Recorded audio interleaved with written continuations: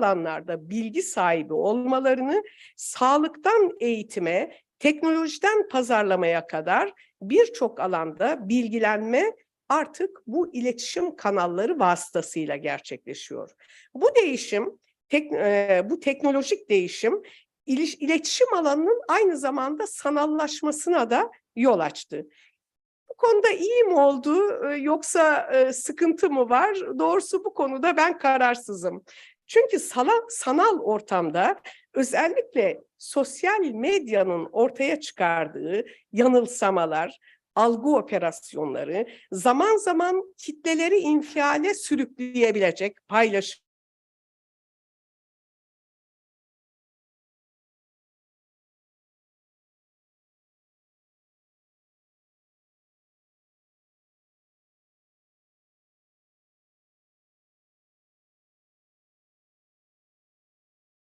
eksilerden söz ettiler. Bu sempozyumda dijitalleşmenin olumlu yönlerini, sakıncaları giderme konusundaki görüş ve değerlendirmeleri de bulacağımızı umut ediyorum. Esasen üniversitemizde pandemi sürecinde Uluslararası İletişim ve Teknoloji Sempozyumunu oluşturmuştuk. Bu çalışmaların bir devamı gibi de nitelendirilebilecek, bugün açılışını yaptığımız ve Sayın İletişim Fakültesi Dekanımız ile sempozyuma katkı veren arkadaşlarımızın birinci dediklerine göre devamı da gelecek olan Uluslararası İletişim ve Dijitalleşme sempozyumunda iletişim biliminde ortaya çıkan yeni bakış açılarının tartışılacağı ve araştırmacıların değerlendirmelerine sunulacağını dediğim gibi Sayın Dekanımız ifade ettiler. Ben sempozyumun başarılı geçmesini diliyor ve tüm birikimini üniversitemizle paylaşan, özverili çalışmalarıyla bugün bu sempozyumda bizleri bir araya getiren İletişim Fakültemizin değerli dekanı Selahattin Yıldız hocama, bu çalışmaya emek veren tüm arkadaşlarıma, sempozyuma tebliğ ve eserleriyle katkı sunan değerli iletişimcilere ve tüm katılımcılara özel teşekkürlerimi ve saygılarımı sunuyorum.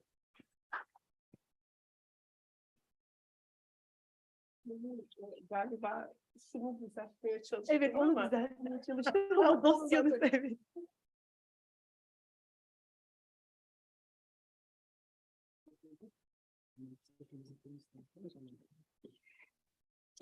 Teşekkürler ediyoruz, çok sağ olun rektör hocamıza. Keynote speakerlarımızın konuşmalarına geçmeden önce sempozyum dahilinizde sizlere bir kısa film gösterimiz olacaktır. Sizleri öğretim görevlisi Volkan Budak'ın yönetmenliğini yaptığı Eksik adlı filmi izlemeye davet ediyorum.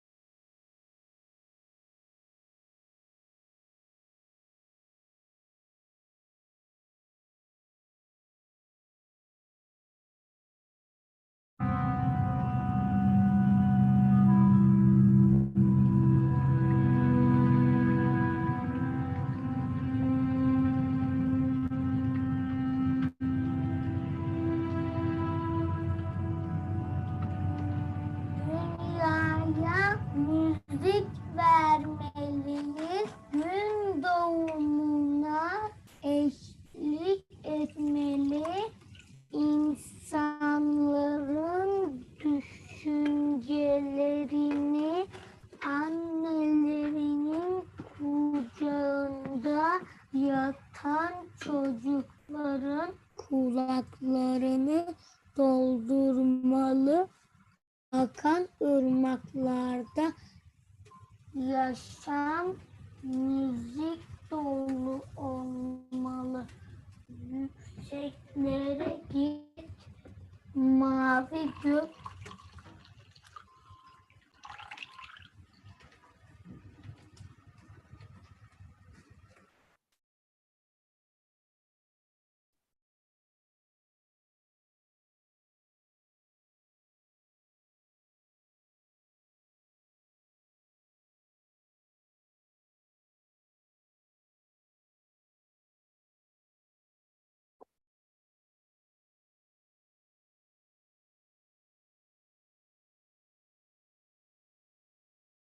Yükseklere git, mavi gökyüzüne tırman. Beyaz bulutları aş, güneş evine ulaş. Orada güneş babanın çevresinde çok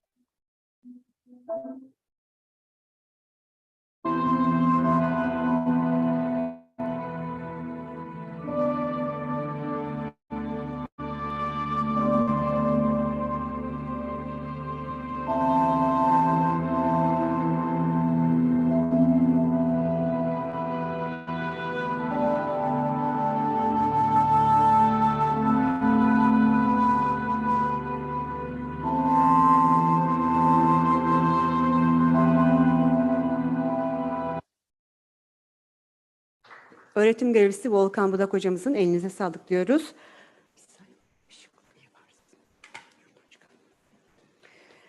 Kıymetli misafirlerimiz, sempozyumumuzun davetli konuşmacılı olarak bugün aramızda birbirinden değerli 3 konuğumuz bulunmaktadır. Profesör Dr. Graham Murdoch, Profesör Dr. Mark Duze ve Doçent Dr. Nello Barile. Öncelikle konuşmasını yapmak üzere Profesör Dr. Graham Murdoch'a bağlanacağız. Profesör Murdoch, can you hear me, please? I'm just unmuting myself. Can you hear me now? Yes, we can hear you. Okay. Dear Professor Dr. Graham Murdoch, first of all, thank you very much for accepting our invitation as a keynote speaker. Welcome to the opening ceremony of the first International Symposium on Communication, Digitalization and Society, organized by Istanbul Aydın University Faculty of Communication. Professor Graham Murdoch is a well-known professor of media and communication, having been fundamental in the setting up media postgraduate programs within the School of Social Science and Humanities at the Loughborough University. We will listen to the presentation of Professor Murdoch, who stands out with his work on media and cultural studies.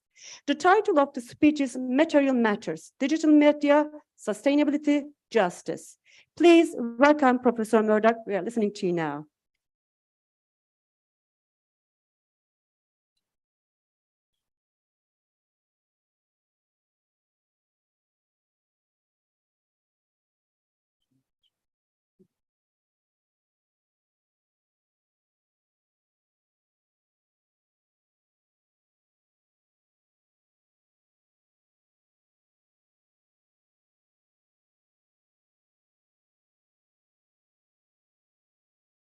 Excellent.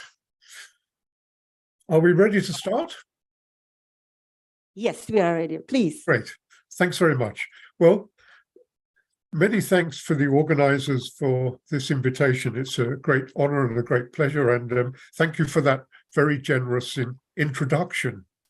I want to raise some serious questions today, which we won't have time to answer, but I think we need to put them on the table.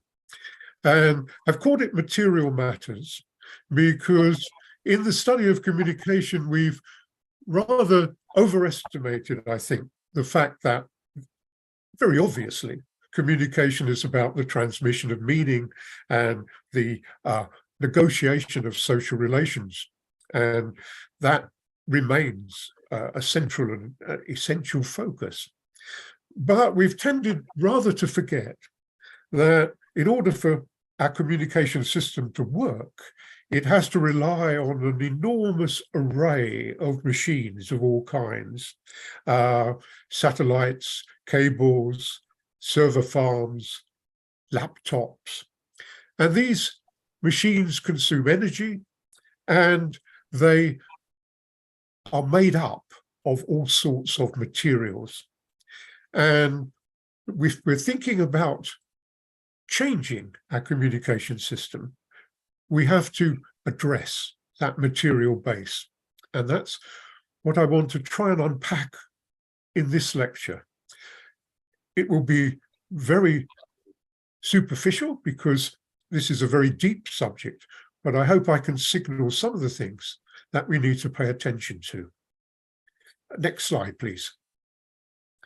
Well, one useful way to think about the situation we're in, and there's a general consensus now, and it's one that I share, that we're reaching a crucial turning point in human history, possibly a turning point from which we cannot come back. One of the useful ways to think about this is this model by the feminist economist Kate Raworth. That light green circle is livable space. That's the space we want to aim for.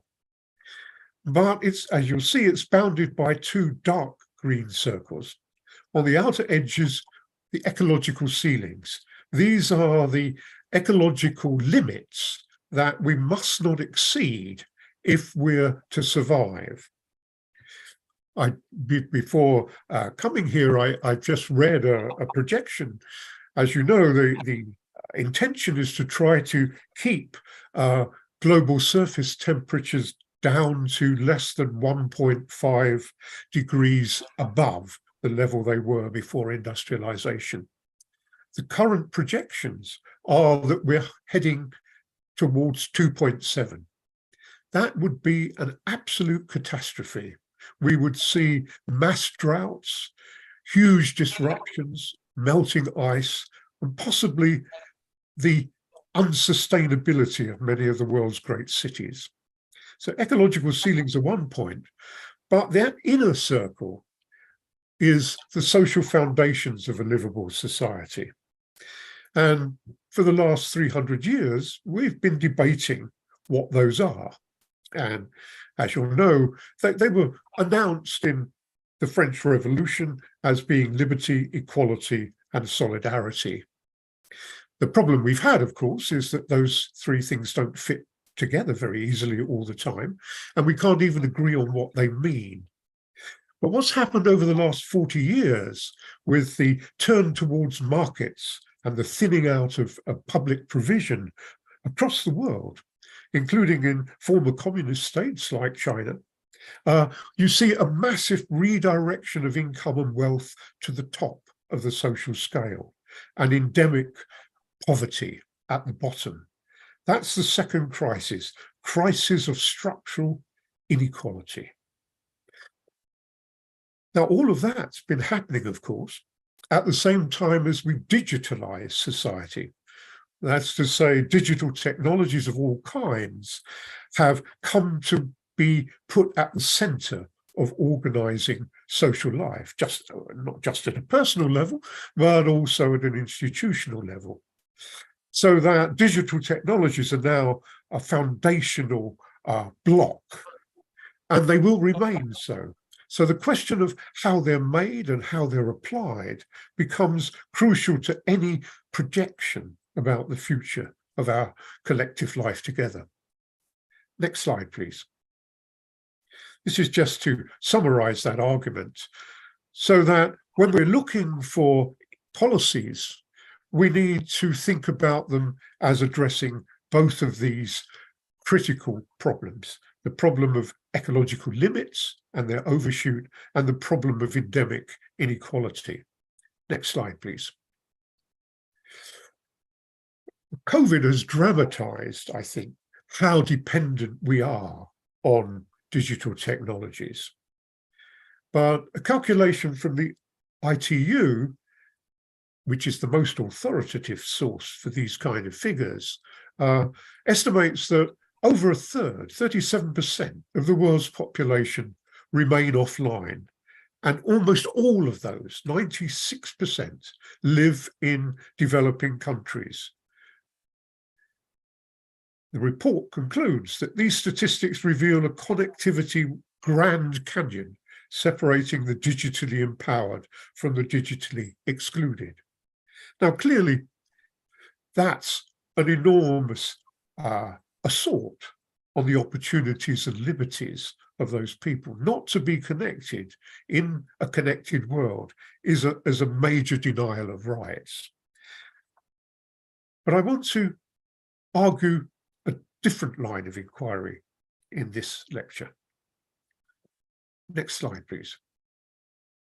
That is to say that the poor are already integrated into digital capitalism.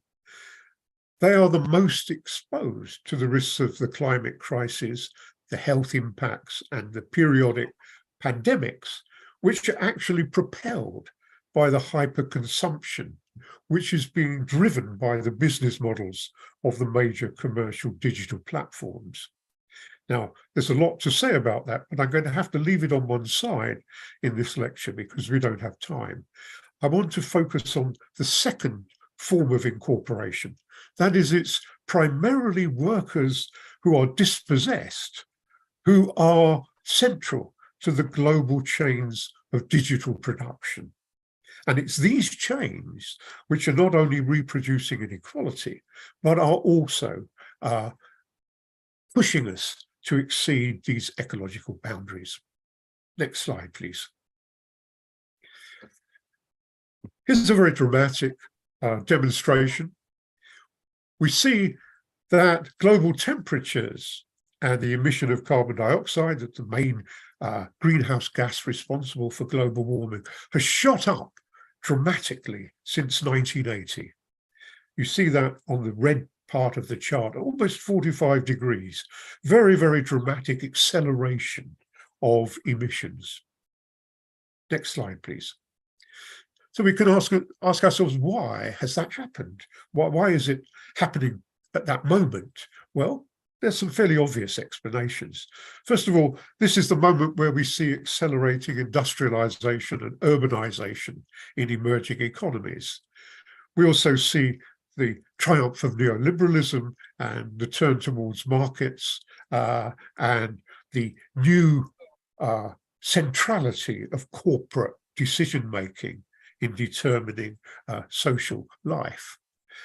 But we also see the continued reliance on energy generated by fossil fuels and the global expansion of consumption. Next slide, please.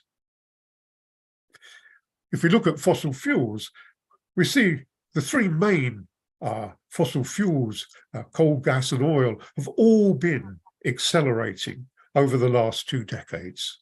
We're using more of them than we used to, and sadly, that is not stopping. We're still opening new coal mines. We're drilling for oil. We're drilling for gas at an unacceptable rate. Next slide, please. So let's look at the iconic object of personal digital consumption, the smartphone. These are the projections from Apple. An iPhone, this may surprise you, but the majority of the emissions, 80% of the emissions from an iPhone, are generated in the process of production. That is, they're already embedded in the machine before you buy it, open the packet, and start using it. So if we want to address ecological ceilings, we have to address the chain of production. Next slide, please. Here's a simplified model. What does this involve? It involves, first of all, the extraction of raw materials. It involves processes of production and assembly, the transportation of finished products, energy consumed in use and storing data, accelerated disposability leading to increased waste and not just of the devices themselves, but of the packaging, of which, of course, plastic is the most prominent. Let's quickly talk our way through these processes. Next slide, please. The relationship between our privileges in having an iPhone and the desolation that lies behind that has a long history. Begins with the telegraph. The telegraph was the prototype of an internet-like connection around the world. And of course, it required cables. This is before satellites. And cables were laid under the oceans, and that enabled a global system of interconnections. Although that was very uneven, it was mostly connectivity between the imperial heartlands. But there was a problem. If you have copper, it required copper, you can see in the middle there, copper wires were conducting electricity, but if you lay them under the ocean, salt water is going to corrode them very quickly.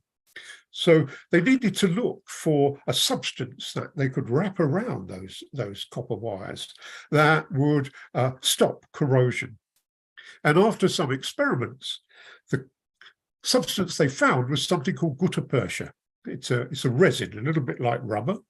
The problem was that it was only found in a few places on the Earth's surface, particularly in what's now Indonesia. And so in order for those cables to be laid, huge swathes of virgin forest had to be laid to waste, and large numbers of native people dispossessed from their ancestral homelands. That process, that relationship to imperial reach is still very much with us. Next slide, please. One spectacular example is the Carmichael mine in central Queensland. It's an open cast mine. You can see it stretches for acres. It's on Aboriginal land. In order to build it, it had to take historic land that belonged to the First Nation peoples of Australia. That coal, which is dirty coal, is being shipped to India and is part of the problem that India has now in controlling its emissions. So you see, we're looking at a global chain here. Next slide, please. And that brings us to geopolitics. One of the things I want to emphasize is, even if we move towards clean energy, let's say we get rid of fossil fuels and we go over to renewables, we go over to solar, to wind, to wave power, we're still going to be needing batteries to process and store that energy.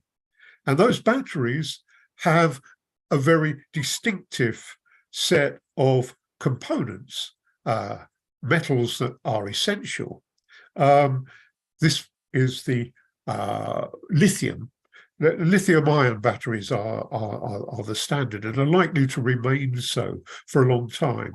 But you'll see here that the largest producers of these are not the old oil states, but are different states. So wherever we move to, we're still going to be confronting a complex of international relations and trading blocks. So we simply move from reliance on Putin and Saudi Arabia to reliance on another set of countries who happen to have concentrations of these essential metals. Next slide, please. Coltan is one very obvious example. One of the places that coltan is concentrated is the Republic of Congo. And here you see a classic example. A lot of the extraction that's going on in the Congo is in what are called artisanal mines. These are shallow pits which are easily worked by precarious labor. A lot of that is child labor. And it's very damaging to the children's health, but it's also a violation of human rights. So even now, when we pick up our phone, there's the shadow of those children somewhere inside it.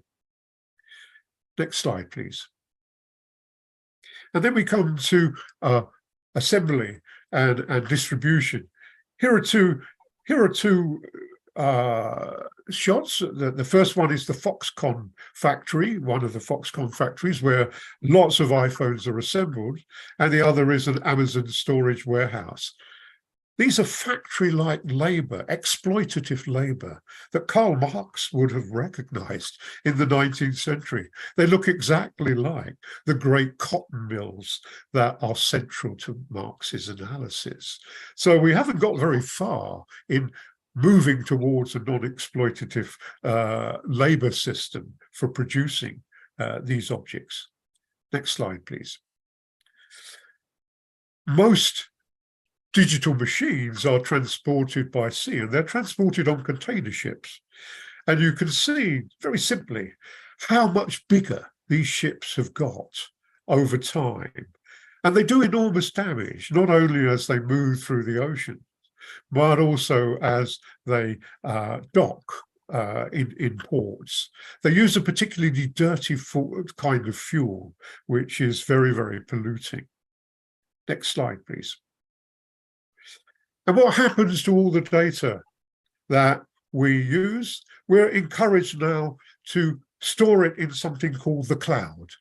This is a brilliant ideological trick, because it assumes, or it persuades you to think that the cloud is something indistinct, fuzzy, not really there. But it is, and there it is. It's huge installations scattered around remote regions.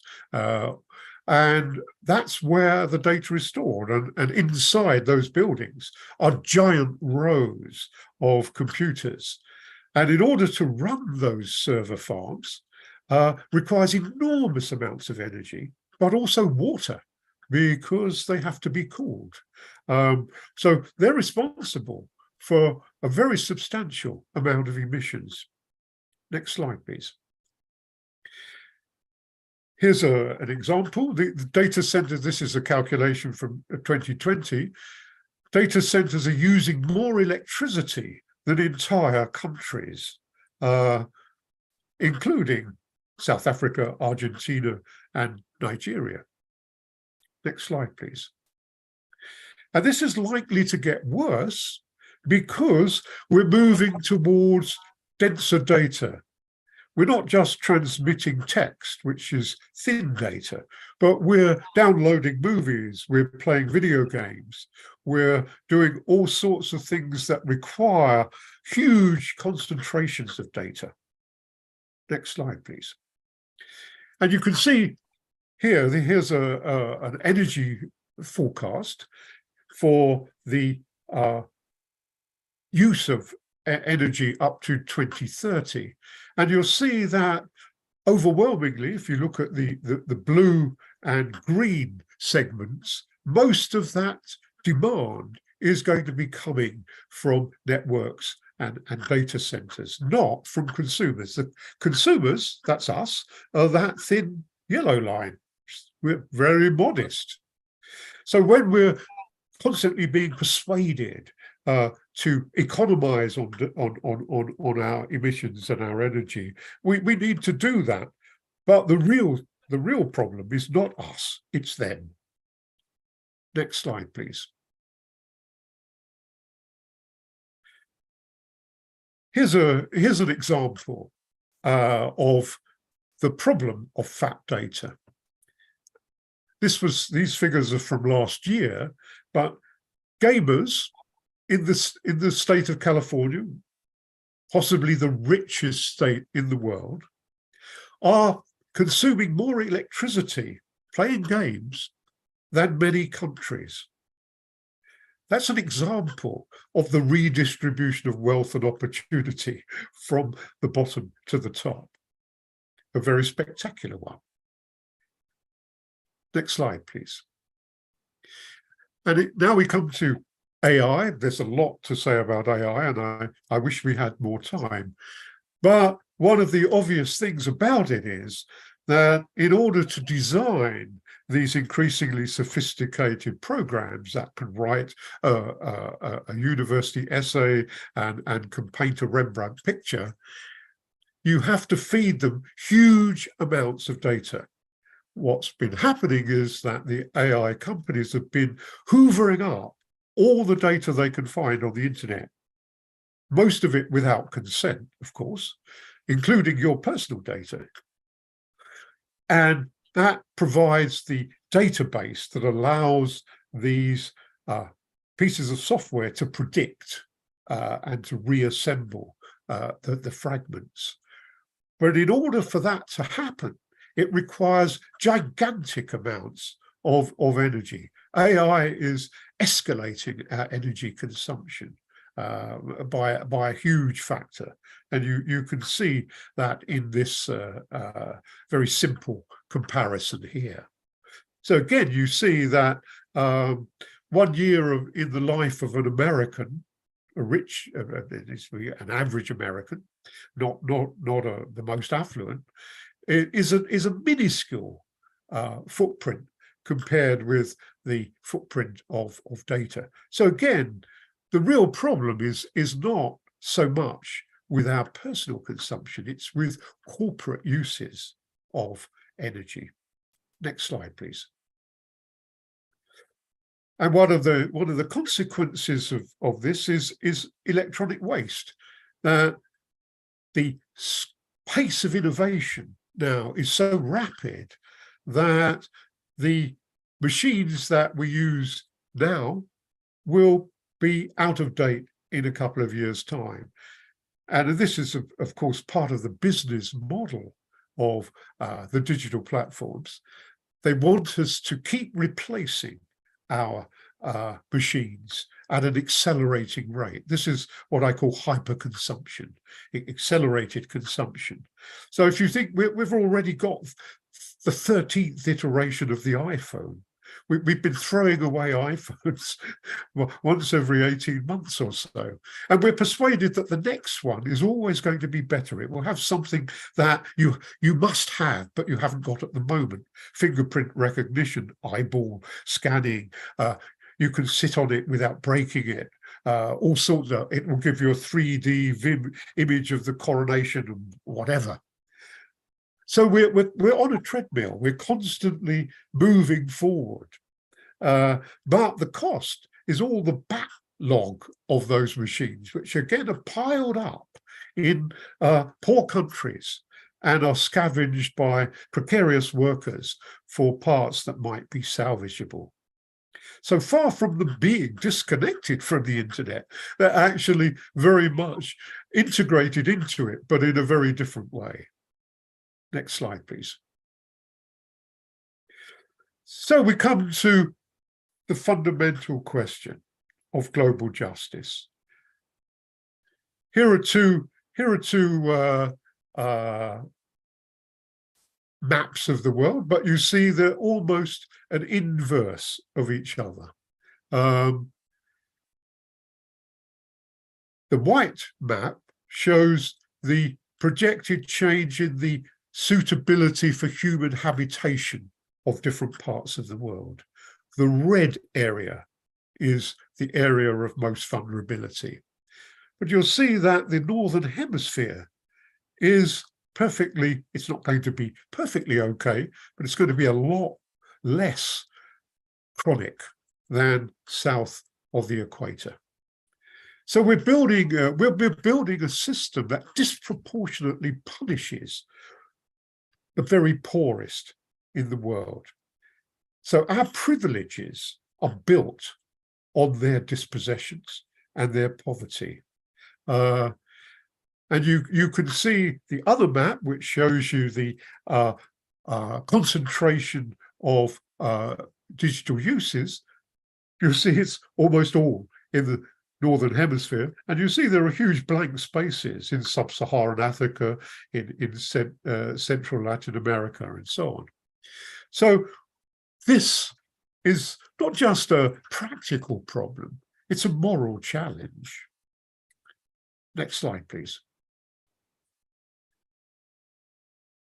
And you can see this very clearly if you look at the distributions of emissions of carbon dioxide, the main greenhouse gas. You'll see that the top 10% of the wealthiest 10% of people in the world are responsible for almost half of the global energy-related emissions. The bottom 10% contribute less than 1%, 0.2%. So we cannot divorce the problem of addressing the climate crisis from the problem of structural inequality. It's another dimension of inequality. Next slide, please. And you can see this if you look at different countries. You can see that the per capita emissions go up in the same 45-degree angle in all the significant countries. India, for example, is overall consuming far less than, for example, the United States. But you see the same pattern, that the poorest, who are the first column there, are responsible for far less than the richest, which is the purple line at the end there. Next slide, please. So, to come back to Kate Raworth's donut, we're faced with two huge challenges. If we want to provide a livable and dignified life for everybody, we urgently need to address two interlocking problems. We need environmental policies that will drastically reduce our emissions and our reliance on polluting substances.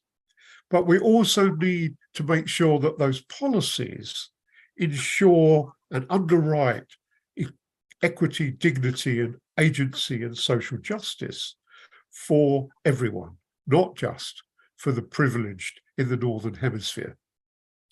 Next slide, please. And that requires us to make a massive philosophical reimagination. We have to redefine what we think of as the good society.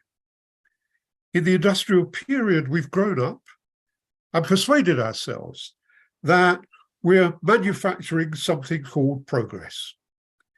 And progress we identify with perpetual economic growth and accumulation.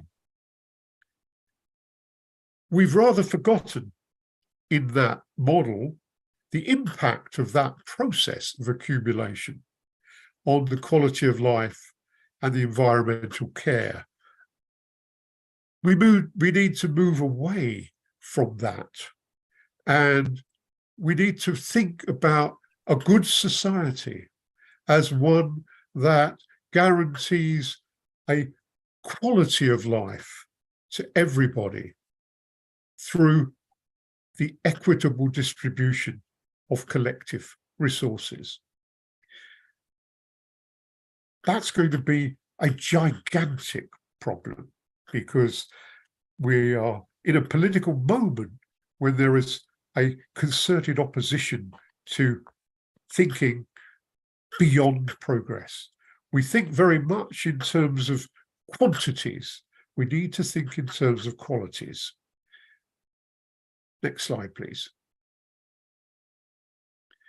And communication systems, because they're so central to all the ways we live, and they will remain central, are in the eye of the storm.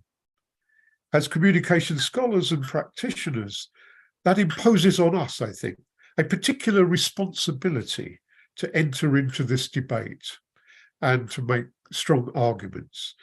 We need to change communication in the same direction as everything else.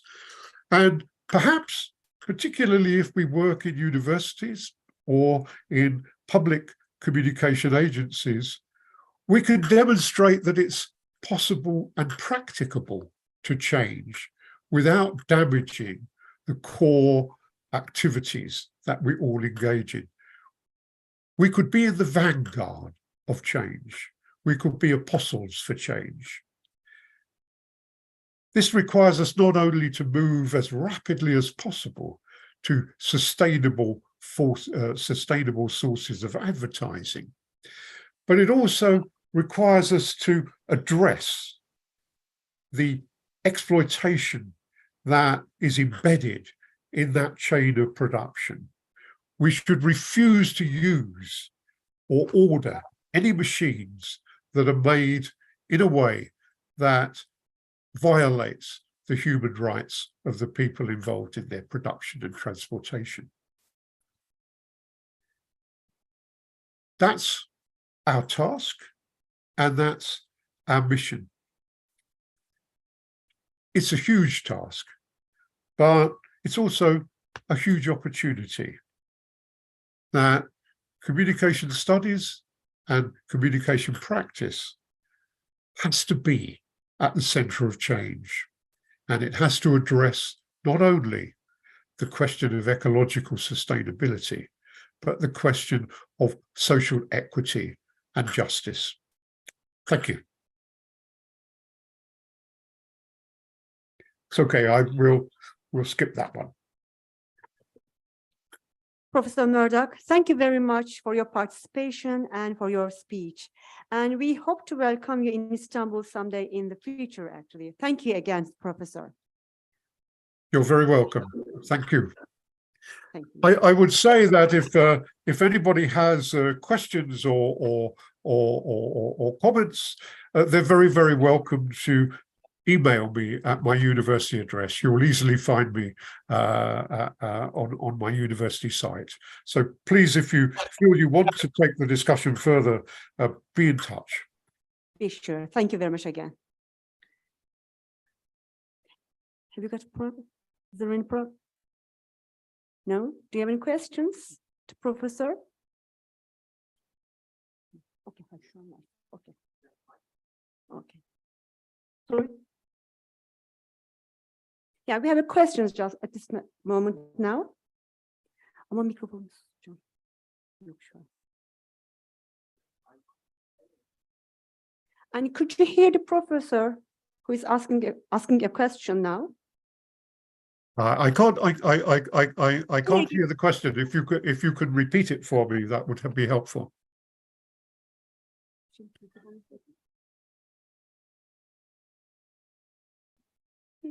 Ya da şuraya gelin hocam.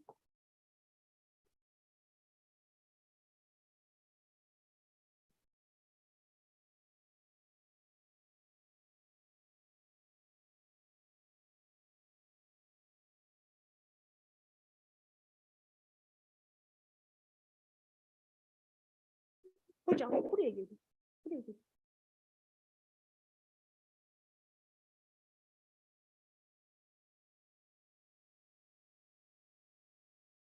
Dear Professor, wonderful presentation. Thank you very much. I want to ask just a few sentences. Would you open the good society for the world, for the future? Good society. Thank you. Well, I mean, this has been the question of what we mean by a good society has been really, I think, the central question that world philosophy has tried to answer from the very beginning. So we have a lot of resources to hand. I mean, a lot of very smart and deep thinking people have tackled this. So we're not alone in trying to understand what it might mean. But I think I come back to that, the problem of the tension in the demands of the French Revolution, where we all want equality, we all want individual freedom, but we also want to live in a society that has care for each other and shows a certain level of social responsibility. Our problem has been that we haven't found a way to reconcile those demands. So that, I mean, historically, if you look at what's happened, we've invented capitalist societies, which have been very good in some ways in promoting individual freedom, but very bad at equality and solidarity. And on the other hand, we had communist societies that had a strong ambition to create solidarities, albeit in a very regimented and forced way, but and a degree of equality, but were very bad on personal freedom. So now we know that neither of those systems is sustainable. So we now have to think about how we reconstruct that relationship between the three demands. And that's going to be very, very difficult. And it raises fundamental questions about the nature of modern capitalism. We've allowed a handful of incredibly privileged white American males to determine crucial technologies that will have a fundamental effect on our lives. Not just AI, but you think of Bezos, you think of Zuckerberg, you think of Bill Gates. A handful, maybe 5, Elon Musk, maybe 5, all privileged American white males have decided what technological system will dominate the world. We need to pull back from that, and we need to, I mean, I'm one of those people who would argue very strongly that we need to reassert the value of public enterprise and public ownership. Regulation, AI is a classic example. Regulation's not going to do it because somebody will always break out. They won't obey it. They'll push the boundaries. They'll find some legal loophole. They always have done. So we need a counter system. And if I'd have had another half an hour, I would have talked you through what I call the digital commons. One of the ways to understand what's happened is the notion of enclosure. This was crucial at the beginning of the industrial period, where resources, particularly land, that used to be commonly used and available, was fenced in and became private property and a commercial asset. We see that process now accelerating in the digital world. Most of the innovations that have been fundamental to digital machines were first pioneered in public research laboratories. It wasn't Zuckerberg who invented any of this. It was university researchers. They haven't had any credit. They've never been paid. And Zuckerberg just took those ideas and commercialized them with no sense of social responsibility or paying back to the society. This has happened over and over again. And as I say, AI is a classic example. Those new AI models rely on having stolen, without payment, the whole of the internet. Were you asked? No, you weren't. You didn't even know they were doing it. But in order for those systems to work, they have to be as complete as possible. They have to include every book ever written. Now, there's something called copyright. If you're an author, you might object to your book being hoovered up and then repositioned as part of AI. So we see this process of enclosure, commercial enclosure. The opposition to that historically has been the defense of the commons, the defense of spaces that are held in common, freely available to everybody, and are paid for out of non-commercial resources. So my ambition and my work for a long time has been arguing that we need to think about how to create a digital commons in the contemporary world. Because if we don't, our lives will be annexed to those corporate ambitions.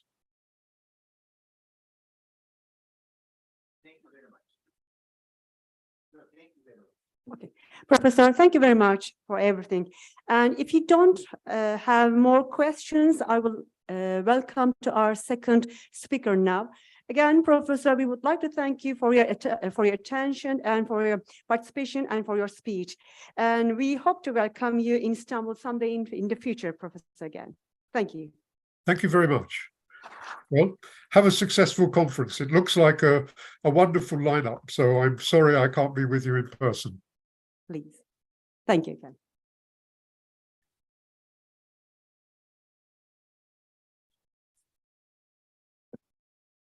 And now we will listen to another very important guest from Professor Dr. Mark Duze. Dear Professor Duze, first of all, thank you very much for accepting our invitation as a keynote speaker. Welcome to the opening ceremony of the first International Symposium on Communication, Digitalization and Society, organized by Istanbul Aydın University, Faculty of Communication. I would like to invite Professor Dr. Mark Duze from the University of Amsterdam, one of the world-renowned scholars in the field of media and communication studies, to give a talk titled Life in Media, a Global Introduction to Media Studies.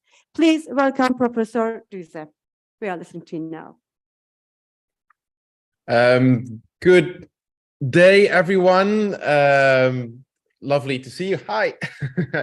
and I just want to pay my respect and compliments to Professor Murdoch. Really wonderful to hear you and to see you. And I couldn't agree more with all your points. Very inspiring lecture there. And I'll hope that I can do justice to the various points raised up until now with my contribution to your conference today.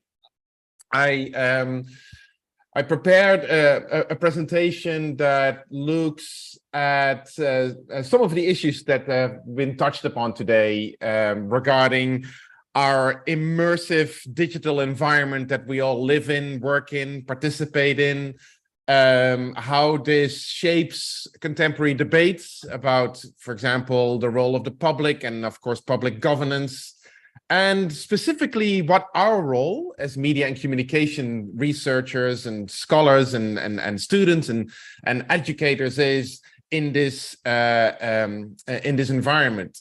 And I particularly want to challenge some of the key assumptions in our field in media and mass communication research, not so much in arguing that they're wrong or something like that, but sort of trying to think through how our fields can truly take up its rightful place in contemporary debates about AI, about the digital environment, about all the various issues that are coming at us at the moment. Because as the whole world is talking about media, nobody seems to be talking to us. And that's something that I find profoundly interesting, but also problematic. So that's going to be my agenda for today. I'm going to see if I can share my screen with you. And that should work now. So I'm getting a confirmation that you can see my screen, my slides. So at the heart of my argument is the notion that we don't live with but in media, which is an argument that I've been exploring for the last 15 years or so. About 10 years ago, 12 years ago, I had a chance to publish a book on this particular topic called Media Life. And at that time, it felt like a fun, frivolous idea.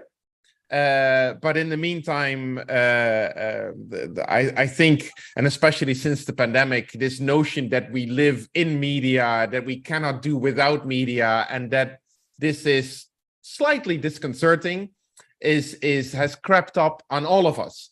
That's not me trying to say, look, I was right 10 years ago. I borrowed every single idea in that book from many, many others in our field that have been publishing about this at least as far back since the 1980s. So, but I've used this idea for a new book that's going to come out later this year with the MIT Press, which is intended as a sort of new or innovative or alternative handbook for media studies and communication research, trying to re-envision what media studies are from the perspective of living in media, right? Generally speaking, when we study the media, we assume we can still see them, we can still study them from afar.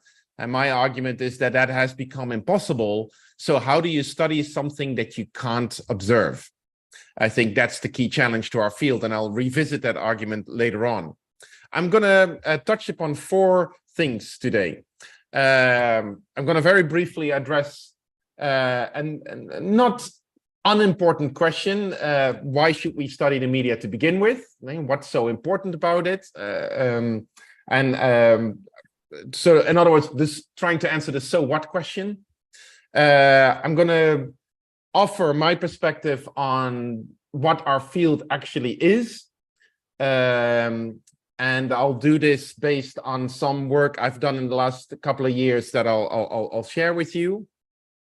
I'll briefly define what living in media actually means, because it's one thing to make a frivolous semantic play on replacing the word with in, right? Living with media or living in media. But what exactly does that mean? How can we see this in the world around us, that we actually are living in media? So I'll try to define that. And then I'll end with the so what question in terms of, so what can we do as a field? What can we contribute? What tools can we offer to global debates about, about AI, about, all the other reasons why we should care about and study the media? So those are my 4 points today, and I'll try to make those points within the next 20-25 minutes. A brief statement of where the hell do I get the ideas from that I'm sharing with you today, or better said, why should you listen to me instead of somebody else? Like I said, I've been working with these ideas for the last 10-15 years. They're documented in 4 books. Media Life, a Dutch book that I've published a couple of years ago, which was intended for the parents of kids that were living in media. I've had the privilege to edit and co-author the new edition of the late Dennis McQuail's famous handbook, Media and Mass Communication Theory. I'm currently working on the next edition, and and as some of you may know, this book, this is a handbook that I guess you could say what makes it particular compared to other handbooks is its history of our field, right? It's acknowledgement that the ideas that we teach don't just fall out of the air, but have a long and rich history in different parts of the world. And Dennis was magnificent in bringing those ideas together, and I've tried to do justice to his work as we move forward with new editions. And finally, as I said before, the Life and Media book that is going to come out this summer with the MIT Press, intended as sort of an alternative approach to media studies and mass communication research.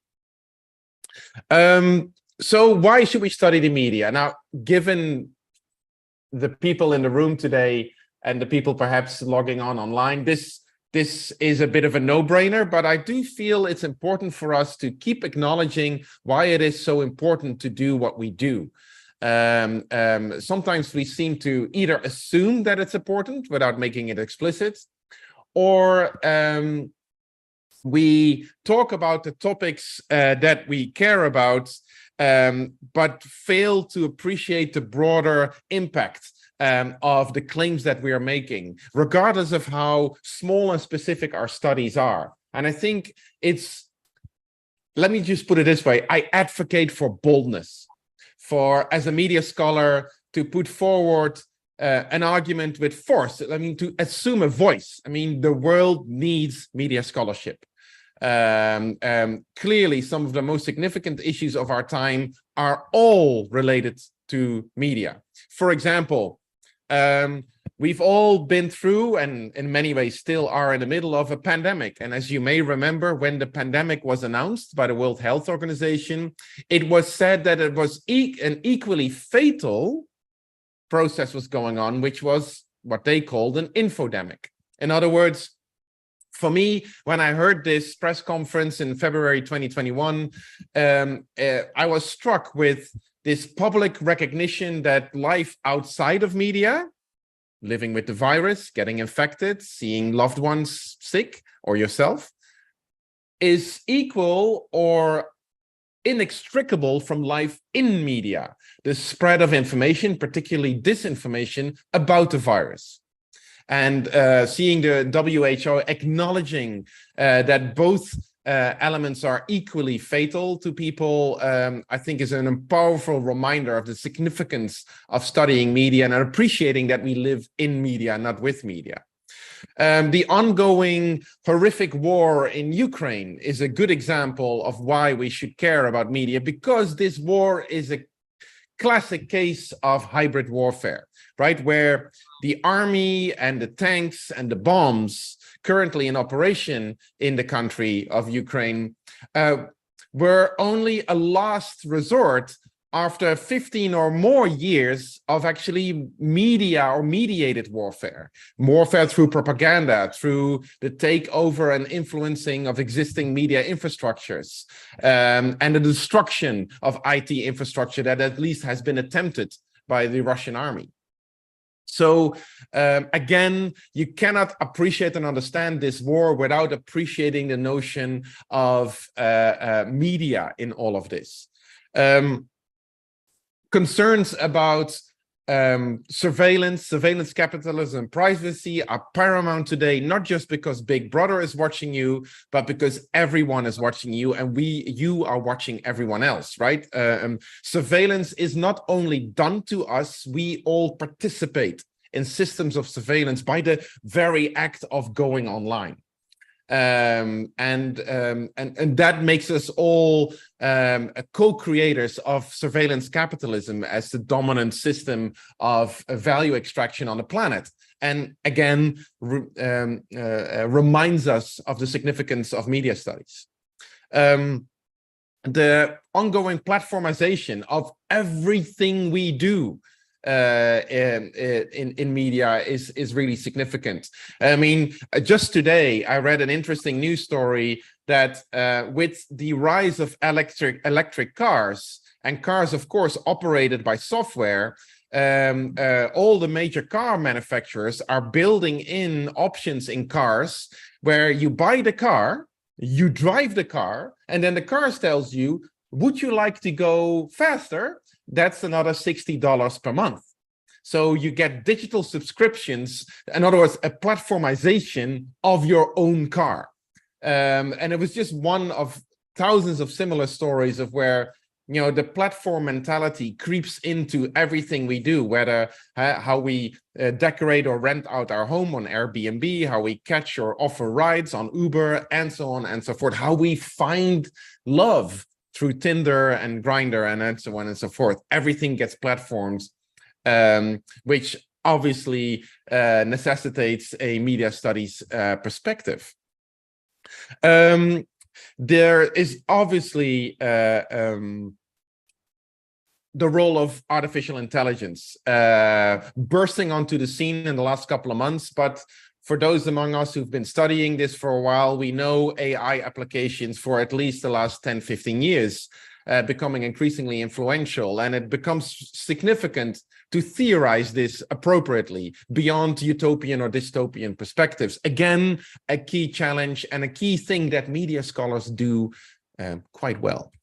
And finally, we all know, especially since the early 1990s, a growing field of research on problematic media use, or people outside of media studies would call this media addiction.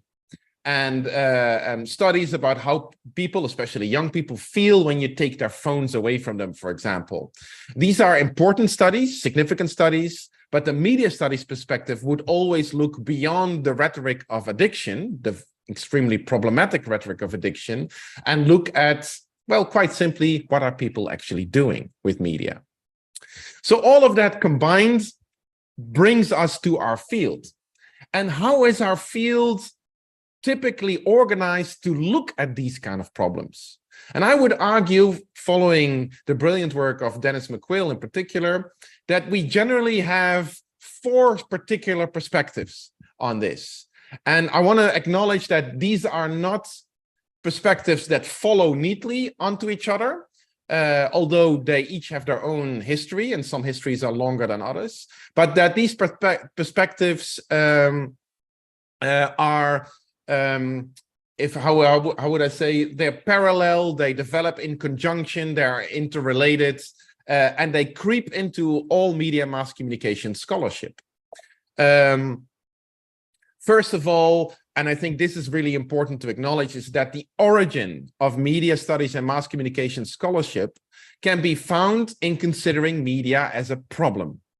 And I think this is really important because it forms a baseline for theorizing media and mass communication. That ultimately, where we started in the early 20th century, the first studies on the role of media in people's lives were, every single one of them was framed where media was considered as a scary, dangerous external agitator, a role, a pusher of propaganda, or a dangerous influence on the minds of children.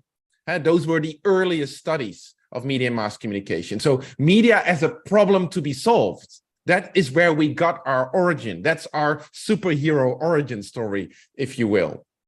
And in the 60s and 70s, when we found out that, well, it's not that simple. Media actually aren't external agitators. They are, well, they form part of our environment in all kinds of complicated ways. So our mass communication colleagues came up with beautifully complicated models, Wilbert Schramm's model of communication on one part of your screen. And in cultural studies, without reading each other's literatures, came up with the exact same models, just with different arrows and different names. The nature of these models is actually not all that important. What is important is that they both are born out of a recognition that, you know, it's complicated. A third way of making sense of the role of media in an environment, you could label roughly as a political economy of the role of media. In other words, we would look at the companies and the corporations and the ownership structures of media and telecommunications and information technologies and providers in our environment, and then link that notion of ownership and control to values, the values in the content that we consume. So in other words, the power of media transitions from the technologies or the content themselves to the power structures behind the media. Some scholars at this time would talk about decentering media. So let's not focus on the media themselves, but the values and practices behind the media. And in a way, this expanded our field enormously. And today, I would say that a dominant perspective influencing so much of the work done in media studies and mass comm scholarship is the quest for human agency. Right? What we're looking for when we're asking research questions today, more often than not, boils down to the question of where is the human in all of this? This meaning our digital environment of artificial intelligence, automation, robotization, omnipresent platformization, and so on and so forth, ubiquitous technologies. But I want to acknowledge that we still have plenty of research done today that starts from that old 100-year-old question of considering the media as a problem. We still have that work as much as more contemporary perspectives on human agency. But together, this is sort of the heritage of our field. These 4 perspectives together make up our ontology, if you will, a media ontology or ontology of media. There is something really fascinating, though, and I'm assuming, if I look into the crowd today, both virtually as well as in the room, that there's quite a few people interested in or studying or researching media and mass communication that may not necessarily call themselves media scholars. They are psychologists, anthropologists, sociologists, political economists, and so on and so forth. I mean, it's important to realize that almost every single field at the contemporary university now has scholars that study the media, that never got any training in media scholarship or mass communication research. So what is the difference between them and us? And is that difference, to reference the late Derrida, does that difference make a difference? And I would argue it does. I think the fundamental difference between media and the fundamental difference that makes a difference that is important to acknowledge in our work is that when we study media and mass communication, we start or end with a fundamentally different premise than our colleagues in any other field, whether it's psychology or anthropology or any of those. Generally speaking, scholars from different fields than media and mass communication research, when they integrate some element of media mass communication in their research, they inevitably construct it as something that happens to us. Right? Like a comet falling from the sky, media come at us, come at the research problem they're attempting to solve, the question they're attempting to answer, and do stuff to it.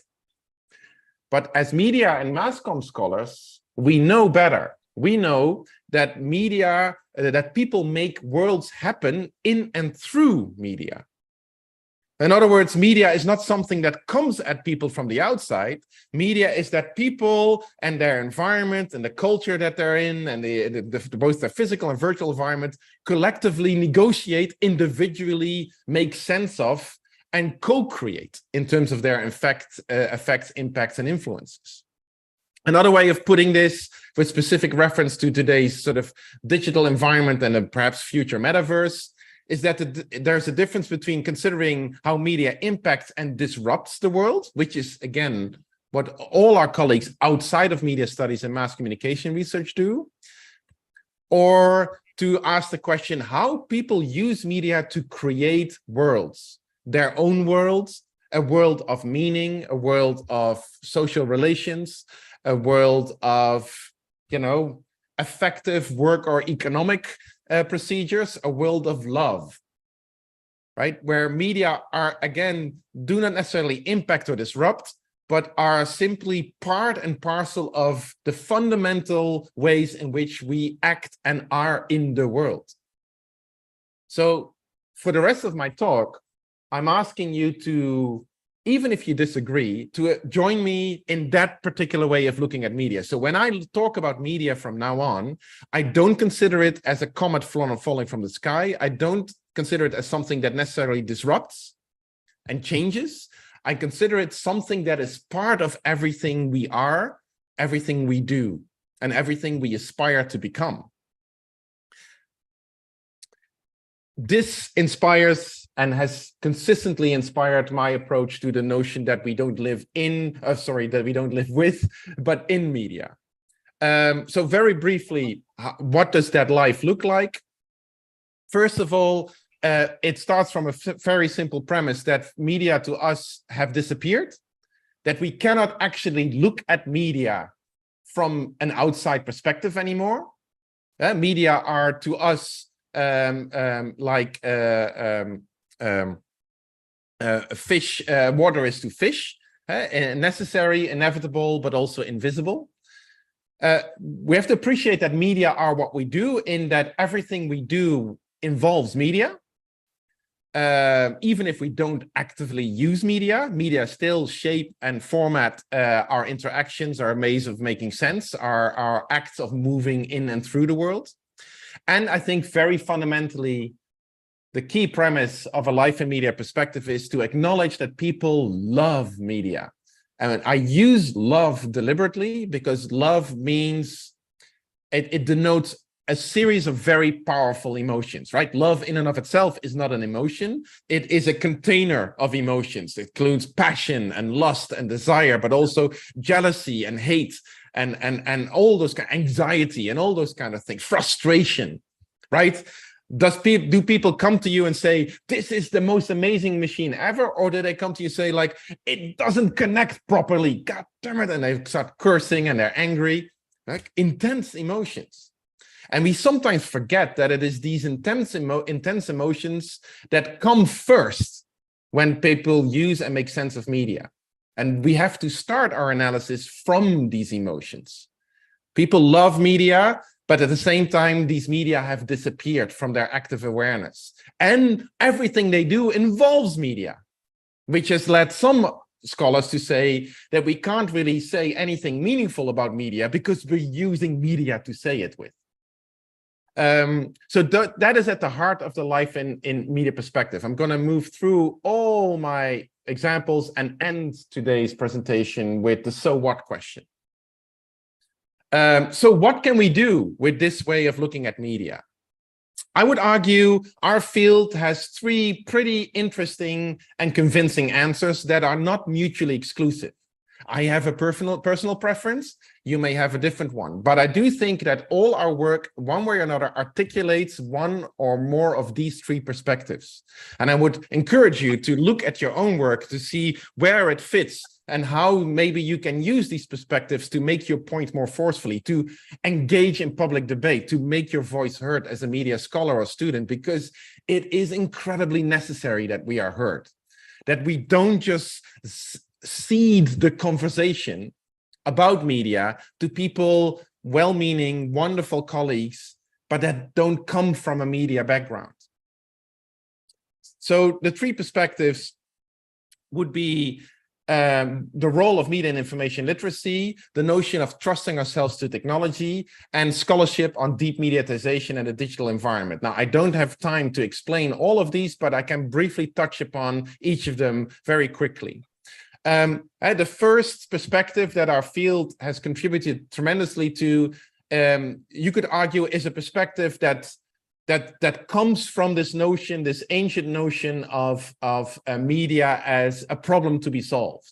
And in this context, the field of media and information or digital literacy has developed and has evolved. And often governments, schools around the world are now investing in these kind of programs for schools, for kids, because we realize that without media literacy, you can't really act and survive in today's world. But what is media literacy, right? I mean, traditionally, you could say media literacy was a weapon against media and media influence, but it has become so much more. I would argue that media literacy, first of all, is a way of thinking about media as food, as nutrition, right, to create a balanced diet. And secondly, and importantly, I think a contribution of our fields flows from this notion that we love media, is that media literacy is emotional literacy. That if you want to train people to be better at their media, what you have to do is train people to be better at their emotions, because their emotions guide, shape, and influence all their sense-making processes when using media. A second perspective that our field has contributed is less about creating or assuming that media are a problem, but more acknowledging that media, technology, information, and us are inextricably interwoven. The circuit of culture approach, the complex model of communication approach that I outlined earlier, as developed in the 60s and 70s, is a good benchmark for this way of thinking, where technology, media, information, and us are in a reciprocal relationship. They cannot really be neatly disentangled. And so we need an element of trusting ourselves to that kind of technology to make effective use of it. And you may remember when Mark Zuckerberg announced that he was rebranding his company into Meta and announced the future of a metaverse, that this was kind of a weird notion. It is, in fact, an industry-inspired idea of we can trust the technology because we're all going to live in it at some point in the future, but we don't necessarily trust or should trust the Zuckerbergs of this world. Now, before we frame this as, oh my God, the platforms are coming for us in this kind of creepy, kind of Star Trek-y world, I want to acknowledge the fact that we are already living in a metaverse. And actually, if you look at what people are doing in that context, things are actually quite hopeful. An example of this case study would be the worldwide popularity last year of the Korean television show Squid Game on Netflix. This obscure, scary Korean TV show became a global hit within a couple of weeks of its release, without a marketing budget. What happened was that people, especially kids around the world, started to recreate Squid Game in their own media, in Roblox, in Minecraft, on Instagram, and all the other sort of media that people use to co-create worlds, Fortnite, and so on and so forth. So in a way, we're already, especially young people, kids, are already appropriating, remixing media and creating their own worlds. They're already trusting themselves to technology. And I think that's a kind of co-creativity we can tap into to make a better world in and through media. Which leads me to the final point. Up until now, I've consistently but implicitly kept keeping reality and media apart. I told you a story where, yes, media perhaps don't fall from the sky, but we still have some kind of relationship with media, the media. A third perspective that media studies and mass communication research have been developing, especially since the late 1980s and early 1990s, is to ask the quite profound question, what if there's no distinction between reality and media? What if unreality is actually our baseline condition? And we cannot reclaim reality outside of media and information anymore, and what if this is not necessarily a problem? And I find this a really powerful suggestion. How can we use our media, our digital environment, to collectively take responsibility to create a better world, a world that we desire, a world where there is a healthy nature, and a world where there isn't a refugee crisis, a world without a war in Ukraine or in Yemen or in any other place in the world? I'm a hippie. And this is an exciting time. I mean, yes, we can be scared of how quickly developments in AI and virtual worlds, I mean, the images you see on the screen are images generated by the free software Unreal 5 that was released last year, right? It's a game engine that anybody can use fairly simply to create photorealistic virtual worlds. And this is over a year ago. And these worlds are so real that they cannot increasingly be distinguished from our world. And that is kind of creepy and scary, but it is also interesting because it forces us to imagine better and different worlds. And then we have to build them and generate them. If we love a new world that is more just, more equal, more in tune with nature, offers opportunities for all, we can create these worlds in media, and people are already doing this, and through that take responsibility for the kind of governance that the previous speaker also talked about. It is so necessary, a collective and a shared governance. So, and it is this perspective that I think is fairly unique to media scholarship that I often miss in contemporary debates. So, all that said, I know I've taken up a bit too much of your time, and I appreciate you letting me make all my points today.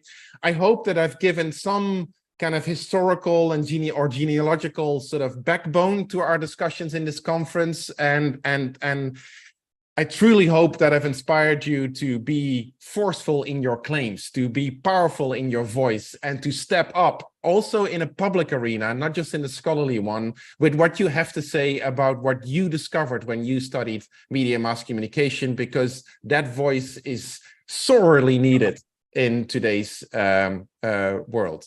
Thank you so much for allowing me to speak today.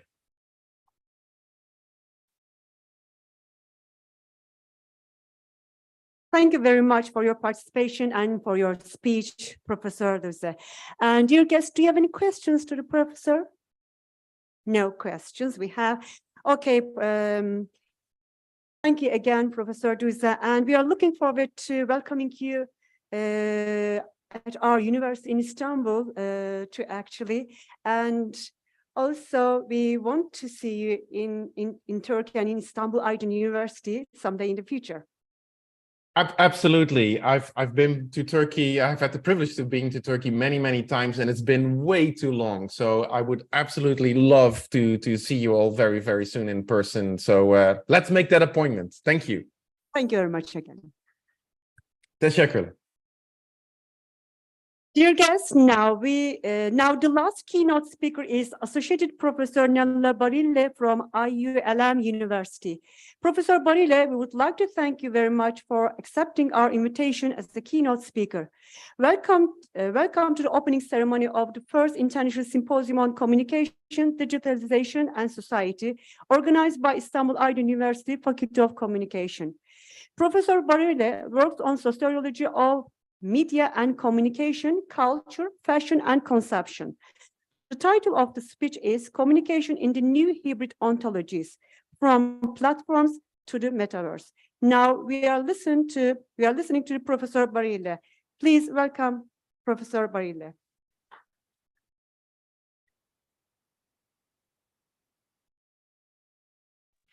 Oh, can you hear me? Yes, we can hear you now. Very good. So yeah, thank you for the invitation to this very interesting meeting and conference. I'm trying to share my desktop. Or maybe you should do something to allow me to share my presentation. Actually, you are allowed to share your presentation. If you want, we can share your presentation. Yeah, maybe better. Yeah, because I should change some setting in the.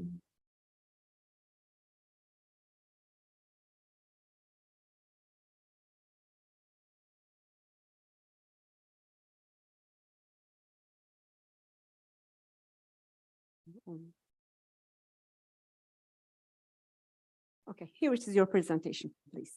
Okay, thanks. Maybe. Okay, you're welcome. Okay. So yeah, my presentation is more referred, as you can see, to this notion of hybrid, which is it is a very typical concept, postmodern concept, So we could go back to the intellectual reflection of the 90s, when the notion of hybrid was a very positive idea, somehow supporting the process of globalization, and also we can say the postmodern culture. Well, today this notion of hybrid or hybridity is more complex and also more controversial. So it's something that I really consider a sort of battleground between different forces, different interpretation of the world.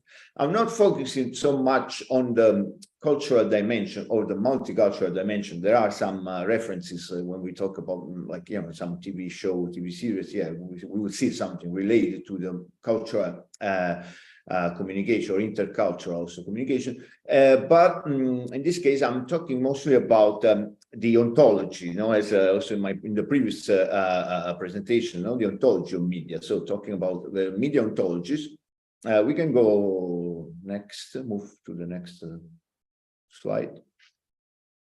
Yeah, which is the topic of my recent book, the title of this book was originally different, like communication in a new phygital ecosystem.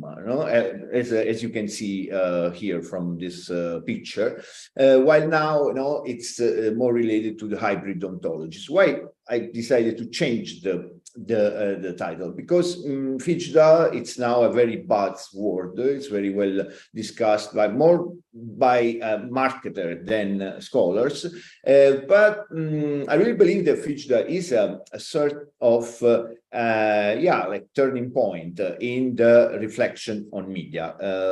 We can move to the next slide. In fact, this book is based on two main key concepts. On the side, the customer-centric, the creation of a customer-centric ecosystem, and the second one, as already introduced, the phygital dimension. So the customer-centric ecosystem is something new in terms of technical infrastructures. It's not new in terms of ideas or in terms of rhetorical solution, communicative, also storytelling, narratives, we can say. Why? Because we could go back to the 70s, Alvin Toffler, for instance, the American futurologist, talking about prosumers, which is exactly, the dream of a customer-centric media system, even if Toffler in the third way, he was talking about different things, not just media.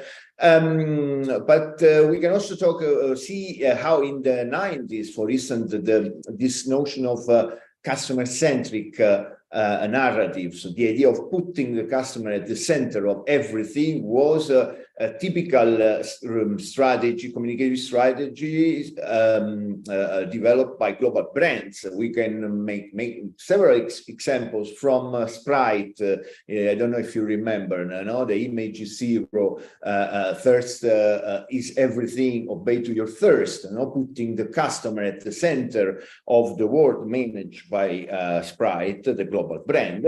Also many other examples in the 90s, also related to fashion. For instance, Diesel, a very interesting Italian brand, Diesel, making a campaign in the second half of 90s called Brand Zero. So this idea of zeroing the brand, and for this reason, creating a sort of new horizontal relationship between the world of brands and also world of media, and on the other side, customers. The customer is at the same level of the global brands. But even more, like in 2000, for instance, another great campaign made by Microsoft, Your Potential, Our Passion. So it's not just you are the center of our attention. No, your potential is our passion. Is not just our interest, not just our resource. No, it's our passion. The emotionalization also of communication. What's the difference between the different strategies, communication strategies of the 90s and beginning of 2000 and today? In that period was just a matter of communication and rhetorical strategies, storytelling. Today, we are living in a real infrastructure, putting the customer at the center of everything, not only for good reasons, as also we saw before, because, of course, there is also mostly the real reason is, of course, the fact that the extraction of data from the customer, and so also the a marketing based on data, which is the new oil, as somebody said, and also a new economy based on big data, algorithmic predictions, automation of taste, something that I call automation of taste. So the idea of shaping or reshaping tastes of customer or users and so on. On the other side, we have the phygital dimension, which is also another interesting part of the story, because in the 90s, there was a straight separation between digital and physical, between virtuality and reality. If you remember, many movies in the 90s based on this new power of virtual reality, separation between the world of bit and the world of atoms. As Nicolas Negroponte from the MIT explained in Being Digital in the 1995, bits are stronger than atoms, are faster than atoms, are lighter than atoms, are better than atoms. So this was a big prediction of the 90s, post-industrial society, information society, knowledge society, and so on, which was a failure because in the so-called fourth industrial revolution, now we are in the fourth industrial revolution, there is not domination of bit, like of virtuality. There is more an integration between virtuality and reality, between bits and atoms. So atoms are coming back, and they are very important in many new things, many innovations that we will probably discuss further. Next one, please. Okay, I will be very quick here because this is another, it's a big framework, and it's my interest today, after the war in Ukraine, of course, the notion of deglobalization. So we are living in a very particular moment of our history. On a side, we have this link between globalization, platformization, metaverse on the side of what we can call it progressive vision, utopia, which is still in the future. The metaverse is the new utopia, something that should be implemented in a certain way, and also the platforms with some value, emerging values as liquidity, fluidity, and integration and multicultural dimension, so that are now still pushing on this side, something that I call the Netflix society, and we will see some part of this, some values and also content of the so-called Netflix society. On the other side, we have a sort of something that Bauman, before dying, called retrotopia. So the idea that utopia is not in the future anymore. The utopia is in the past. The utopia is in the tradition. The utopia is in the identitarian policies. So we should go back to the past when the things were better, like in the Trump slogan, "Make America Great Again." Not only Trump, of course. We can talk about many populist and sovereignist politicians around the world. Of course, also the war in Ukraine is based on this conflict between a progressive narrative and, on the other side, a sort of retrotopian vision, going back to the empire, going back to the past, and trying to fight. So it's something that was called the metaphysical world. Of course, globalization is not positive, 100% positive, as Giddens, defined the globalization in the 90s as something natural, non-reversible, and desirable. We know that it's not natural, it's not non-reversible, it's not desirable for many people, of course. So deglobalization is a new perspective, but it's also something that we should consider, this hypothesis of the empire of globalization split at least in two parts. So even the platformization that was considered a sort of universal expansion, it's living a different in a different stage, because we saw that many platforms escaping from Russia, for instance, even Netflix, and there was also a big contrast, even from the point of view of users, trying to sue Netflix because and some other reasons. So it's a very interesting moment, of course, very dangerous. Okay, we can move, and it's based on polarization, of course, polarization between these two visions at least. We can move to the next slide. So let's say something about Netflix society. There are some technical infrastructural aspect of the so-called, of course, it's not only about Netflix, but like Disney Plus, all the platforms providing contents and new storytelling, new values, and so on. So it's more, we can say that platforms are more cultural devices than just means, technical means. And they are more similar to social movement, cultural movements, and also to brands. In fact, Van Dijk, in this very interesting book about the platform society, also goes back to Naomi Klein, who was a very inspiring researcher studying global brands and also going against global brands in the 2000. And now, you know, from my point of view, platforms are new brands, the new brands. You know, yeah, so there are many emerging values, lifestyles, and so on, and of course, this you know, creation, we can say, of a customer-centric ecosystem based not only on narratives but also in the the layout of the platforms. So maybe we can move to the next. Next slide, please. Can you hear me? Yeah.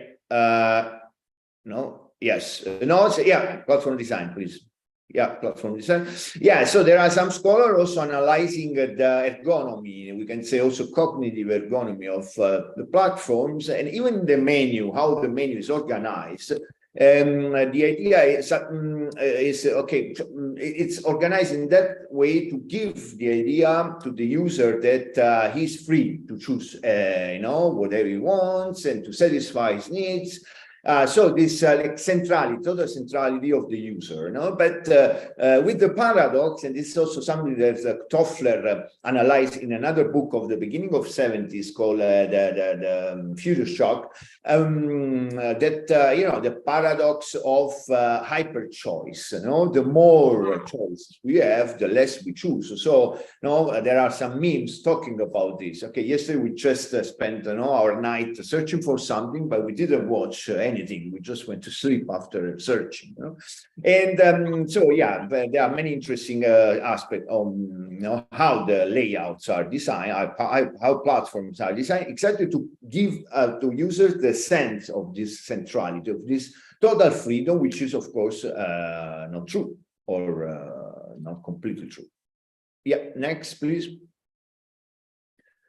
Yeah, so there are many, as I said, about platforms as cultural movements or even brands. There is this book that I also introduced in my Italian book series. It's a book written by Watson, you know, Mike Watson, and it's about not really memes. It's in, you know, Ken Left learned to me, but it's more than memes. It's about critical theory, Adorno, of course, video gaming, and even more Stranger Things. So there is an interesting analysis about the generational consumption of Stranger Things, because you see that, you know, that in Stranger Things there is this sort of retromania, no, but connecting different generations. There are Gen Z that are totally not, you know, they never experienced the things described in the series, and on the other side there are the other generation that, you know, they know what's especially the 80s, you know, what we talk about when we say 80s, with all the product placement and all the things that we see in the industry. And Watson talk about two domination. First domination is the magic and the upside down, you know, also this hive minds connecting all the monsters and so on. So a sort of metaphysical dimension. But there is a second domination, which is more rational and technocratic, and you know, based on it's the domination of the military domination. You know? So we see, you know, both the armies, the American and the Russian, the Soviet army in the interacting with the upside down and so on. But then there is a third domination that I will add, which is the domination of consumption, because, you know, we have a clear picture of the 80s, a period that I usually consider as the time of profusion, going back to word proposed by Jean Baudrillard, you know, the profusion, and the idea that we are completely overwhelmed by consumption, brands, and in fact the colonization of things, commodities in the daily life, it's very, you know, it's very strong. And so this is a good reflection also on the power of consumption in the daily life, especially in the 80s. Next, please. Then there is it's you know, probably Bridges, but now there is a sort of spin-off I saw recently that I'm just now going back to what we said about multiculturalism and integration, because it's a very interesting challenge with the cancel culture. You know, this idea of deleting or rewriting the history. In this case, something that it's referred mostly to the 50s, 1950s, because we know that the migration in the UK was something changing the profile of the society, especially in that period, so the mid of the 20th century, and also creating a strong influence in terms of creativity and subcultures and so on.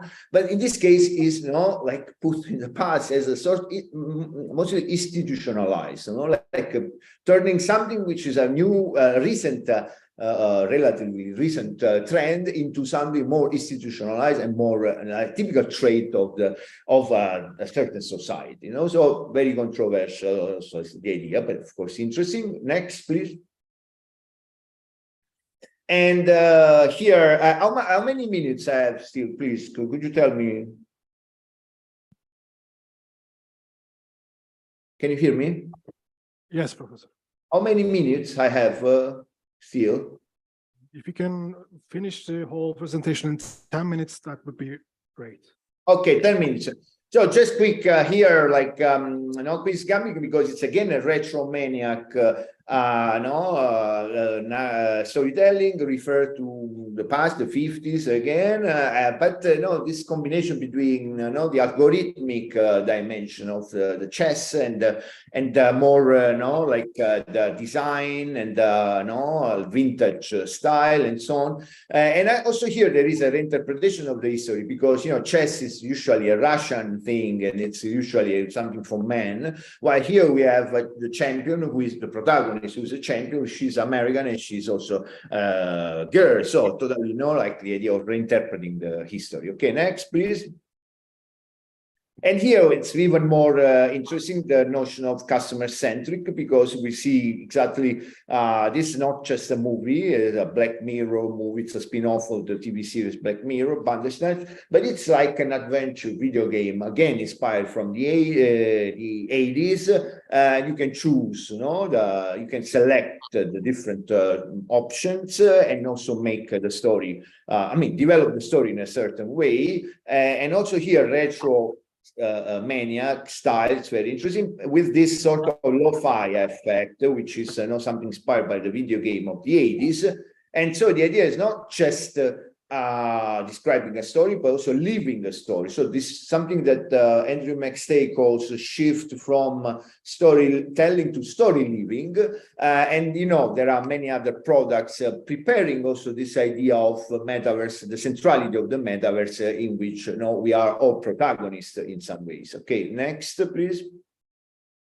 We can skip this because it's too long and too complicated. Again, please, next. So also we are in the age of this between the platforms and the metaverse. It's also interesting contribution of influencers. Now, influencers are supposed to be like virtual, but they also interact with the physical world. As in the next slide, please. This campaign made by CK Calvin Klein is a very clear example of phygital communication, because Lil Michaela, the one on the right side, is the virtual influencer with a very specific profile. Like she's an activist, she's LGBT, we moved from the LGBT movement. She's also very fluid in terms of also gender, but also in terms of ethnicity, combining different cultures, different ethnicities. On the other side, we have Bella Hadid, very famous model, and they kiss each other. And this is a quote from two movies, Blade Runner 2049. There is a scene of Ryan Gosling kissing the hologram, but this scene is a copy of what happened in Her when Phoenix also kisses the virtual assistant through the body of another girl. Okay, next. And we enter in the metaverse. I will try to summarize all the things about metaverse, which is a I mean, of course, the new trend, the new thing. Again, the role of, we can go next, it's fundamental, the role of cyberpunk culture. I always talk about cyberpunk in many courses, because if we move to next slide, please. Yeah, because now that even Zuckerberg was inspired by the book Snow Crash, written by Neil Stephenson, in which there is a clear description of the metaverse, 1992, so many years ago.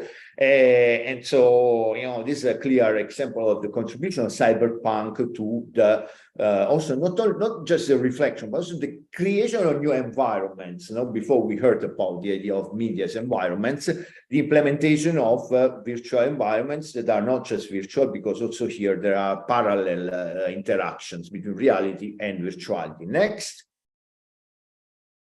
The structure of metaverse, the main concept from my point of view is this 3D worlds based on also many features like ubiquity, but extensibility, but especially interoperability. Also the idea that, so this idea of creating a universe which is similar to the physical one. And so you can take, with your interoperability, you can take resources from a context, from a website, from a platform to another one. So it's not very well developed, but in the future, probably it will be a part of the metaverse, integrating all the different environments and contexts. Please, next.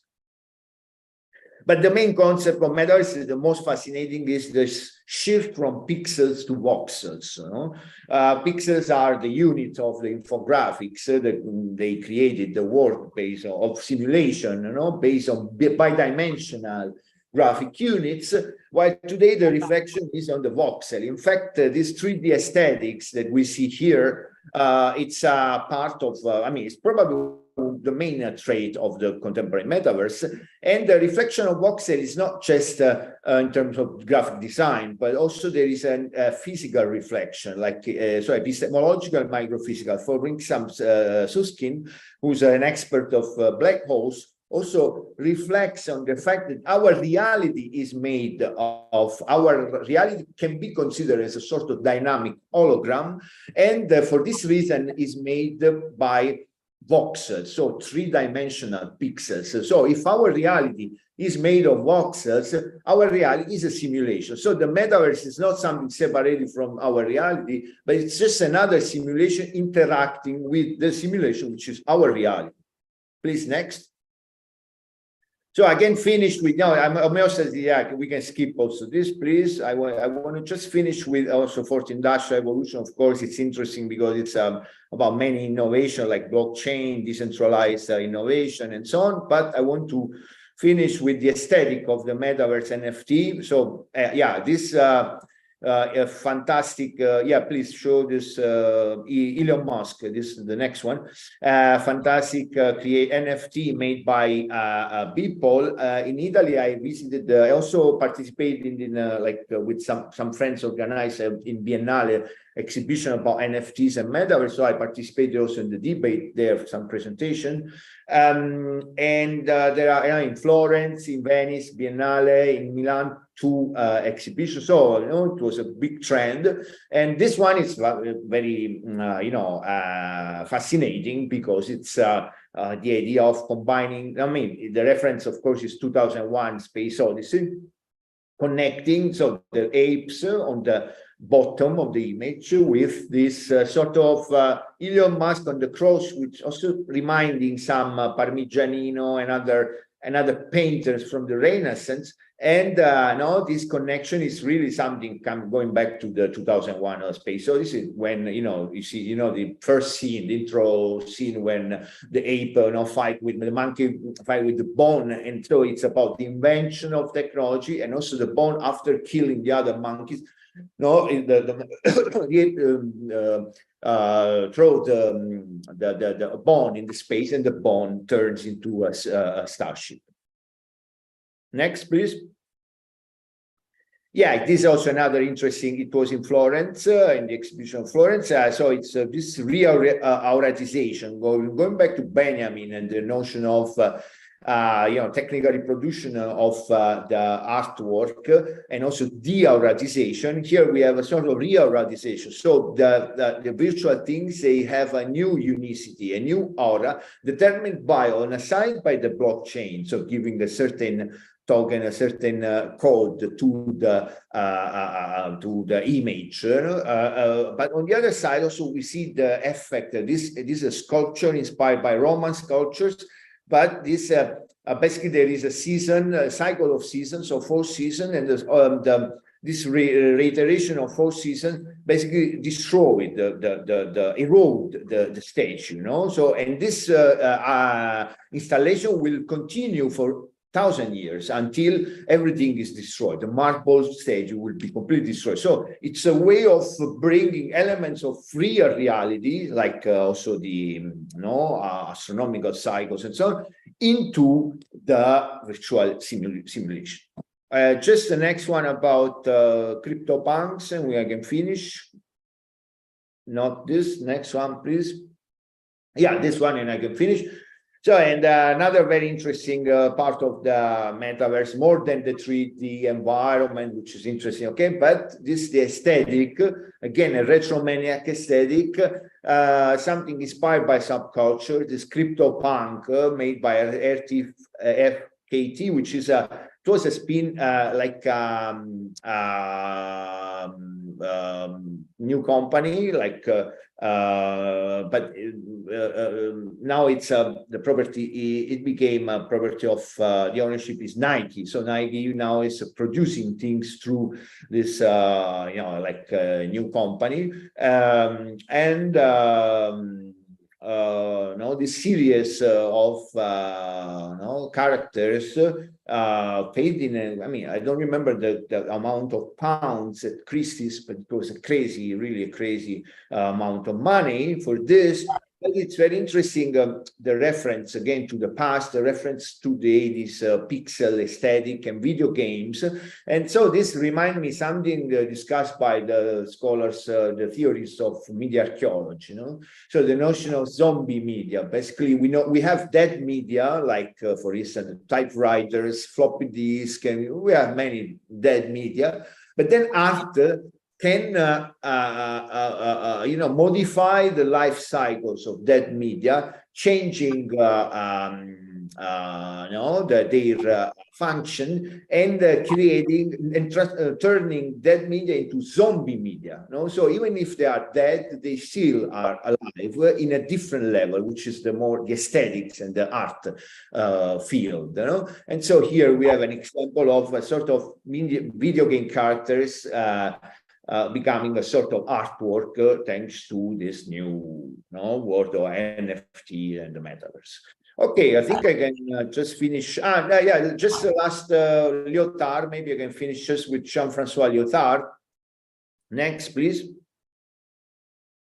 This very long story, again, the pixels and some elements inspiring the aesthetic of video clip, like stickers. You see in Fiorucci stickers. Covers of vinyls. This is a Pixies covers with like the monkeys going to heaven. I cannot explain this, but it's beautiful. And today the apes, the bored apes, which is a big trend of the NFT art. Please, next. No, again, next. I will just finish with Lyotard.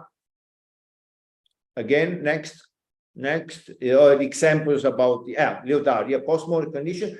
So Jean-François Lyotard, a very influential philosopher, French philosopher, in 1979, he published this postmodern condition, talking about the future of informatization of society and culture, and knowledge especially. And talking about knowledge that will be produced, distributed, and consumed like a proper commodity. So we can say that the prediction, Lyotard's prediction was wrong in the 90s, if we refer to the 90s, because in the 90s there was a big movement against the commodification of information and knowledge. And so now even the culture, let's say the open source culture, the copyleft, also all the movements also from the, also pirates, piracy, think about Napster, all these things, MP3s and stuff. Today, we are probably in a big turning point because today many things are getting commodified and monetized. If we think about NFTs again, if we think about many contents that you now, if you want to search on, even if you search online, are not available anymore, you have to pay. And finally, also the what Elon Musk did, with also the, with Twitter, so the idea of paying $10 for, monthly and so on. So there is a big transformation also of the access to knowledge, which is again totally against the cultural 90s, and so yeah, we should reflect on this. So the metaverse, NFT, all these things are not necessarily a new utopia, but no, it will be probably just a new way of exploiting knowledge and culture. Thank you. No, we can stop here, please. It's too long. Sorry. Professor Barile, thank you very much for your participation and your speech. And we also hope to welcome you at our university in Istanbul sometime in the future. Yeah, I'm glad to join. Okay, thank you very much. We will be very glad to see you here in the Istanbul Aydın University. Yeah. Okay. So, and thank you. Dear guests, the opening speeches of the symposium have come to an end. Thank you all for your participation. The first session of the symposium will start at 1:30. See you on this afternoon and bye bye. And sayın misafirlerimiz, değerli katılımcılar, sempozyumun açılış konuşmaları burada sona ermiştir. Katılımlarınızdan dolayı hepinize çok teşekkür ederiz. Sempozyumun ilk oturumunu saat 1:30'da başlatacağız. Öğleden sonra görüşmek üzere. Hepiniz hoşça kalın. And Professor Ehsan Şahasemi and Zdravko Rutsev. And please welcome to the lunch together, please. Yes, sure, please.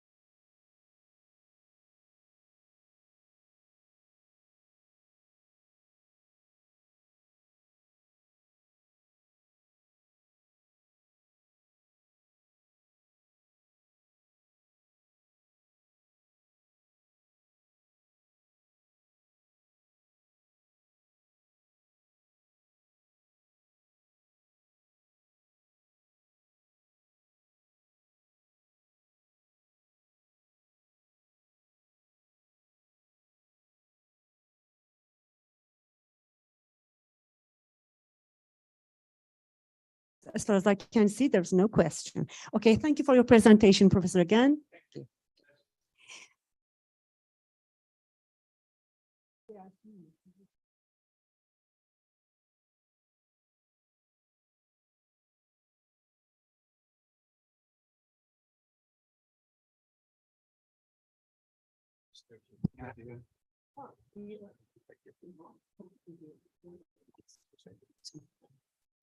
Now, we listen to Professor Hassani Sarpi, Sahara Sarpi, and Murtaza Darwish from Tehran University.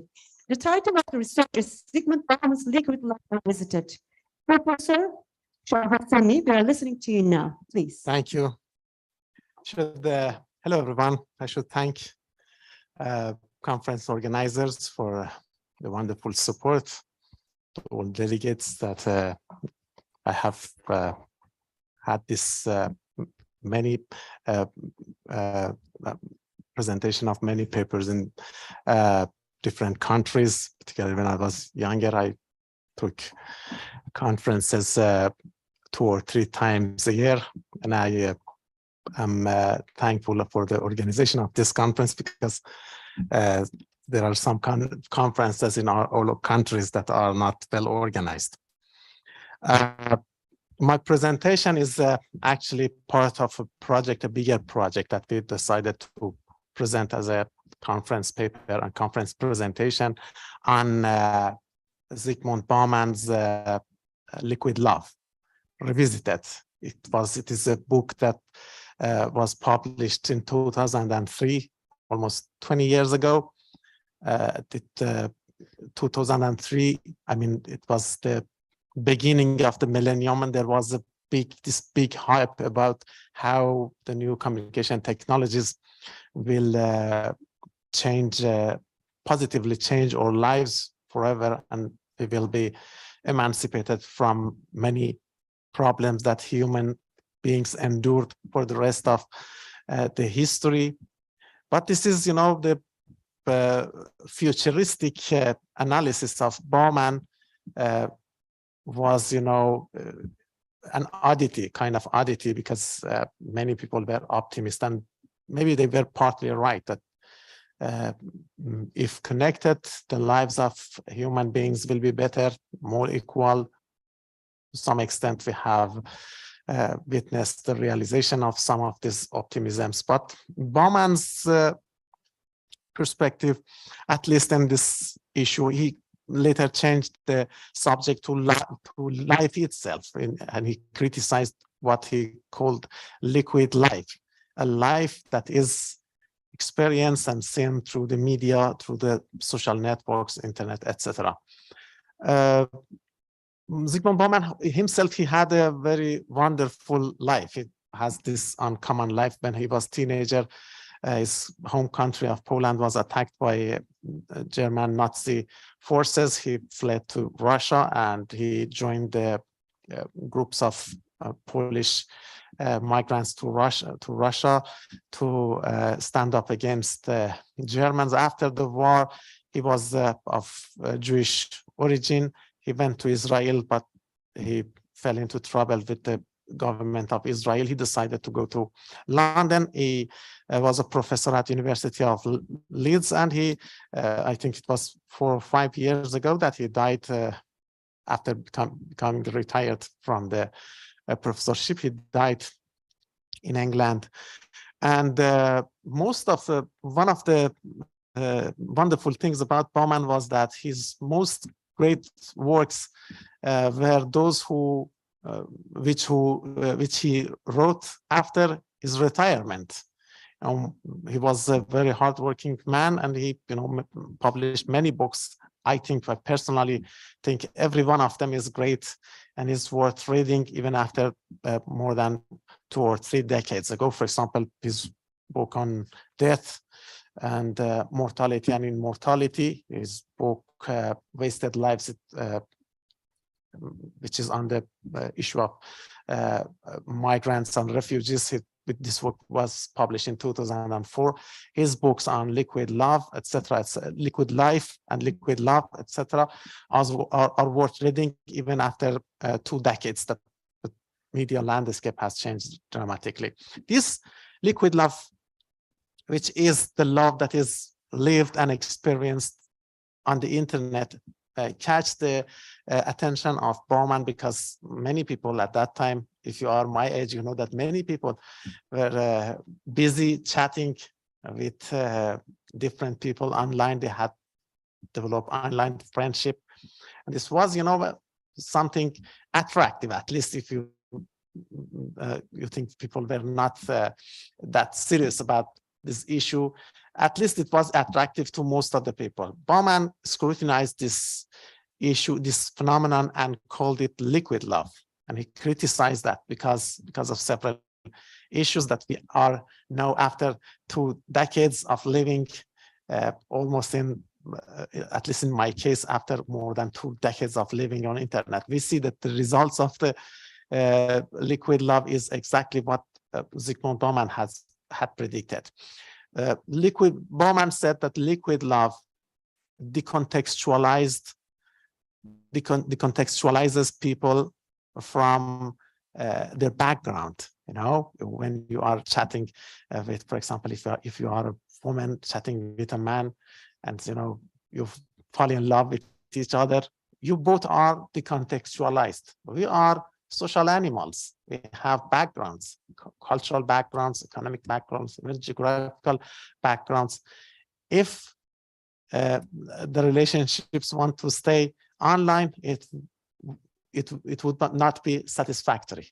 If it wants to go offline, as you know, I see it's one of the keynote speakers coined the term, which was cyber physic. It was a mingle of cyber and physic. The Italian, you remember the term? Cybernetics? Cybernetics? No. It's digital. Yeah. Digital. It needs to become realized in the real world. Otherwise, it would not be satisfactory. But if you want to realize that in the real world, you will suffer the consequences. You see that people have different backgrounds, much different than you. It could not be reconciled. People have bodies. The bodies are different from your skills in keystrokes and you know, arranging words. So many of these relationships will be catastrophic. But why people continue doing this? Because we have been, the media have seduced us about what love is. If you want to answer the question what love is, you need to go to biologists. We cannot, you know, we the communication scholars have this bad habit of justifying that we are the best it is the best science in the world and we don't need others. No, we need others. We have bodies. We are social animals. We have bodies, and we know what this body compels us to do. We need to ask biologists what love is, and they will tell you that there is nothing special about love. You know, this is a evolutionary feature in us that have been, you know, some kind of Trojan horse in us in order to get the human race go forward. You are, you know, part of a great chain. You should do your job, and this is something that Mother Nature, who is very, very ruthless, has put in every one of us to make us work and be happy with that. So if this is the true definition of love that I think it is, we should know that there is nothing, you know, transcendental in that. At least maybe we feel it inside us. We have a transcendental feelings, but you know, from outside it's something that is it's something social, it's something biological. But you never see that in the media. You know, the media content construct an elusive and you know, unrealistic image of love, and most of us adopt this image. You know, so I have this experience of talking to many psychiatrists, and most of them said that I don't say that all the problems come back to this media construct, but most of the times people have expectations from their love partners that cannot be satisfied. Nobody, no human being can be this way. You know, the media construct of love have seduced not only lay people, but people in the academia. I always see students that their expectations of love is so high that I warn them, there is no single person in the world that can be this way.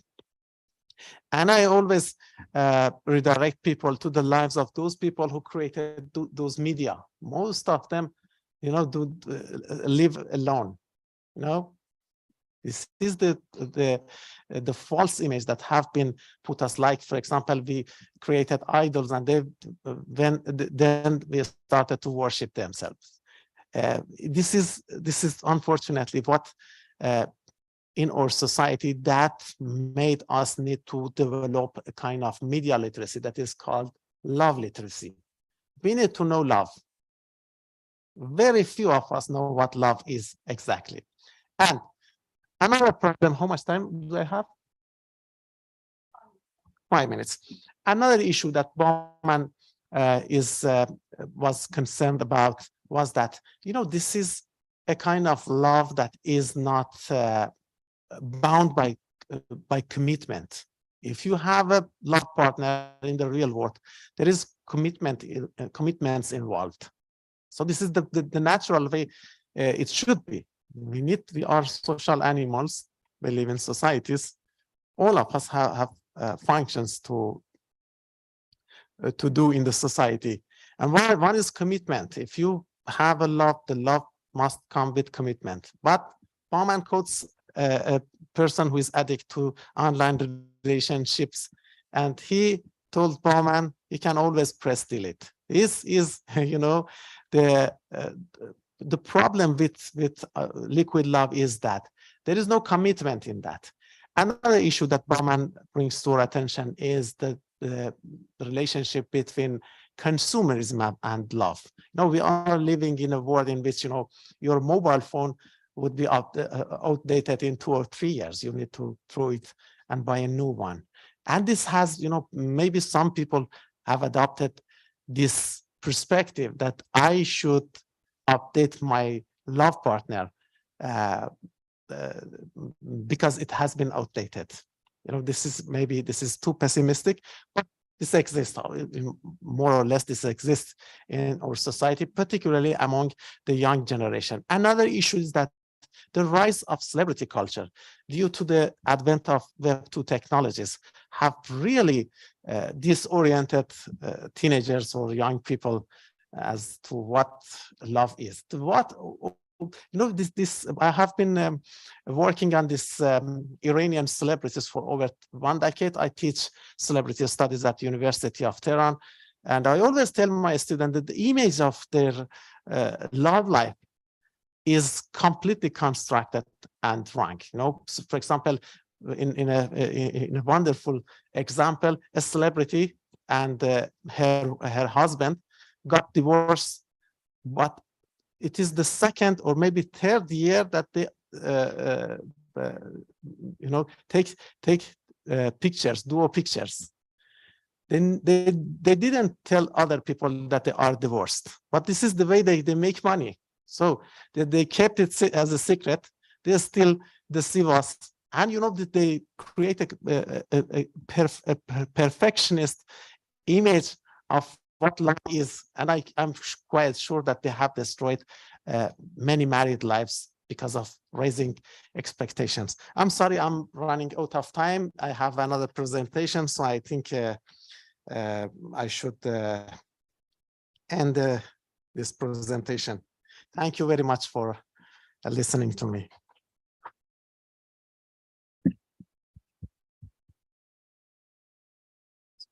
Thank you very much for your presentation, Professor Shorsemi. And do you have any questions to Professor? No questions. And Professor Shah Hassani, Professor Saha Sarkar, Mustafa Zahar, Mariam Sabzadeh. Listening to you, Professor Shah Hassani, another article. Thank you very much. I have actually two presentations in this conference. I thank organizers because they put both of them in the same panel. I should beg your pardon because presenting two papers in one panel is not maybe is not common. My second presentation is on the role of the educational media technologies, and particularly social media technologies in providing education to people. We have this huge industry of online education. We have this,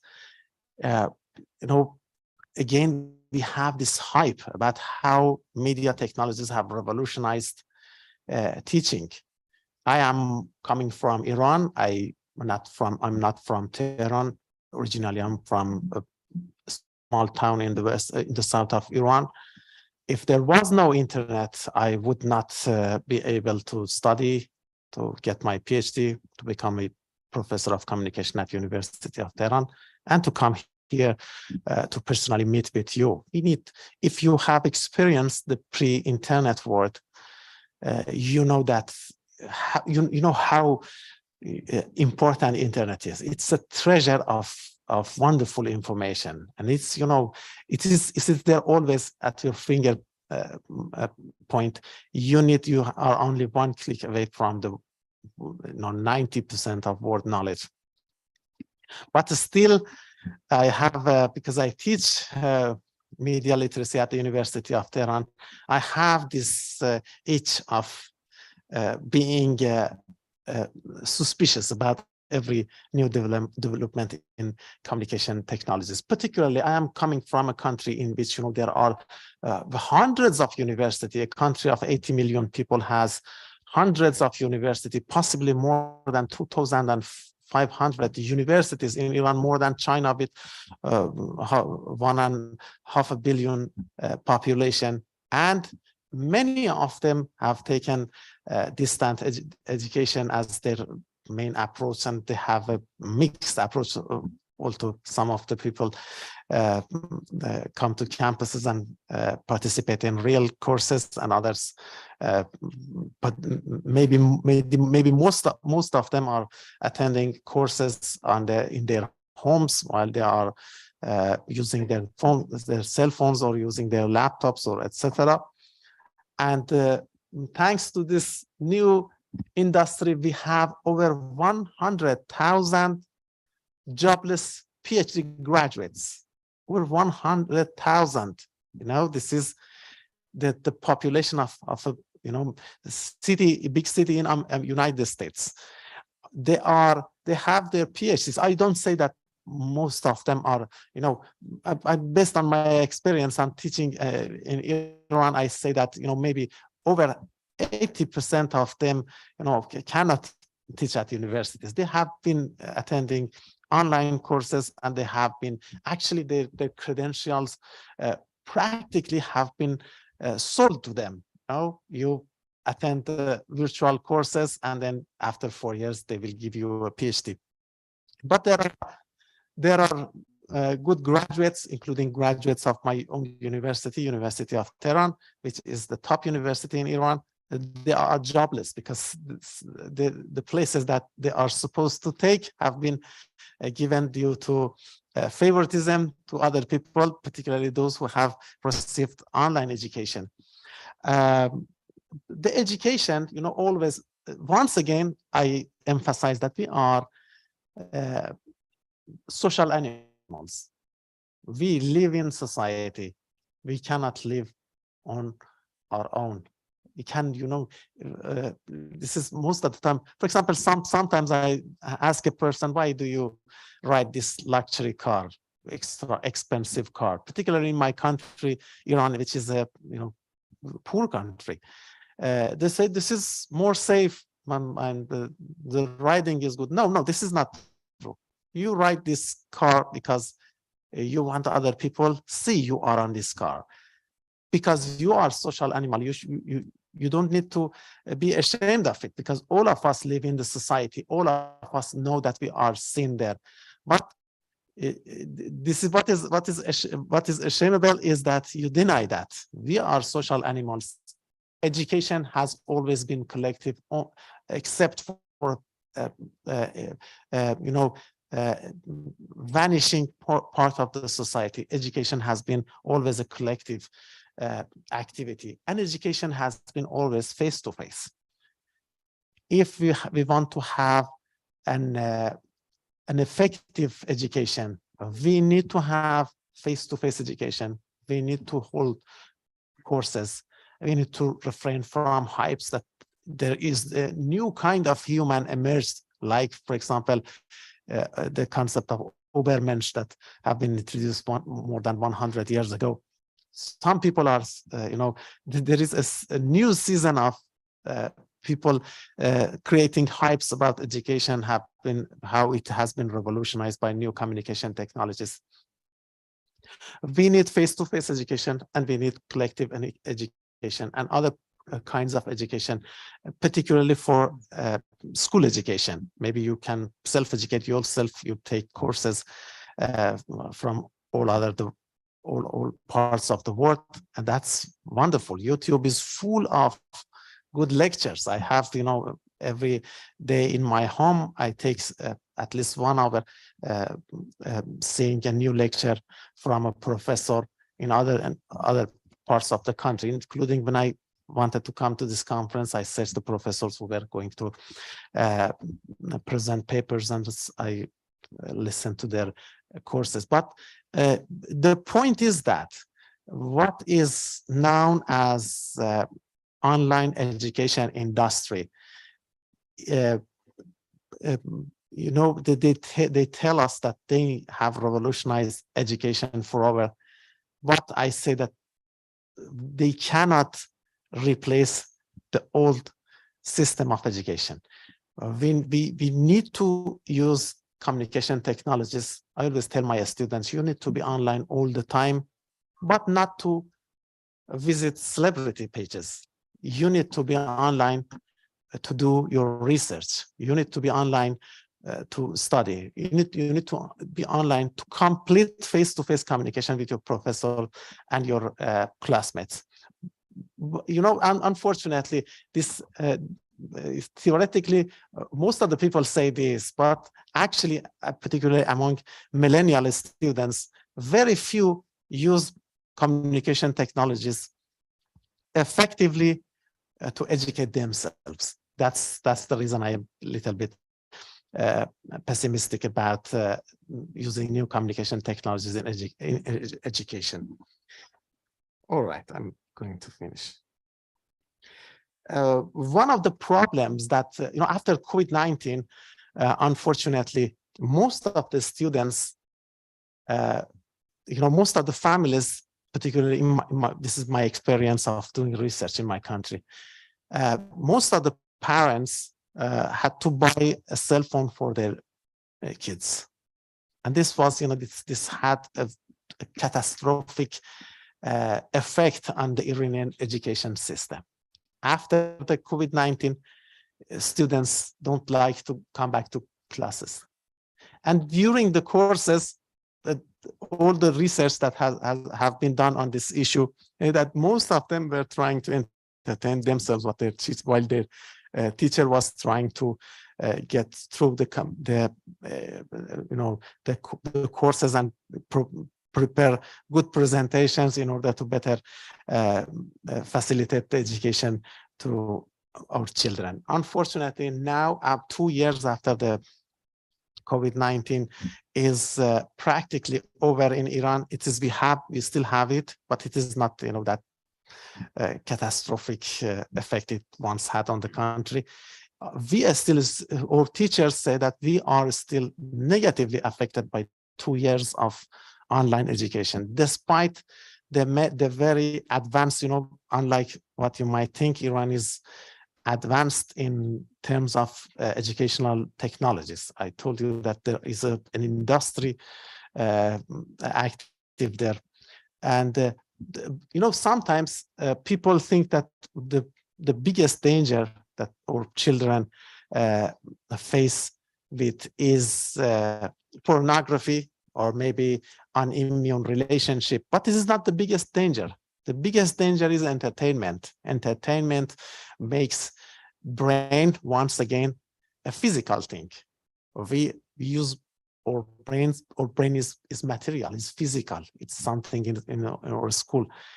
We need it, and we need it badly in order to better cope with the complicated world around us.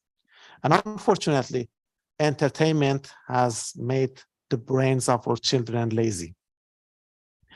Another problem that it is very rampant, maybe even in your country, is that, you know, a human communication to another human is so complicated. We have gone to moon, we are going to land men on Mars, but unfortunately, we have not been able to write what is going on in the communication between two humans. This big part of it is all of us know that, but none of us can write it. It's so complicated. In order to better cope with this complicated phenomenon, we need a trained, we need a well working brain. The brain that has been numbed by entertainment, unfortunately, is unable to manage communication between humans, communication between parents and kids, communication between kids and kids, communication between kids and teachers.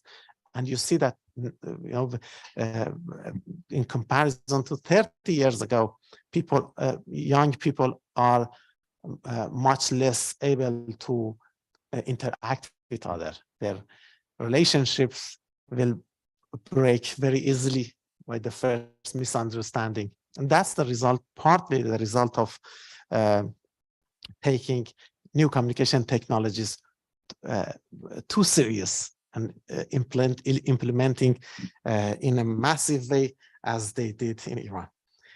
Maybe I'm going to run out of time. Once again, I thank you for listening to my presentation.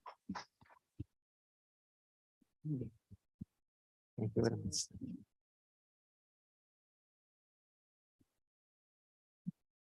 You're just on time. Thank you very much for your presentation, and thank you all for contributing to our symposium.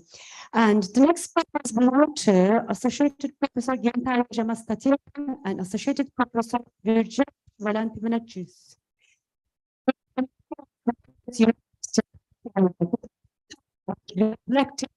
Management in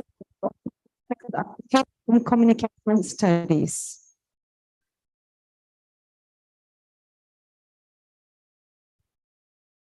You're welcome.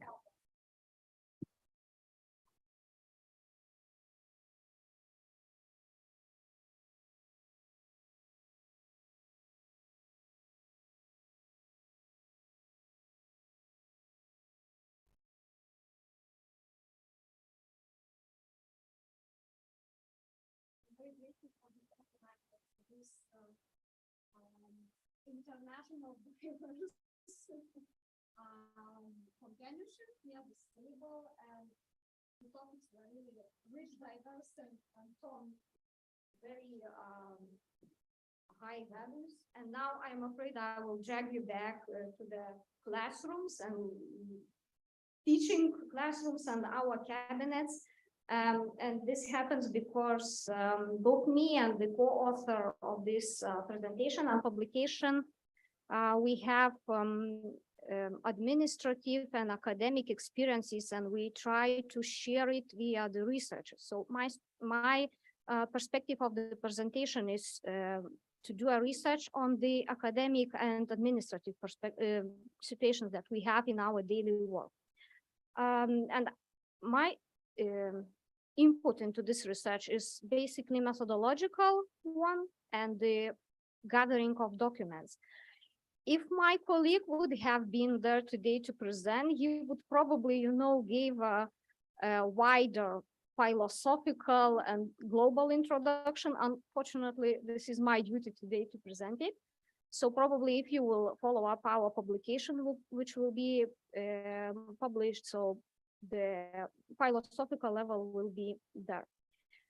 And First of all, how do we understand that reflection? This is a topic from probably educology, from psychology, but we find it very important in the nowadays communication studies as well. We define reflection as the ability of a student or a scientist or a teacher to analyze their experience critically, analytically, objectively, as if from outside. And when I was doing the theoretical investigation of the topic, I noticed that there are, for the last decade, there are different researches on the applicability in different fields, but I didn't discover any specific research into communication or public relations field. The other aspect was that there are the first attempts to analyze the relation between creativity and reflectivity, and even probably how this is related to spirituality. So I don't go that deep, but the aspect of creativity also was very interesting in my research. I also take the starting position of the communication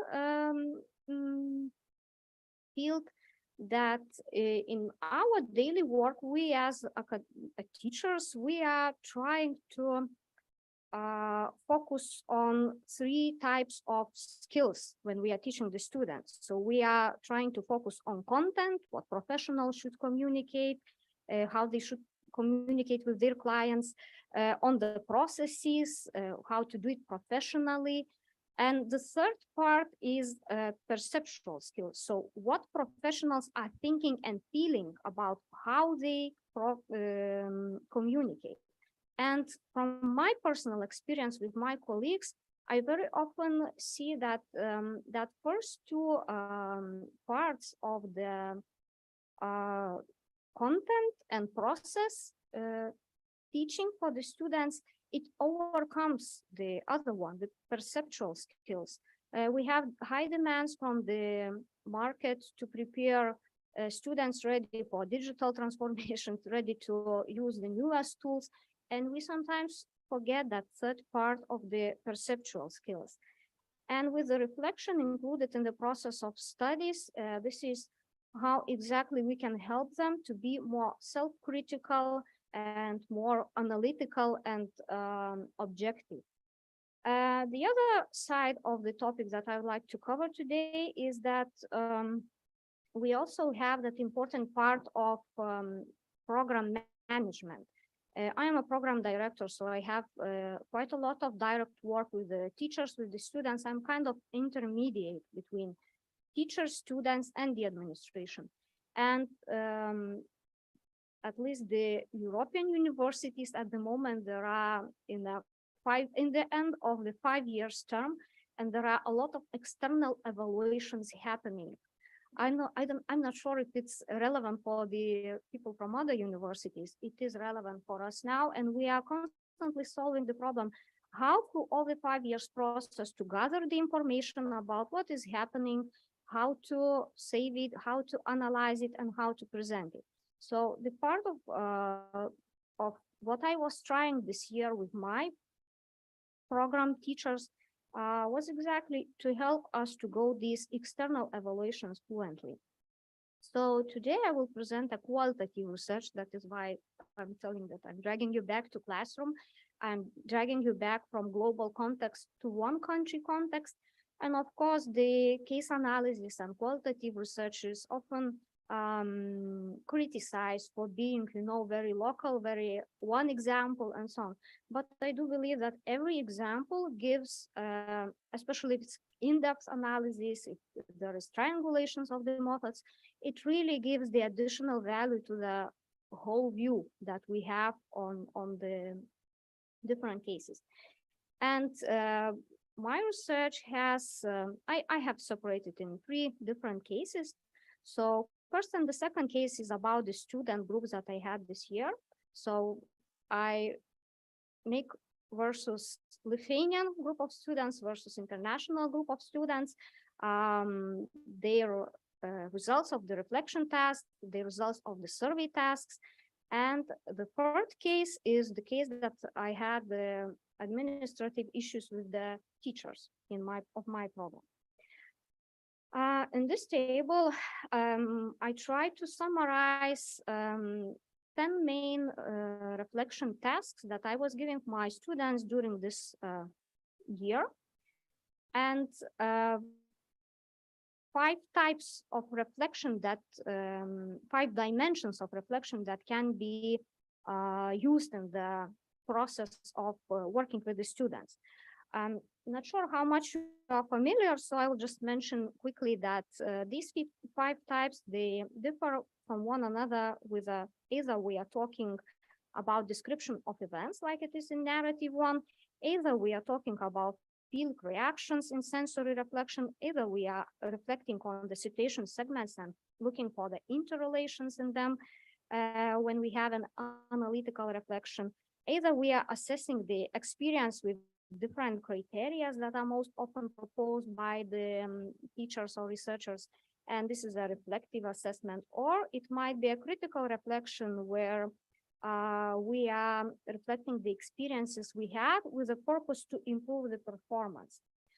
I had a task for myself to give a try for my students to find different types of the reflections and to see which one fits the best for them, to discover which skills they already have and where they have to be developed further.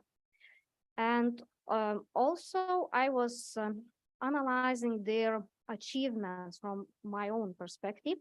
So why I differ the Lithuanian and international groups, because they were absolutely different.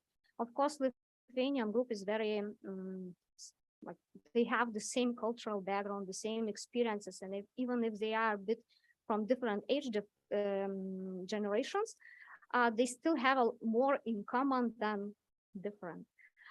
When we have the international students, they come from different continents, different countries, different cultural backgrounds, different educational experiences, and they are so different that you need much more time to find something in common and to explain them how we are going to work, how to adjust them to the working mode for which they have chosen our university.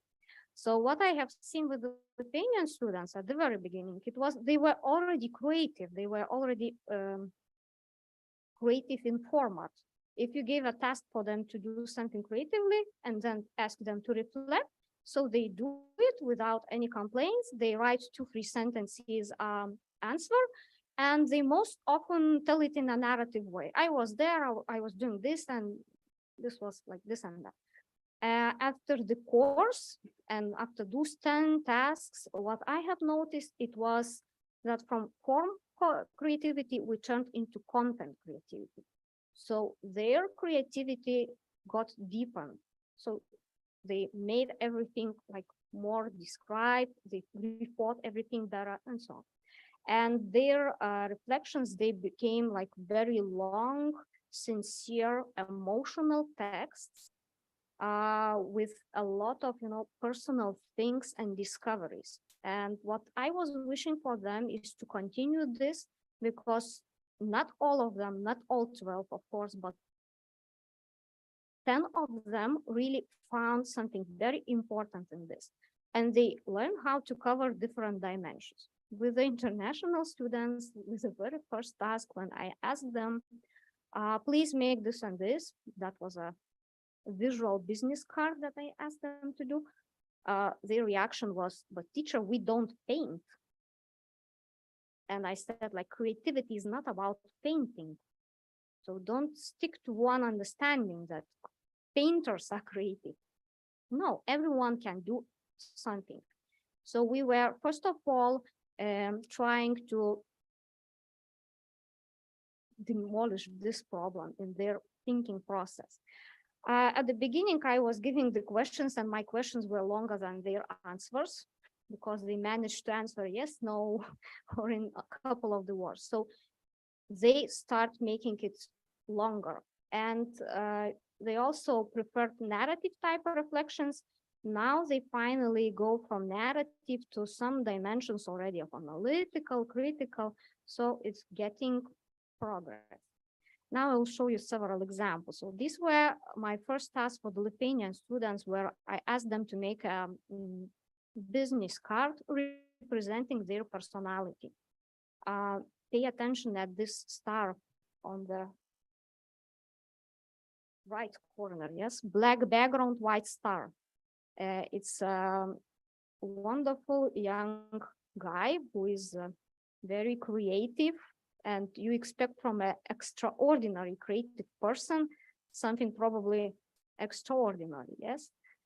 No, he was simple. He's like a star in a black sky, and that's enough. He shows it with a small symbol. And the same guy provided his, okay. And the same guy provided the guy with many questions. So after the whole processes of reflections, he have more questions than answers probably.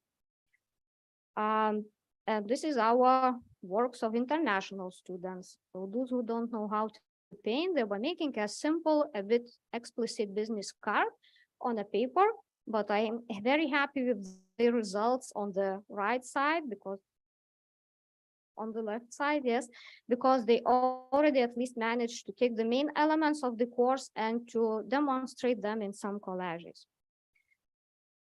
These are the results from my students' replies, and even without coming deeply into the content, the both groups of the students, they had the same questions, but the Lithuanian group of the students, they were giving so many answers related to reflection. So they were impressed by it, they really learned it, and they really want to continue it. Among the internationals, it was very rarely mentioned, you know, once or twice. And almost the end, the third case, and the case with the teachers, and why I'm talking about this.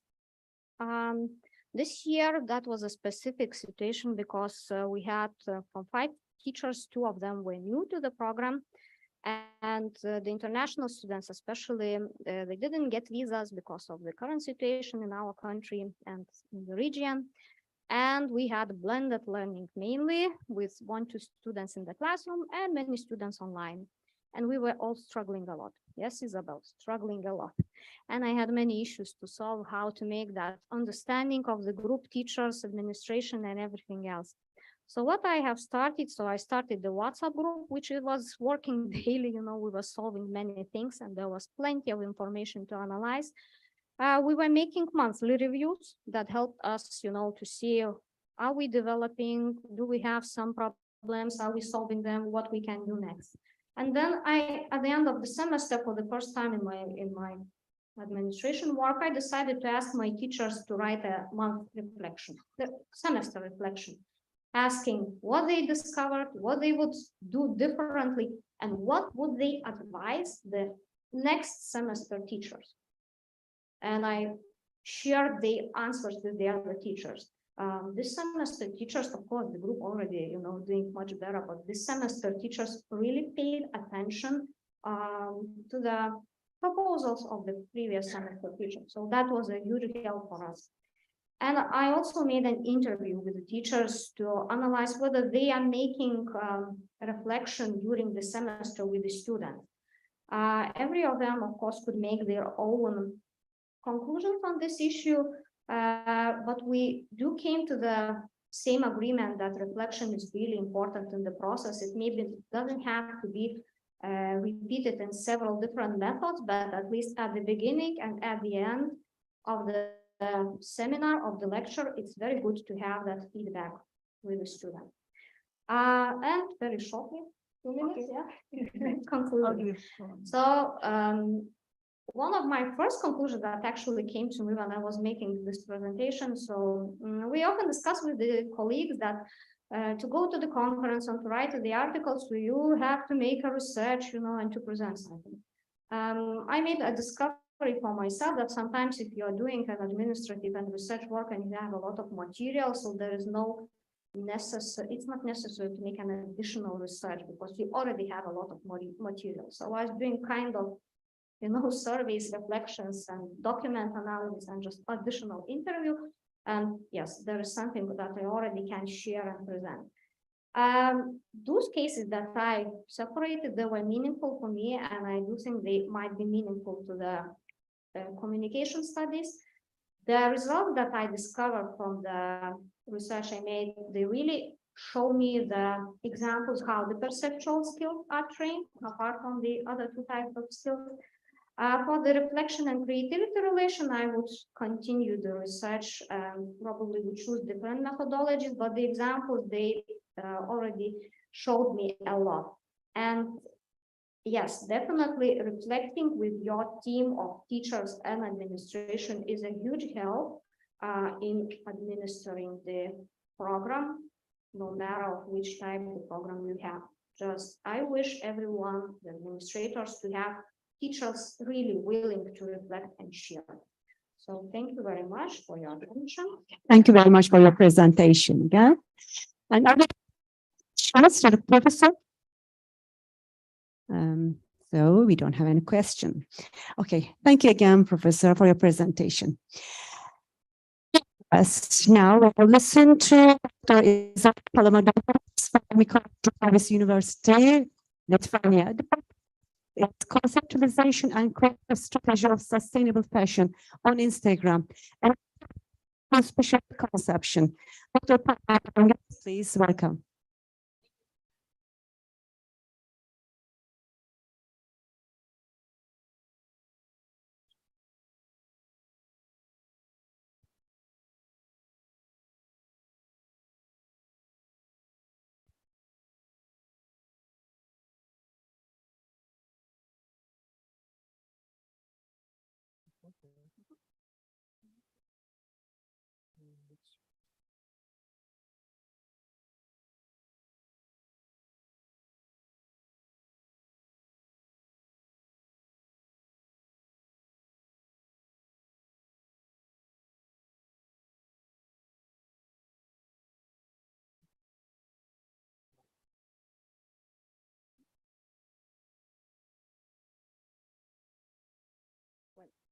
First of all, thank you so much for the organizers. It is a wonderful pleasure to be here with this amazing audience, my amazing colleagues on the table. Thank you so much. It is my honor to share the table with you.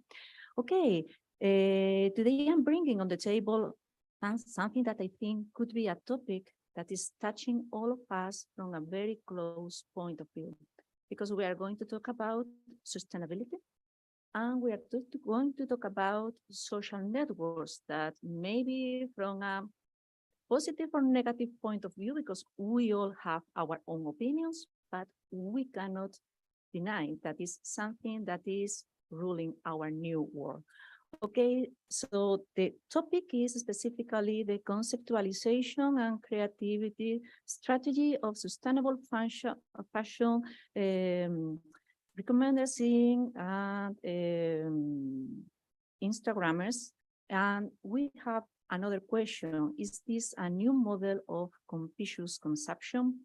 Well, as my colleague Gintare, Dr. Gintare, I am coming from Lithuania, from the University Nicolas Romeris, and it is my pleasure, as I said before, to be here with you today.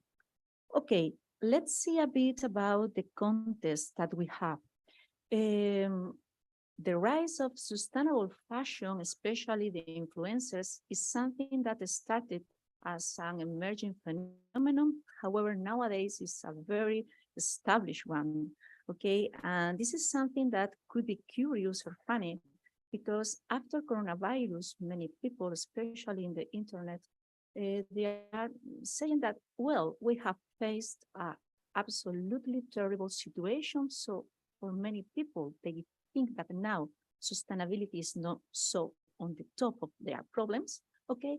And on the other hand, after coronavirus and considering the economic problems that it has brought, many people consider that, yes, we need to be paying attention of our money, paying attention of our domestic economy. So sustainability, well, but if it is able to go on the same way that economists interest. And, but even despite this coronavirus effect that is a bit against the awareness about sustainability. Even in this context, the phenomenon of this increasement of the sustainable fashion influencers is going and going up and up.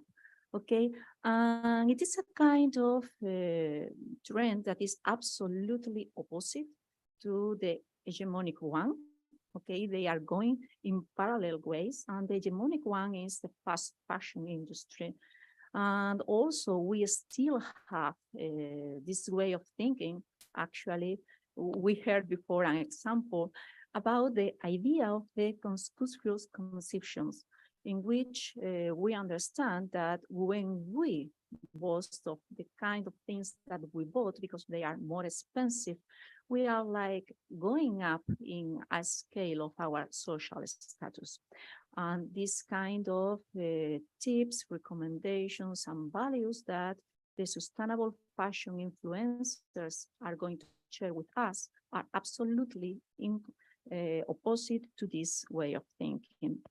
Okay, the research objectives that we had are, first of all, to describe how is this conceptualization and the strategy that we use in creativity, especially comparing it with the one that is used in fast fashion. And more specifically, we also have another objectives. The first one is to identify who are the relevant influencers, the relevant brands, the values that they are sharing, and who is the core target audience. Additionally, we also want to analyze what is the copy strategy that they are using, the aesthetic framework that they use, the social context, and how are the users' interactions.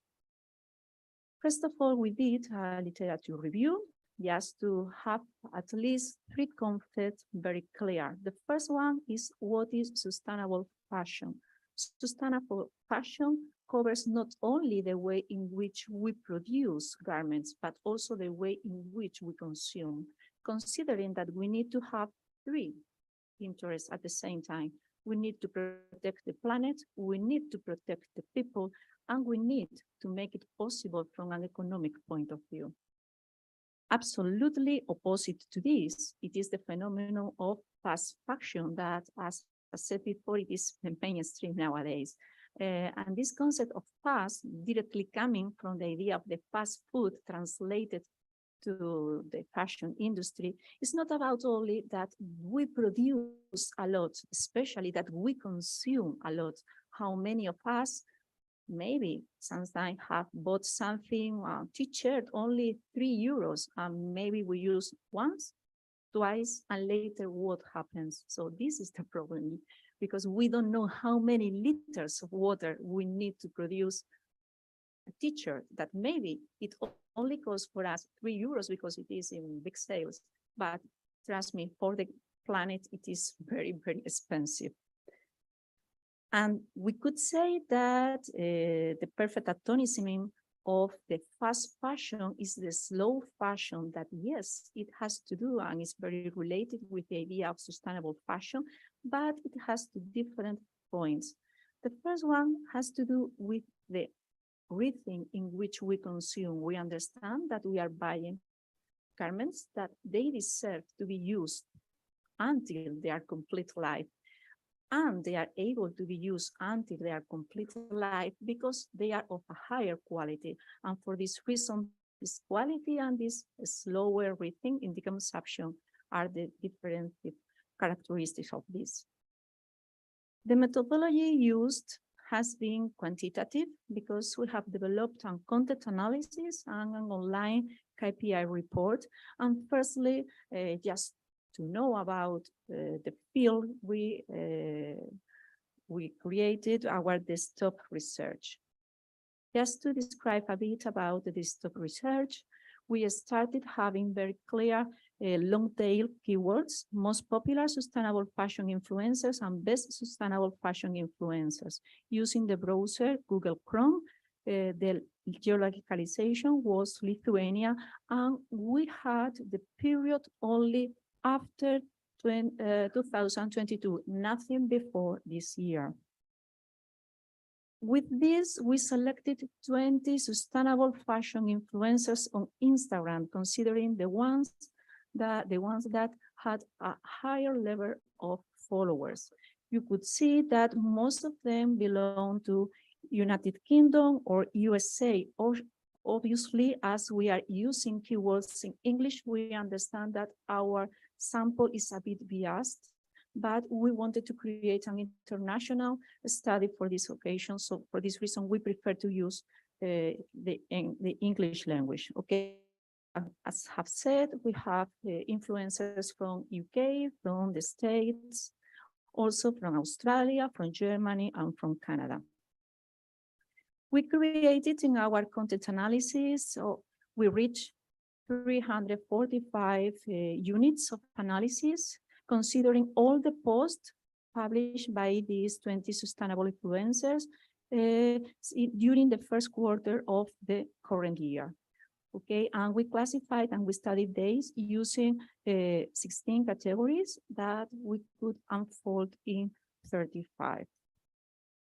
The first group of categories was about a general description of the post and the influencer. The second group of categories was about describing the elements in this content, the modality, if it was image, video, the main character in the post, if we could have a quotation inside the image of the video, or if brands were mentioned or not. In the third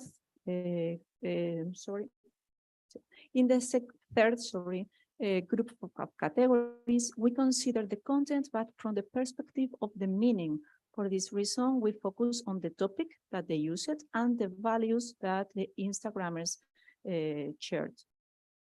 And the last one, the fourth group of categories, we analyze the form in which we consider specifically the tone and the aesthetic. In the social KPI report, we consider the hashtag, the interaction saying, I like it, and the comment. Okay, I will go directly to the results, trying to do my best with the time. Let me check how I'm going. Well.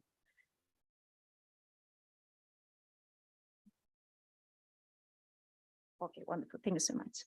Okay, so the first point is about the level of Instagrammers that we have here.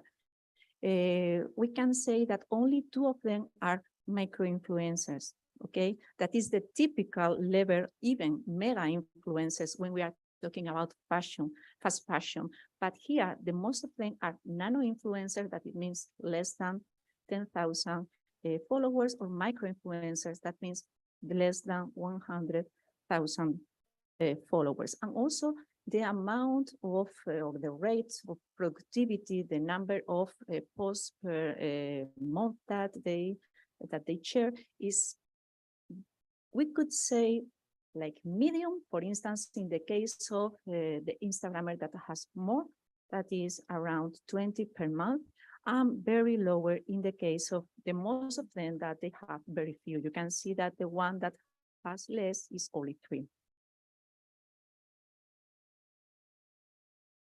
We observe that video is more popular than images. And not only that it's more popular, that especially it inspires more reactions than the images. The main character clearly is the influencer. And you can see, for instance, an example in the publication of Heidi Kalunza, in which she is describing herself like a Barbie that loves the slow fashion. Or the example of Leah Marsh that introduced herself, explaining that yes, it is possible to be an ethical influencer. Another technique, creative technique that is very popular is including quotes in images and videos. And we also observed that they represent more interactions. In the examples that has quotes, they get more interactions. For instance, in this example, you can say, we stop to look at the pretty dress, but we don't consider these stories behind. Regarding the brands, it's quite interesting to see that opposite to fast fashion that they continuously recommend brands. In this case, the appearance of brand is low. And not only is interesting that it's low, that in most of the cases that they appear, actually 92% of the examples in which brands appear, it is to be in opposition to the brand, to denounce this brand, and the branded that the brands that get a higher opposition are Shein and Primark. Regarding the topics, most of them are related with tips about fashion and tips about having a more sustainable life. And here again, we have something very interesting, especially when we compare it with fashion, with fast fashion, sorry, because we can see that here in the publications continuously, there are, we could say, like a set of values that they are shared, but they are shared by the higher minority of these influencers that we have been analyzing. These values are the defense of feminism, the diversity of bodies, the gender diversity, the denunciation of racism and other kinds of injustices, and for instance, also fostering veganism. So there is some kind of values that are not usual to see in fast fashion, but here they are very typical and they appear repeatedly, all of them in the influencers that we have been studying. Regarding the persuasive tone, is the one that dominates in more than, sorry. Only 1 minute?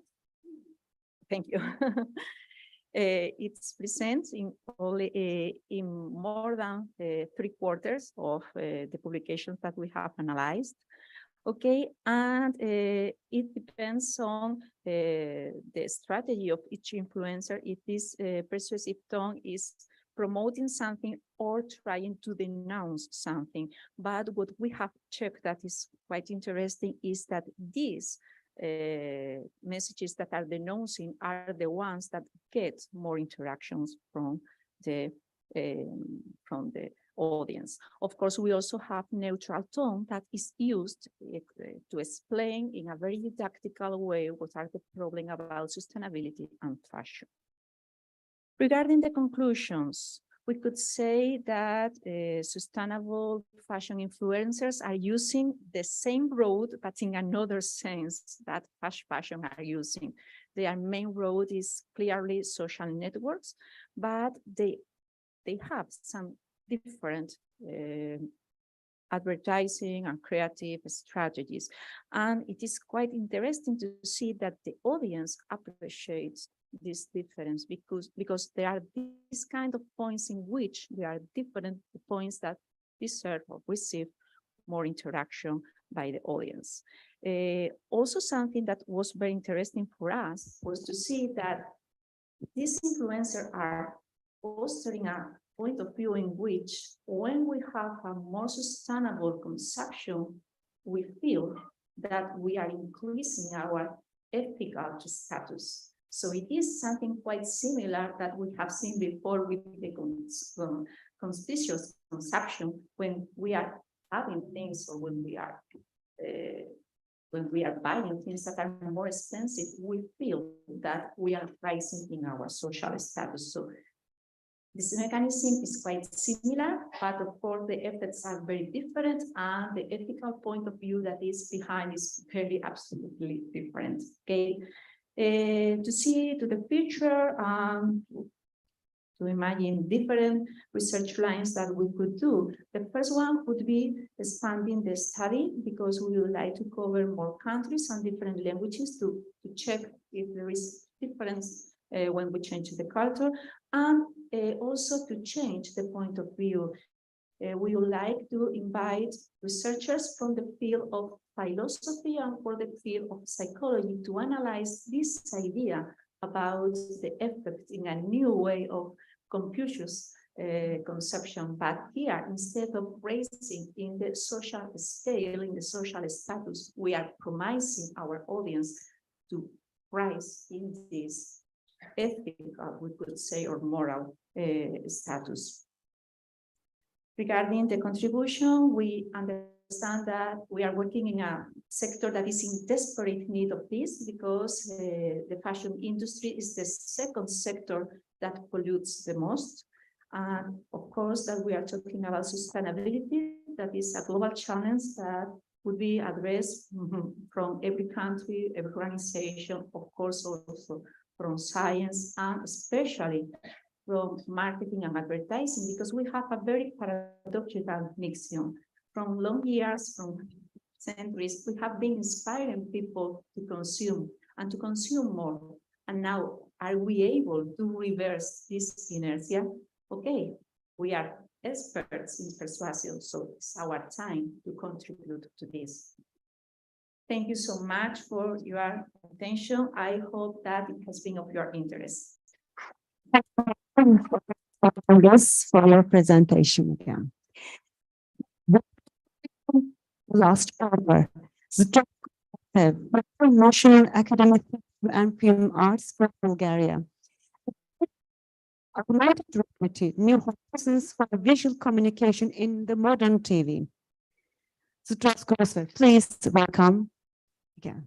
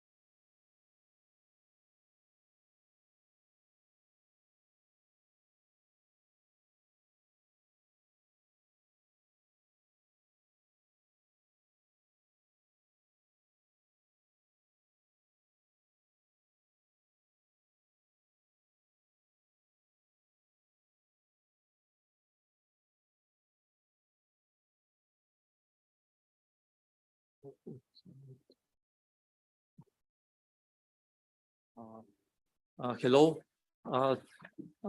dear colleagues. Let me present myself. My name is Zdravko Ružev. I'm a cinematographer and a PhD student at the National Academy for Theatre and Film Arts in Bulgaria. Thanks to the organizers for this invitation. The topic of my presentation is augmented reality, new horizons for visual communication in modern TV. We are living in wonderful times. Modern digital technologies make possible the realization of recent science fiction. With the advent of augmented reality, a modern and up-to-date vision is shown on the small screen. Visual images appear in the TV studio and communicate with the real people inside, challenging the traditional way of communication between host, guests, and objects. Using the advanced technology of augmented reality gives to the TV host a unique opportunity to present in a different way the main topic of the conversation. The possibility to show complex content such as statistical data or charts in a more attractive and comprehensible way indicates a change in the visual language of TV communication. The host can now show to the audience much more complex content while keeping its clarity. Creating a modern virtual image in real time is changing the user approach in the production of television programs. Since its creation almost 100 years ago, television has had two major tasks: to entertain and to inform the audience. During all these years of existence, the television is using the technological evolution to perform better these two tasks: to entertain better and to inform in better way. Today, I will talk about the visual part of the information because I am a cinematographer and because the word television means transmission of images. Augmented reality is the new tool which is used to give the audience a better understanding of the enormous amount of data which is falling on us every minute and every second. This is the most advanced technology for visualization of virtual objects and one of the most up-to-date methods for producing visual content for modern TV.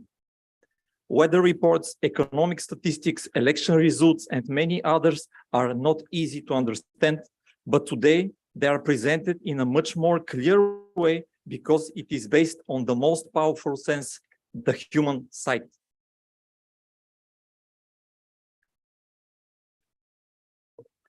In their struggle for a greater share in the distribution of the television market, the TV channels are fighting a real technological battle to create a maximally attractive vision as an important element to attract a larger viewing audience.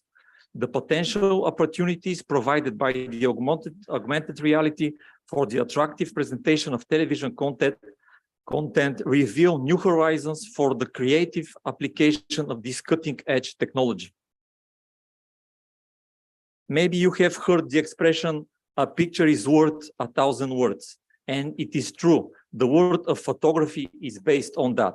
But now the television has the power to explore the same idea through the visual power that we are.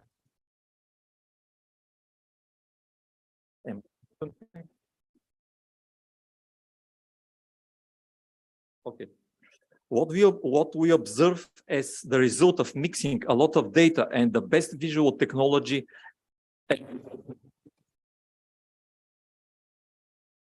I will try to speak not so high. Okay.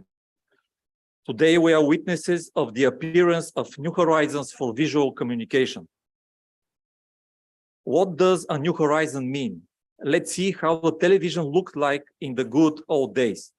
The main motto was, listen to me and I will show you, which means that most of the information comes with words and not so impressive visual content. The result was that the statistics were hard to understand and most of the time communication goes in one way, in one direction. But let's see how augmented reality changes the status quo. Now the TV host can walk in between the virtual figures, the objects, and the charts, presenting in a much better way not only the visual part of the news, but also its content. This way, the spectator can not just be well informed about the coming storm, but can also see it and feel it. The level of the visual and informative flow is much higher than usual, and that's because the new visual power of the augmented reality, which can involve the audience attention in much more efficient way. The new motto is, look at me and you will understand. In this aspect, the famous TV journalist Bobby Lazarov from the Bulgarian TV channel BTV emphatically states the visualization capability is among the most interesting and impressive systems I have worked with. The ability to visualize complex statistical or other information is an indispensable tool in the hands of the modern TV journalist. Hristo Kalofero from the Bulgarian TV channel Nova TV notes that augmented reality helps deliver the news in a more spectacular and more memorable way. We are talking about new horizon. What else does this mean? Usually a TV host is leading a conversation between few guests present in flesh in the studio. However, the visual force of the augmented reality gave unique chance to the Bulgarian TV journalist Dragomir Draganov to invite a very special guest, the big star of the Bulgarian cinema, Todor Kolev, who, notice that, passed away a few years ago. The figure of the actor stands completely realistically in space, and the illusion that he will join the conversation at any moment is complete. Adding to the power of the visual effect, the presenter constantly addresses him and draws him into the discussion as a visual imperative of the show's topic. Of course, people in front of the TV screen give a clear account of the usual presence of the legendary actor, but the provocation to their senses is there, the attraction of the viewer's attention is also there. And why shouldn't modern TV take advantage of the technological possibilities to restore the memory of personality of such importance? The key for the real power of augmented reality is the interaction between the host and the virtual object. This is the key to involve completely the audience. Modern trends in television production impose high standards for the program content created. And an up-to-date look is one of the most important aspects of gaining the viewer's attention. The use of the most advanced technology allows to achieve the much-needed symbiosis between full content and modern vision is a necessary condition for a high-quality television program. Augmented reality, symbiotic in its nature, is a digital palimpsest in the postmodern age and create a correlation between the informative and the visual, between the content and the attractive. The future of audiovisual forms lies in hybrid screen information relationships as the bridge between the viewer and the increasingly multi-meaning screening reality. The imposition of augmented reality as a technological concept for implementation in TV channels worldwide visibly increases the quality of broadcast programs, significantly improves the level of awareness of the viewing audience, and generally creates a modern media environment in a visual and content aspect. This technological progress and content improvement are achieved with serious investment and a lot of effort, financial and human. The price of this success is high and is paid daily, hourly, and minute by minute, both by the people in front of the cameras and the crews behind them. Today, I was talking about the new horizons of the visual communication in the modern TV. But let me ask a question. Are we ready for this new visual language, for its new rules and possibilities? I believe we will have some answers when we see each other again in a few years, let's say at the 6th edition of this symposium. See you then. Thank you. Teşekkürler.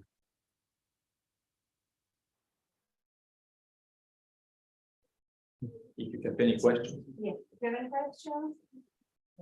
No questions? Yes. The last question is very good. I created a visual system now. So what's your first preparations from today? What's your recommendations to the thing? Well, the augmented reality is a new instrument. And I believe now we are in the childhood of using this instrument. Yeah, maybe the question is now, yes, sorry. Yeah, yes. Yes. Yes. I believe we are in our childhood in communication with this new tool, and we are not ready for its real use in the television. So I believe today we use it a little bit in excessive way, too much. But after a few years, we will use it only when it is needed and not always. And we will be much more prepared what to expect when using this type of augmented reality instead of normal news and normal speakers. Thank you very much for the question.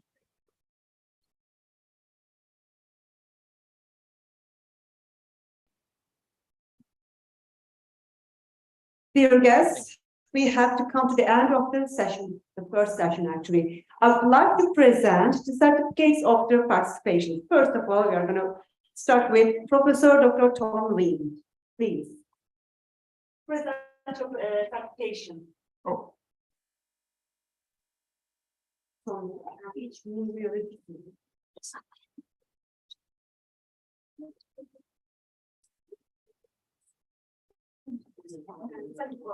Would you mind moving a bit?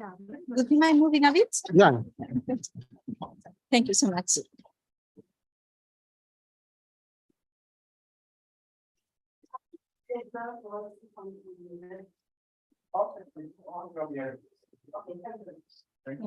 Professor Dr. Ehsan Şahatsami, please.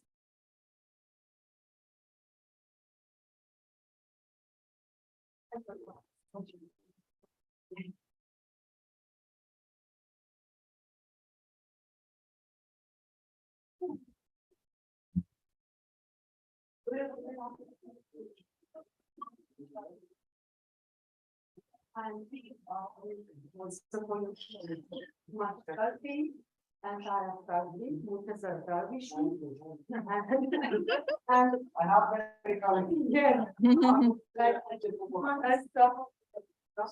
yes, and Maria.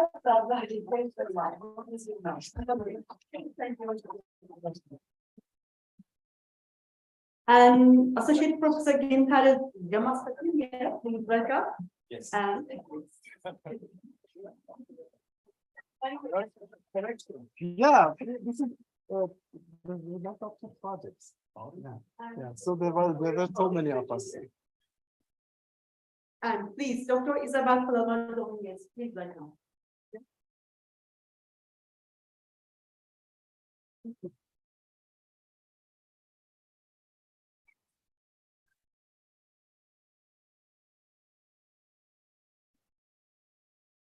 And the results go with that, please.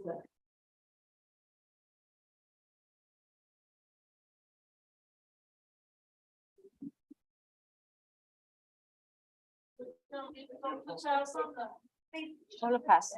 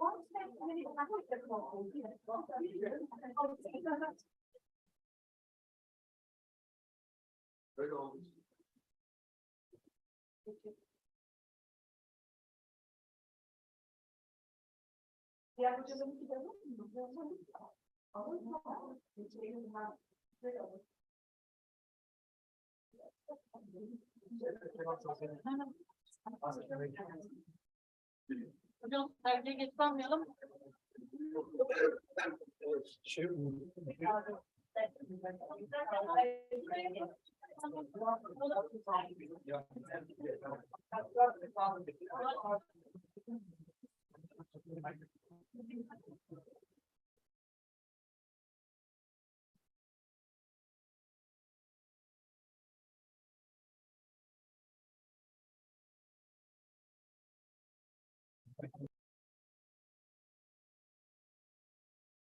Dear guests, I would like to thank again to all participants.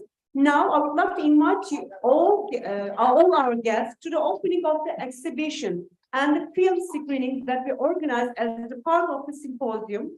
Our exhibition is in the exhibition area of Loki. Yes.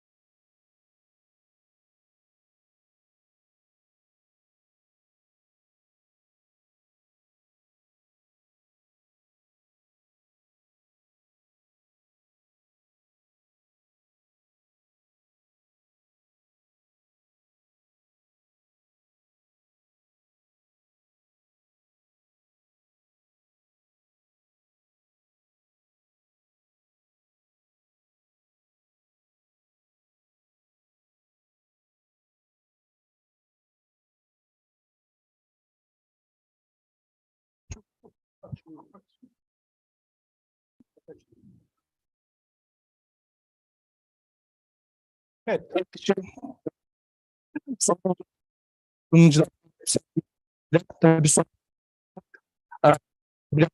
Tabii deyince ve çok yorulduk tabii. Uzun dinledik katılımcıları. Yine de düşünüyorum.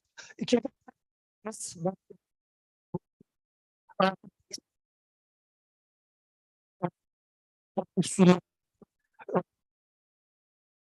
Metropol Üniversitesi'nde Milli Savunma kullanımı sunum yapacak. Buyurun hocam.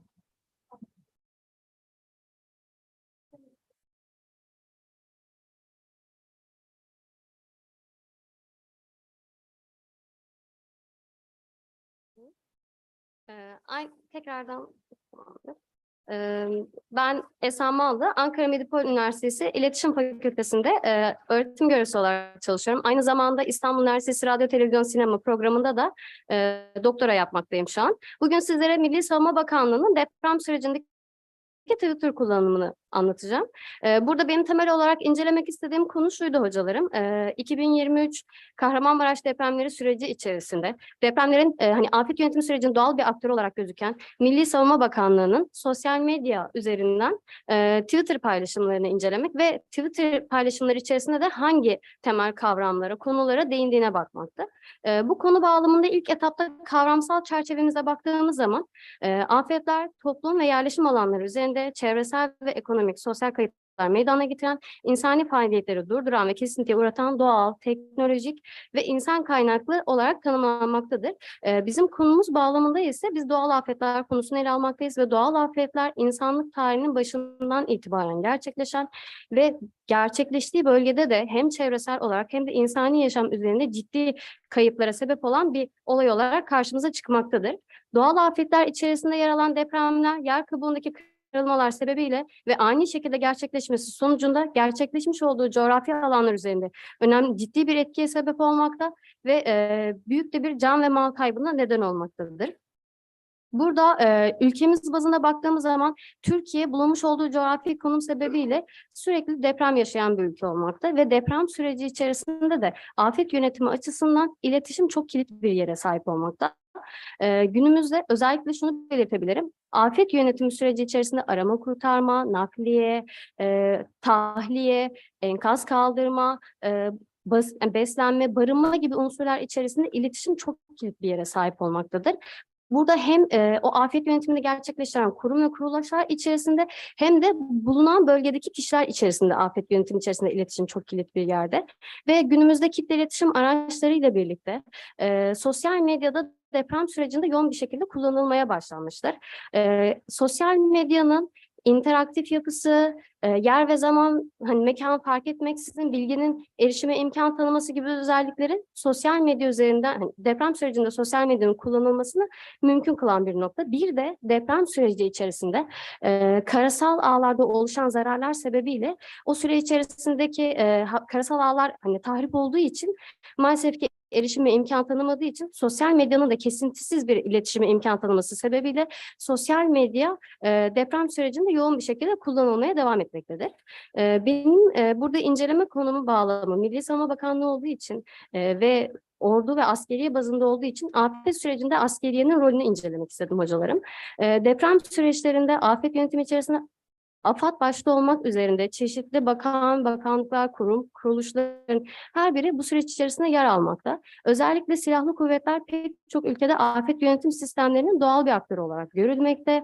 Afet durumlarında ise insani yardım faaliyetleri ve destek hizmetlerindeki gibi alanlarda önemli bir rol oynamaktadır. Ve ayrıca güçlü koordinasyon yapısı, donanımlı ve hazır insan gücüne sahip olması sebebiyle de silahlı kuvvetler afet yönetim sistemleri içerisinde hem afet öncesi hem de afet sonrası çalışmalarda etkili bir şekilde yer almaktadır.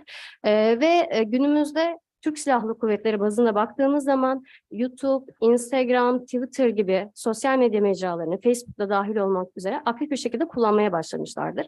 Kendi hareketlerini bile bu sosyal medya üzerinde göstermeye başladılar. Bizim çalışmamız bağlamında temel olarak benim amacım Afet yönetim sistemlerinin doğal bir aktörü olarak görülen ve çeşitli sorumluluklar atfedilen Milli Savunma Bakanlığı'nın 2023 Kahramanmaraşları depremi süreci içerisinde iletişim stratejisini analiz edebilmek için Twitter üzerinden paylaştığı paylaşımları derinlenmesini incelenmesidir.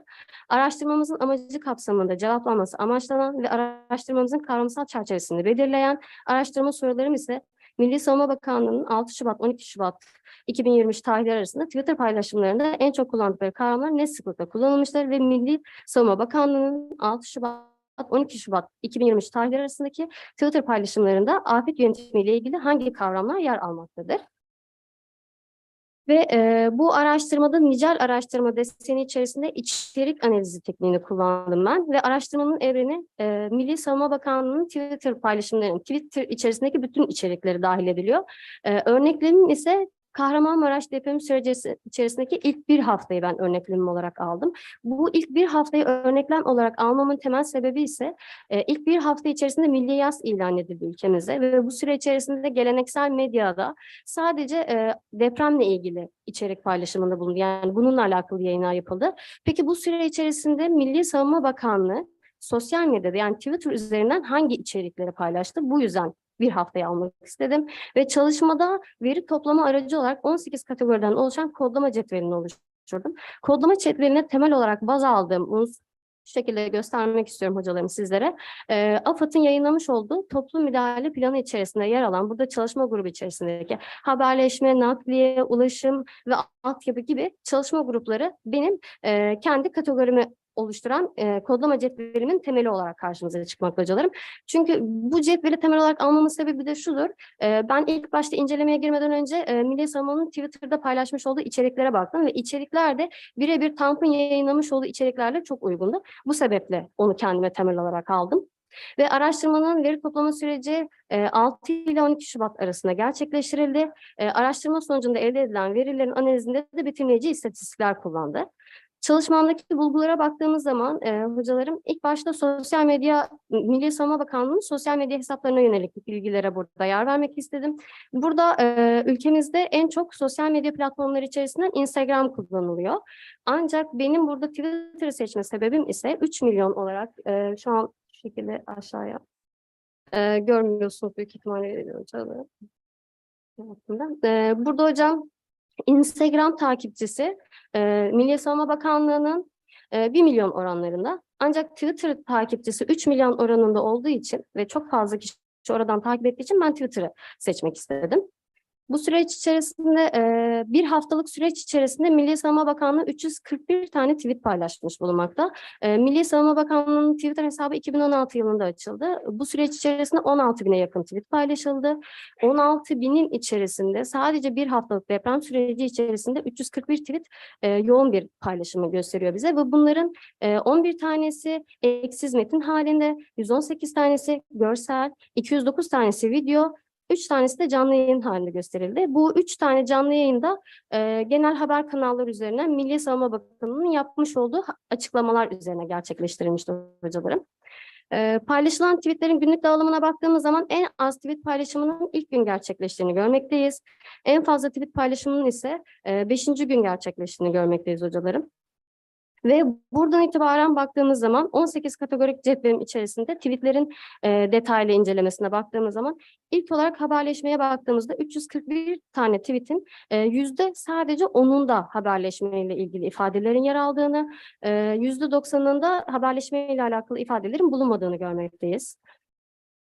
Nakliye ile alakalı bilgilerin ise %28.4'ünde yer aldığını, %71.6'sında ise yer almadığını görmekteyiz. Burada hocalarım şöyle detaylı bir bilgi vermek istiyorum. Nakliye denildiği zaman sadece burada hani herhangi bir iş aracının gönderilmesi gibi değil, Milli Savunma Bakanlığı içerisinde yer alan personelin, yurt dışından gelen AFAD ilgili destek personelleri dahil, iş araçları dahil hepsinin nakliyesini kapsamaktadır.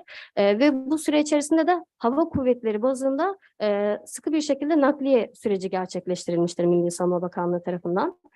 Ulaşım ve altyapı konusunda burada ulaşım ve altyapıya yönelik sadece 8.5 oranında bir içeriğin olduğunu, 91.5 oranında ise içeriğin bulunmadığını görmekteyiz. Güvenlik ve trafik bağlamında 9.1 oranında içeriğin yer aldığını, 90.9 oranında ise içeriğin bulunmadığını görmekteyiz. Burada güvenlik noktasında hocalarım özellikle asayişle alakalı konularda Twitter içerikleri paylaşılmıştır Milli Savunma Bakanlığı tarafından. Arama kurtarmaya bağlı olarak %37.0 oranında içeriğin yer aldığını, %60 oranında içeriğin bulunmadığını görmekteyiz. Ve birazdan en son bütün tweetlere baktığımız zaman en fazla paylaşımın arama ve kurtarma bağlamında gerçekleştirildiğini bulguladım.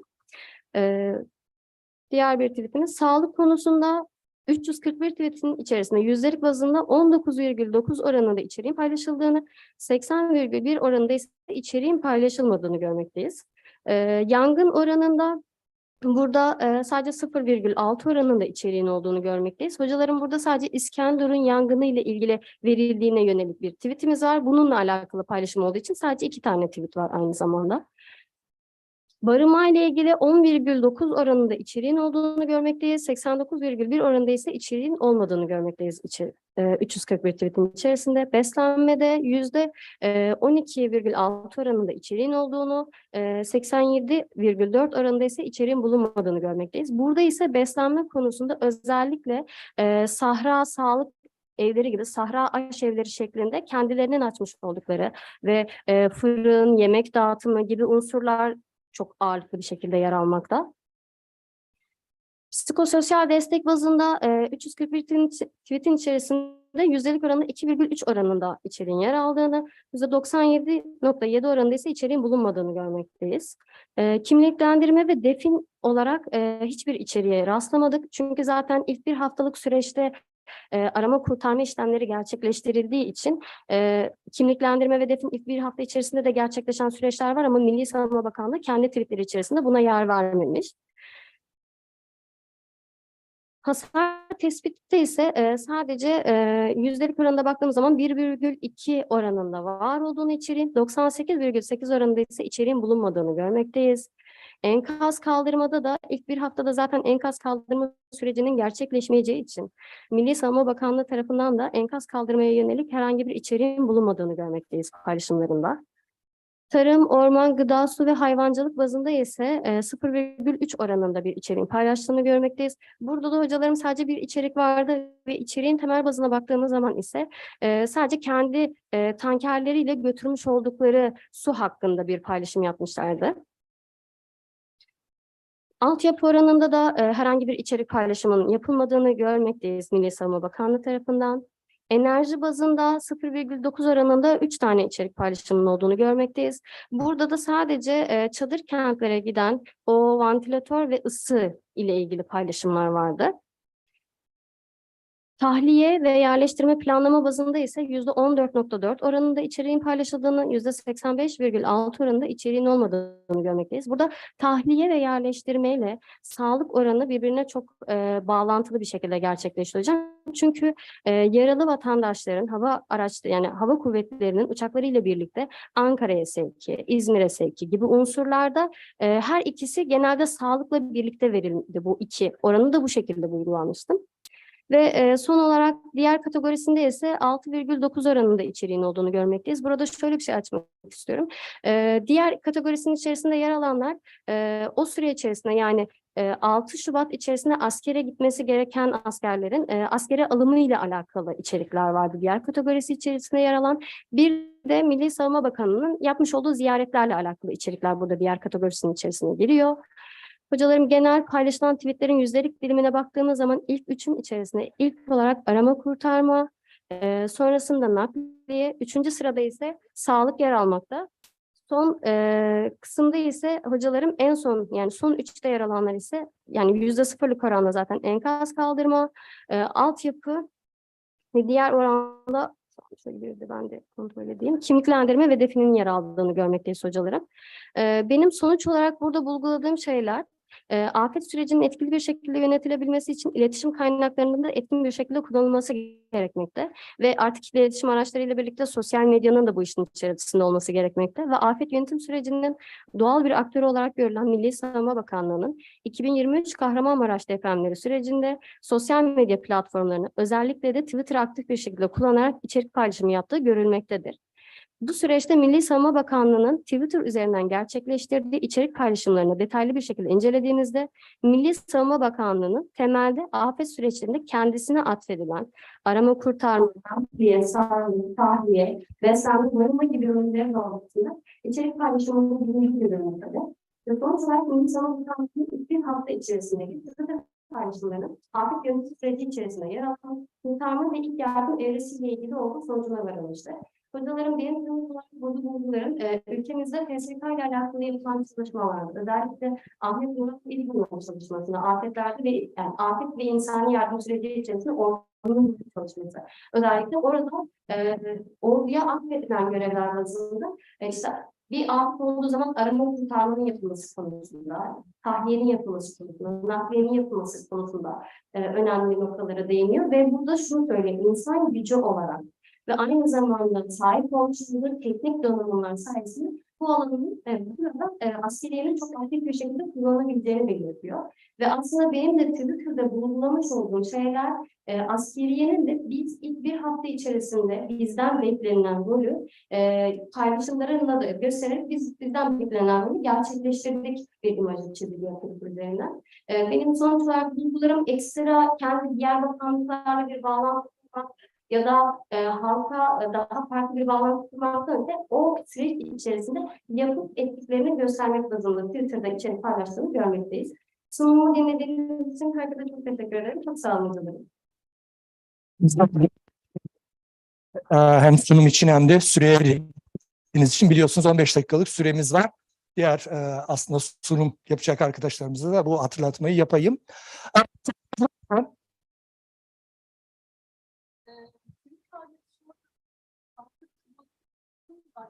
Evet. Hocam şöyle altısında sahaya inmeleri problem oldu. Hocam aslında şöyle sahaya inildiği de paylaşılıyor. 3500 tane askerin o alanda bulunan askerin direkt o tarafa geçtiği söyleniyor. Ve 6 Şubat hocam yanlış hatırlamıyorsam sabah saatlerinde ilk tweet atılıyor ve ilk 4 tweet normal metin şeklinde paylaşılıyor ve ilk tweette işte 10 ilimizde depremin olduğuna yönelik bir açıklama yapılıyor. Sonrasında yani ilk gün 25 tweet atılıyor hatta hocam. Burada bazı paylaşımlarda Milli Savunma Bakanlığı'nın ilk 2 günkü tweetlerinin kaldırıldığı söylenmişti. Ancak Twitter'a baktığımız zaman hocam ilk günden itibaren Milli Savunma Bakanlığı'nın paylaşımlarını kaldırmadığını görüyoruz ve paylaşımları duruyor. AFAD'ın afet müdahale planında Türk Silahlı Kuvvetleri'ne, Milli Savunma Bakanlığı'na arama kurtarma görevi atfedilmiş mi? Hocam şöyle, şimdi Milli Savunma Bakanlığı, hatta şurada size ikinci konularda görülüyor. Evet, şöyle hocam. Mesela görev yüklenmemiş Milli Savunma Bakanlığı'na. Hocam, bölüyorum, özür dilerim. Ancak şöyle bir durum var. 7269 kanun gereği orada askeriye hocam kendi üstlerinden emir almaksızın herhangi bir afet durumunda kaymakam ve valilerin isteği dahilinde alana müdahale etme hakkına sahip. Ama yani başkanlığı kararnamesi iptal edildi. Hocam protokol orada iptal edildi. Kanun hala geçerli bir şekilde duruyor. Yani kanun olarak duruyor. Protokol iptal edildi. AFAD konusunda evet AFAD Milli Savunma Bakanlığı'nın bütün çalışmalarında destek personeli olarak bulunuyor. Sorumlu bakanlık olarak değil. Ancak yasal gereği de o dediğiniz gibi hocalarım protokol iptal edilse de 7269 sayılı kanun gereği onların olay mahalline müdahale etme hakları da bulunuyor. Destek istenildiği takdirde. Sorun orada kaynaklanıyor. Yani öyle kendilerine bir görev atfediyorlar ama AFAD'ın afet müdahale planlarının görevlendirme olmadığı için bütün işler AFAD'ın kontrolünde gerçekleştiği için mesela sahaya çıkamadılar. Yani 3500 personel falan değil. Kaymakamlar da kendilerine verilen görevde Türk Silahlı Kuvvetleri'ne görev atfedilmediği için oraya emir vermediler. Yani orada boşlukla beklediler.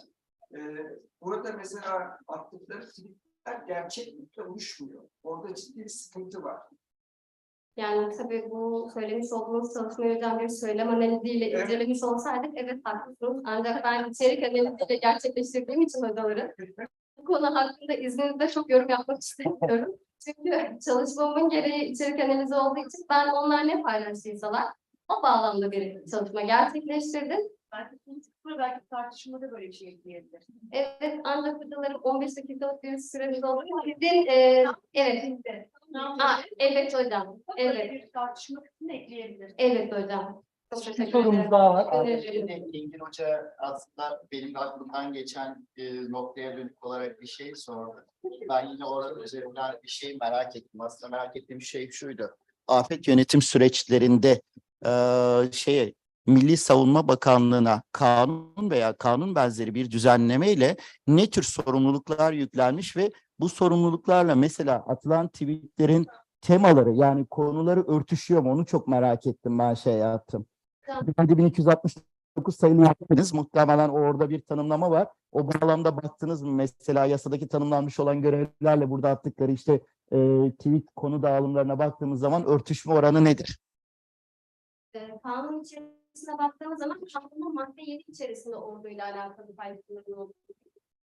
Ve sadece hocam süslemek gerekirse genel bir afet bu kararı. Yani orduya yönelik spesifik bir kanun değil, hatta isminde şöyle umumi hayatın müessir afetlerde dolayısıyla alınacak tedbirlerde yapılacak yardımları dair.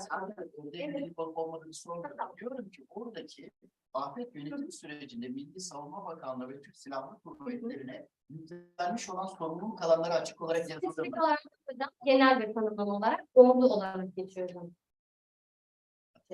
Başka sorunuz var mı? Yok. Ses kullanılıyor. Ses kullandınız. İkinci olarak bu retweet edilmiş mi bir tepki onarttınız mı? Şu an şöyle söyleyebilirim. 4 tane retweet var. Onun dışında geri kalan hepsi Milli Savunma Bakanlığı'nın kendi paylaşmış olduğu bilgiler. Peki. Çok teşekkür ederiz. Buyurun. Evet.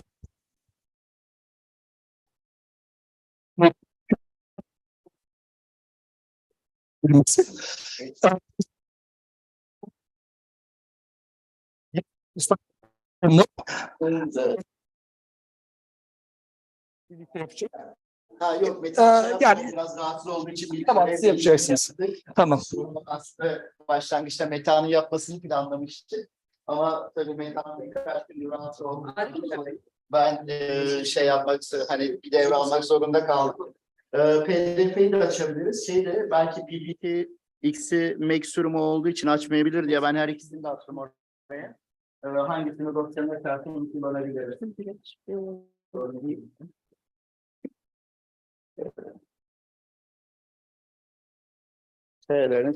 Ben ayarlayayım bir gün.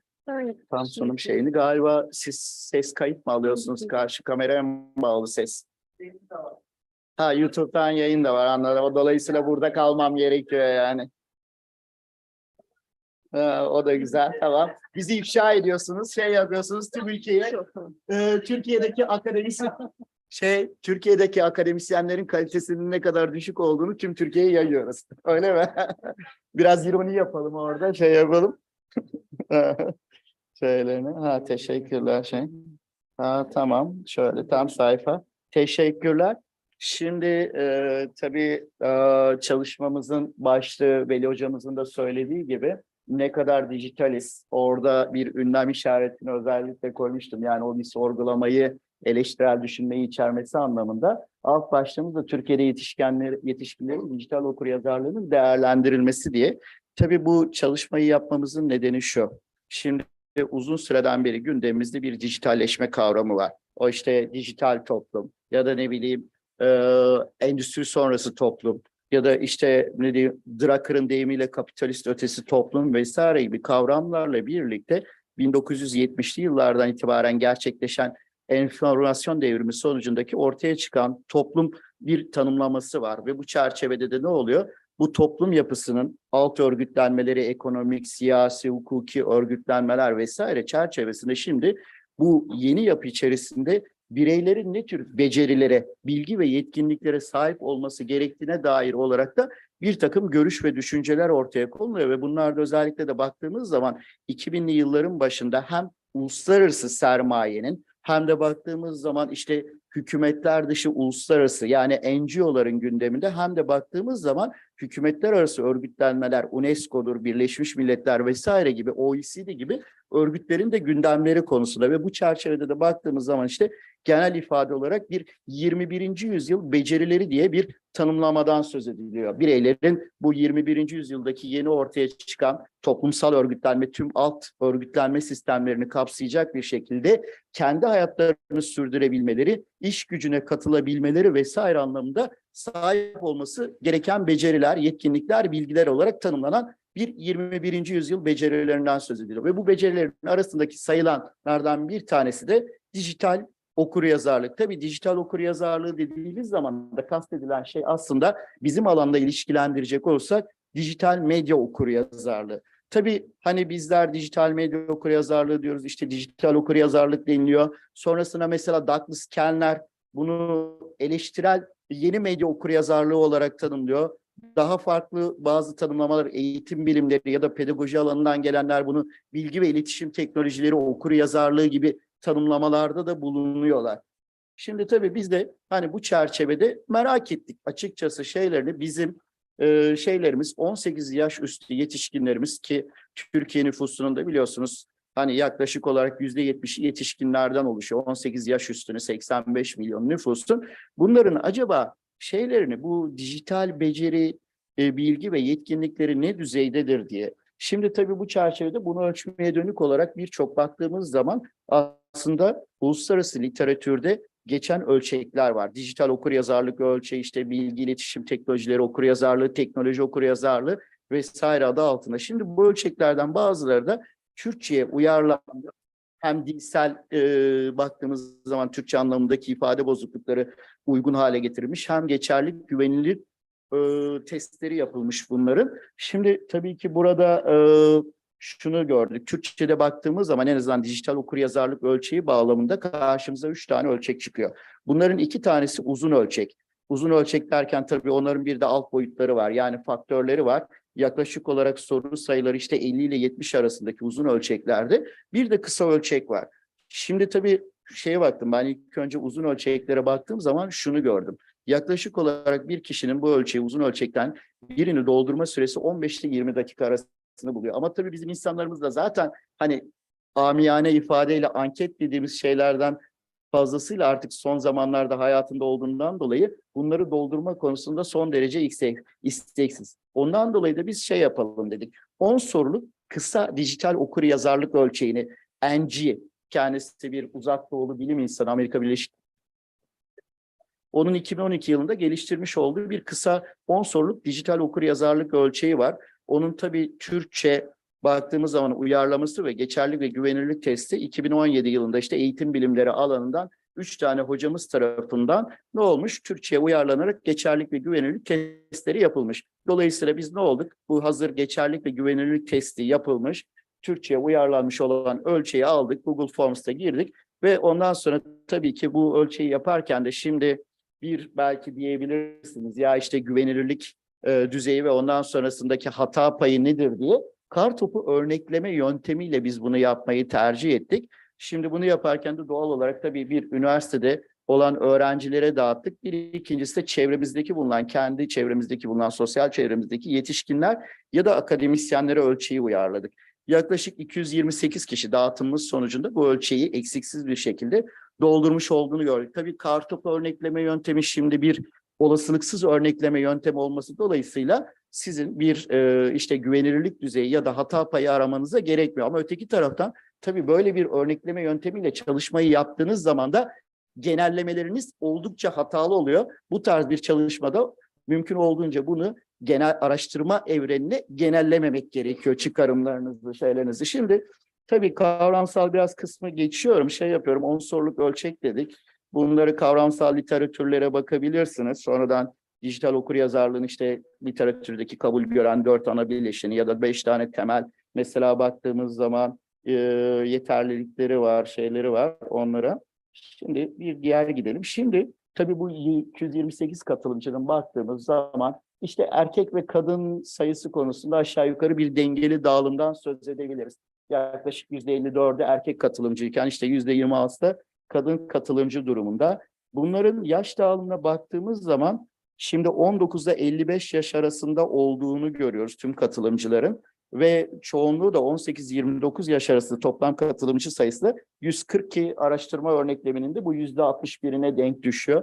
Dolayısıyla aslında hani tabii bunlar da bu 18-29 yaş arasındaki olan katılımcıların çoğunluğu ya üniversite ön lisans ya da lisansüstü yani yüksek lisans ve doktora öğrencileri ya da yeni üniversiteden mezun olmuş olan öğrenciler olduğunu söyleyelim. Yetişkin 29 yaş üstündeki olanların bir kısmı mesela kendi yine sosyal çevremizden olup işte üniversite mezunu, belki aralarında ben kendi arkadaşlarım arasından biliyorum bir kısmının yüksek lisansı vesairesi de var. Bazıları da yine onların üniversitede, bizim üniversitemizde, çalıştığımız üniversitede akademisyen olduğunu söyleyebilirim. Zaten bunu da direkt eğitim düzeyiyle ilişkili olan veride görüyoruz. Bakın %95,2'si üniversite mezunu olarak görünüyor katılımcıların. Şimdi ölçekteki tabii birinci soruya gelecek olursak, baktığımız zaman birinci soru, kullandığım teknolojilerle ilgili karşılaştığım teknik problemleri nasıl çözeceğimi bilirim. Bu birazcık daha işte baktığımız zaman teknik becerileri, dijital okuryazarlık bağlamında baktığımız zaman ölçmeye dönük olarak bir soru olduğunu görüyoruz, yapıyoruz. Ve bizim tabii katılımcılarımızın %60'ının da gençler olması dolayısıyla yaklaşık %70'inin işte bu yeni teknolojilerle ilgili olarak karşılaştığı teknik problemleri nasıl çözebildiğine dair bir ifadeyi tercih ettiğini görüyoruz. Nitekim bunu mesela baktığımız zaman destekleyici olan aşağıda bazı sorular olduğunda bu oranın da öteki o diyelim çek sorularında yine desteklendiğini görüyoruz, yapıyoruz. Birazdan onlara da geleceğim sırayla.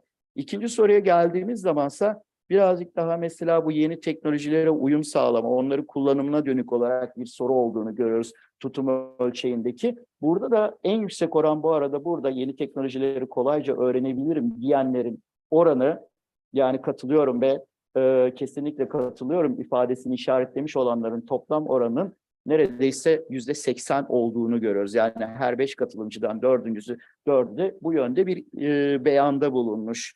Şimdi önemli yeni teknolojileri takip ederim dediğimiz zamansa burada birazcık oranın düştüğünü görüyoruz. 4 katılımcıdan 3'üne bu oran düşüyor.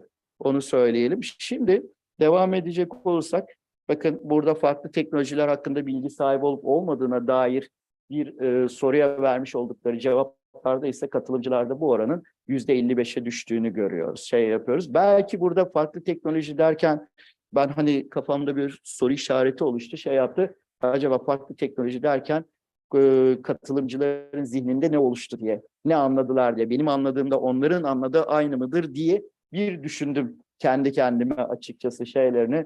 Buradaki şimdi mesela Smart TV de bir yeni teknolojileri düşündüğümüz zaman ama öteki taraftan bir tablet kullanımı da yine teknolojiler arasına giriyor. Ya da ne bileyim blockchain teknolojisine aşina olmak da baktığınız zaman yine bir yeni teknoloji alanı olarak kabul edebiliyoruz. Ya da Web3 mesela tokenları bu aralar çok gündemde ya da yapay zeka uygulamaları vesaire, bunların da hepsi yine farklı yeni teknolojiler olarak sayabileceklerimiz arasında. Şimdi devam edecek olursak 5. sorumuz, şimdi geldiğimiz zaman burada bilgi ve iletişim teknolojilerini öğrenme amaçlı kullanma konusunda ve öğrendikleriyle bakın bir takım dijital materyaller geliştirme konusundaki teknik becerilere sahip olmaya geldiğimiz zaman burada oranın %50'nin altına düştüğünü görüyoruz ki en zayıf noktalardan bir tanesi olarak da bizim dijital becerilerimiz anlamında buranın olduğunu söyleyebilirim. Ölçek çerçevesinde elde ettiğimiz bulgularda. De gelecek olursak yine bakın bir başka konuda şu. Bilgi ve iletişim teknolojileri konusunda sahip olduğum beceriler yeterlidir diye. Burada katılımcıların işte sadece %31,6'sı, 1/3'ün de altında bir oran bilgi ve iletişim teknolojileri konusunda yeterli beceriye sahip olduğunu ifade ediyor. 1/3 kararsız, kalan 1/3 ise yetersiz olduğunu düşünüyor becerilerinin. Buradan da biz şunu anlıyoruz ki en azından anket ölçeği üzerinde ister şimdi 18'den 55 yaş arasına göre bir dağılım olduğunda ve çoğunluğun da 18-29 yaş arası olduğunu düşündüğümüzde aslında bizim genç kuşağın dijital becerilerinin geliştirilmesine dönük olarak örneklem bağlamında daha fazla belki bir takım öğretim süreçlerine dahil etmemiz gereken hususlar olduğuna dair bize bir fikir veriyor. Şimdi devam edecek olursak 7.'ye. İnternetten bilgi edinmek için yaptığım arama ve değerlendirmelerde kendime güvenirim. Her 4 katılımcıdan 3'ü de bu noktada kendisine güvendiğini ifade ediyor. Ama tabii bu mesela benim kafamda yine soru işareti olanlardan bir tanesi oldu. Ya çünkü bu internet dediğimiz şey birazcık böyle sanki sonsuz evren gibi. Ve biliyoruz ki bugün biz bir gündeki dijital ortamdaki üretilen enformasyonun miktarı o güne kadarki insanoğlunun bilinen tarihi içerisindeki üretilen enformasyonun miktarından daha fazla. 24 saatlik zaman diliminde. Şimdi bir arama yaptığınız zaman çeşitli anahtar kelimeler üzerinde işte en yaygın kullanılan Google Chrome üzerinde size yaklaşık 1 saniyenin altındaki bir süre içerisinde bazen milyar tane sonuç veriyor anahtar kelimenize göre. Acaba gerçekten o 1 milyar tane sonuç içerisinde şimdi orada arama motor optimizasyonu vesaire, şimdi sponsorlu sayfaların gelmesini vesaire düşünecek olursak gerçekten kendisi için yararlı olan ve aradığı enformasyonu bulabiliyor mu ve bunu filtreleyebiliyor mu? Böyle belki de bir soruda tamamdır. Zaten şeyimize geldik, son 3 tanemize. Şimdi böyle bir soruda muhtemelen aslında katılımcılarla derinlemesine görüşmeler yapıp daha ayrıntılı bir sorgulama yapmak gerekiyor. Doğru bir veri elde edebilmek adına bunu söylüyorum ya da geçerli bir veri elde edebilmek adına. Şimdi 8.'ye gelecek olursak bakın siber güvenlik konusuyla ilgili olarak burada da katılımcıların yarısından biraz fazlası siber güvenlik ve benzeri konulara aşina olduğunu ifade ediyor. Yine mesela en çok tartışmalı olan konulardan bir tanesi bu dijital beceriler noktasında açıkçası bu konuyla ilgili olarak da ayrıntılı çalışmalara yine ihtiyaç var ülkemizde. Şimdi evet mesela İçişleri Bakanlığı'nda falan uzmanlık tezi yapanların bazı çalışmaları var ya da BTK nezdinde ama onlar da baktığınız zaman az sayıda olan çalışma ve çoğunlukla da literatür çalışması olduğunu söyleyebilirim. Şimdi 9.'ya geldiğimiz zaman da bu bilgi ve iletişim teknolojilerinin bir projede çalışma ve diğer öğrenme etkinlikleri konusunda akranlarıyla daha iyi işbirliği yapmamı sağlar ifadesinde de her 4 katılımcıların 3'ünün de bu üretim süreci anlamında dijital becerileri kullanma noktasında bir işbirliğini sağlamak için bunu kullanabildiğini söylüyor. 10. ifadede bu yakın ilişkili olan bir ifade. Üniversitedeki çalışmalarda arkadaşlarımla internet üzerinden sıklıkla yardımlaşırım. Burada da mesela baktığımız zaman neredeyse 9. ifadedekine benzer bir şekilde bir oranın ortaya çıkmış olduğunu görüyoruz. Yine 4 katılımcıdan yaklaşık 3'ü internet üzerinden sıklıkla yardımlaştığını ifade ediyor. Bu da muhtemelen pandemi süreciyle birlikte işte bu çevrim içi toplantılar, dersler, sunumlar vesairelerin artmasıyla ilişkili olduğunu düşünüyorum ben şahsen. Öyle söyleyelim. Şimdi bunları belirttik. Şeylere önemli hususlar bir bakıyorum atladığımız bir şey var mıdır diye.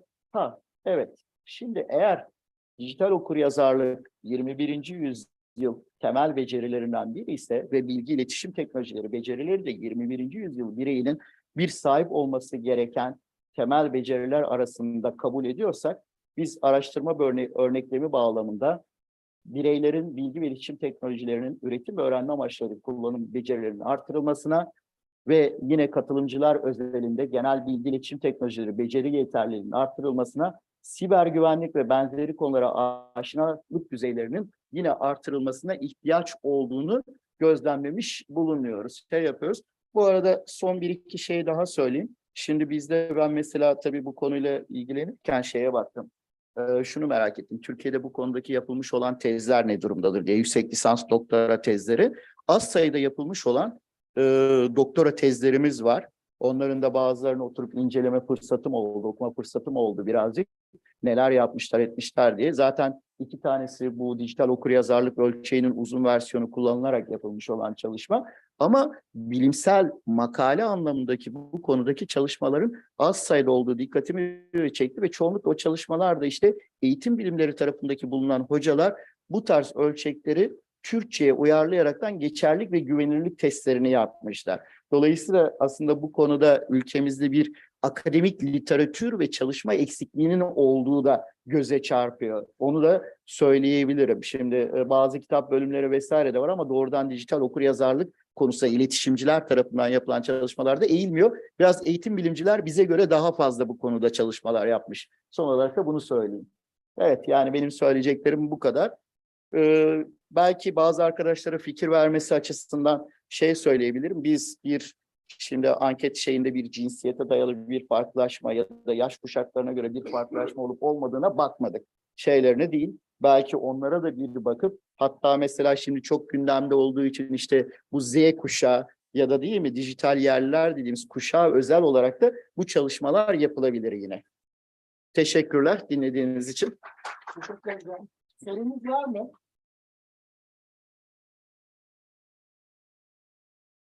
Evet, buyur Sema.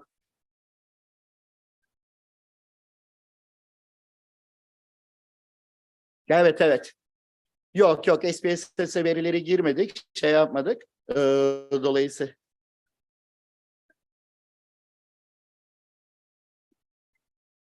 Ha yok, ben onları tek tek baktım. Yaş aralıklarını ben şey yaptım yani, baktım onları, ondan dolayı biliyorum. Hangi yaş aralığında ve dağılımların ne olduğuna dair olarak ayrıca baktım onlara özel olarak. Çok teşekkür ederiz. Biz teşekkür ederiz. Bu açık ses geliyor mu bilmiyorum ama. Geliyor size. Geliyor mu? Tamam. Gelin hocam, teşekkürler. Çok sağ olun.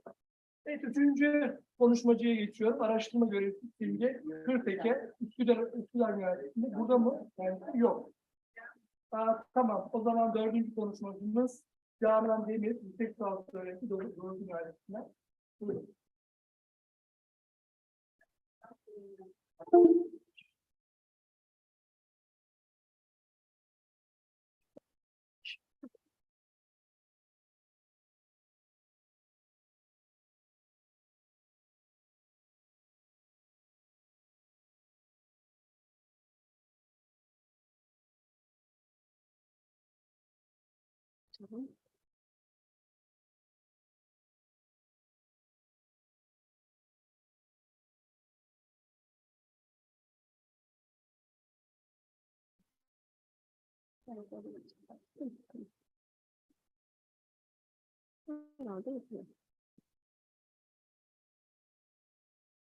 Artık oraya çok bağımlı kalamayacağım çünkü bunları dinleyince. Herkese merhaba. Ben Canan Demir. Doğuş Üniversitesi'nde İletişim Bilimlerinde yüksek lisans yapıyorum. Ayrıca Bir Gün Gazetesi'nde 15 yıl gazetecilik yaptım sahada.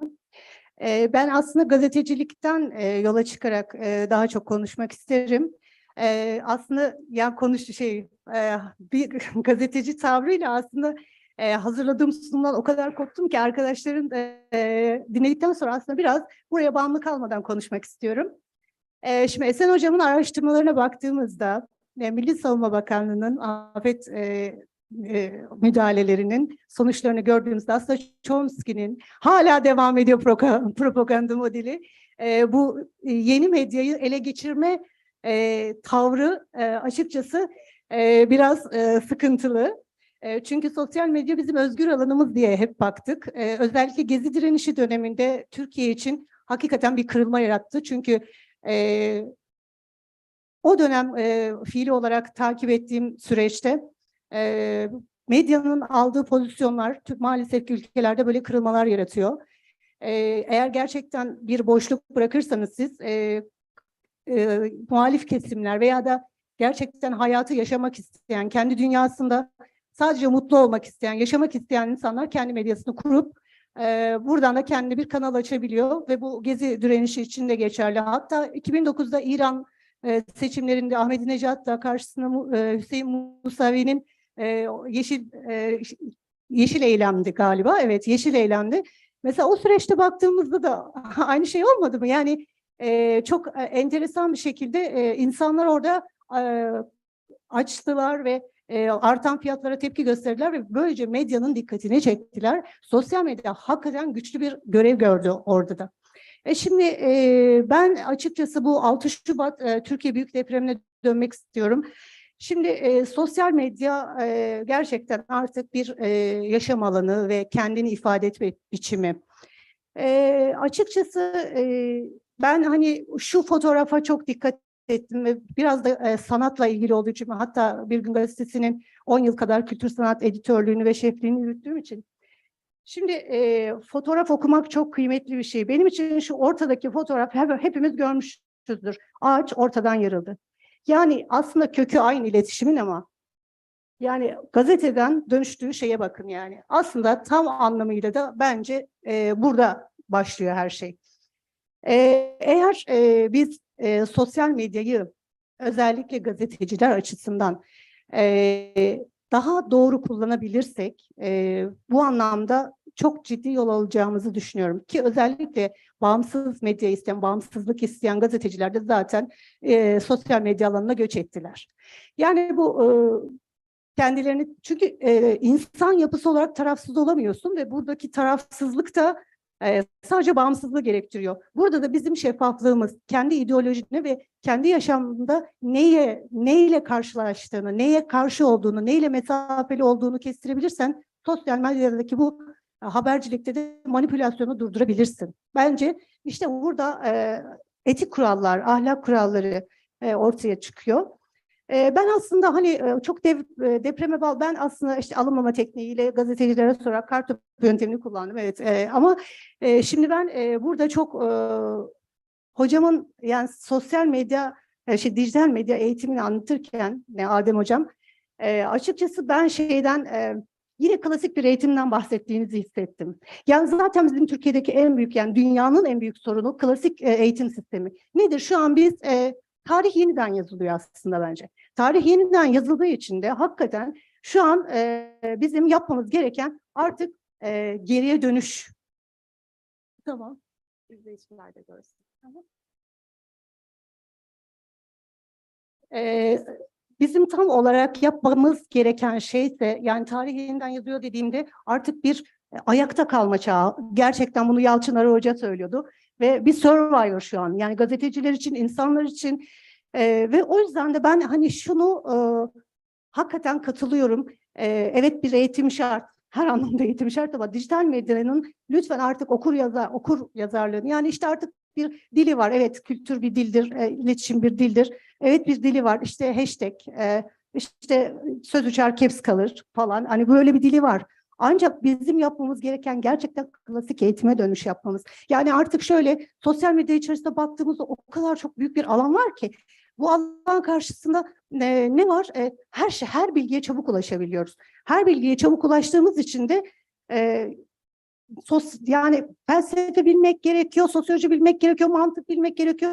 Aristoteles'in ve Platon'un olduğu dönemlerde, yani Venedik İmparatorluğu'da olduğu dönemlerde hepsini bilmemiz gerekiyor. Çünkü böyle büyük bir mecra karşısında alacağımız tavır çok kıymetli. Biz eğer bu tavrı alırsak o televizyondaki veya da sosyal medyadaki manipülasyon haberlerinden tamamen uzaklaşacağız. Hiçbir şey bizi kandıramayacak. Çünkü sosyal, yani tarih bilirseniz veya işte sosyal bilimleri bilirseniz eğer orada klasik eğitimi aldığınızda sizi hiçbir şey durduramayacaktır. Çünkü karşılaştığınız şey, hani yapay zeka, aman Allah'ım insanlığı yok edecek falan diye korkuyoruz. Bu korkularımızın önüne geçeceğine inanıyorum.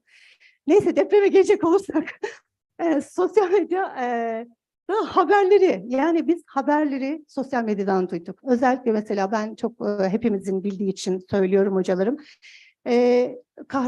Hatay hep ihmal edildi. Biz o süreci biliyoruz. Orada işte Hatay Spor, Volkan Demirel'in sosyal medyasından yaptığı paylaşım bizim için aslında hani oradaki gazetecilik açısından da burada yani üretici olan, tüketici olan bireyin artık haber verme açısından üreticiye dönüştüğünü, haber veren, bilgi aktaran kişi dönüştüğünü görüyoruz. Ben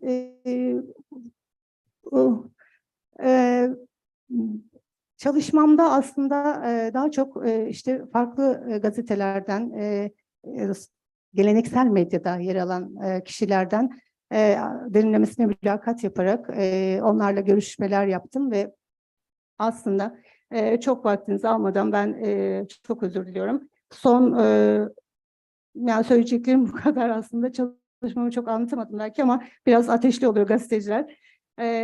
Şimdi şu aslında benim için şu göstermiş olduğum şey aslında sosyal medyanın ve geleneksel medyanın insanların bireysel olarak nasıl tavırlar alması gerektiğini anlatıyor. Hollandalı bir sanatçı bu, Karcel Bartels. Kendisi Yani bir kitabın, kapanmış kitabın üzerine tünemiş bir yani mum var. Bu ambiyans aslında o dönem insanın yaşamla ilgili düşüncelerini, Hollanda'da yaşanan olayların insanlarda yarattığı etkileri anlatmaya çalışıyor. Ve burada diyor ki, hatta not aldım, şöyle bir ifadenin altında, baykuş görmeyi reddediyorsa mumla ve gözlüğün hiçbir anlamı yoktur. Hakikaten de geleneksel medya için de geçerli bu. Eğer sen görmek istemiyorsan seni zaten itici bir güç olan sosyal medya hizaya getirecektir.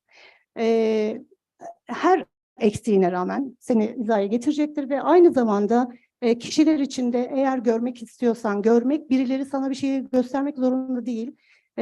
Ve görmek istediğin şeyi iç motivasyonunla, kendi ahlak kurallarınla, kendi etiğinle yaratabilirsin. Sormak istediğiniz bir şey varsa cevap vermek isterim hocam.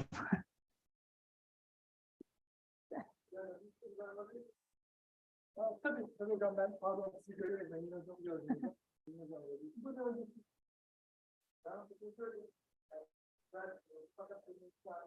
İtiraz mı? Tamam.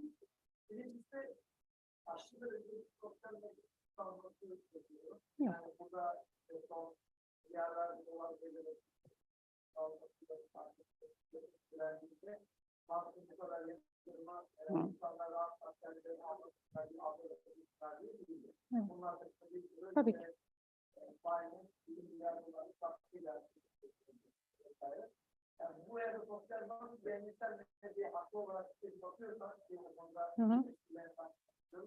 Sosyal medyadaki ilişkilere de bakıyoruz. Yani arkasında ilişkilere de bakmak gerekiyor ve bunların özellikle o ülkenin istihbarat örgütleriyle sağladığı kaynaklara. Evet, hani bilgilendirme açısından güzel, gayet hoş ama sempozyum ruhu açısından araştırmanızı dinleyebilecek çok daha iyi olabilir. Tamam. Hocam buyurun. Ben katkı yaptım.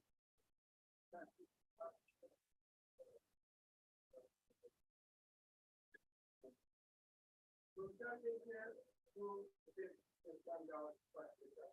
Sosyal medyanın çok son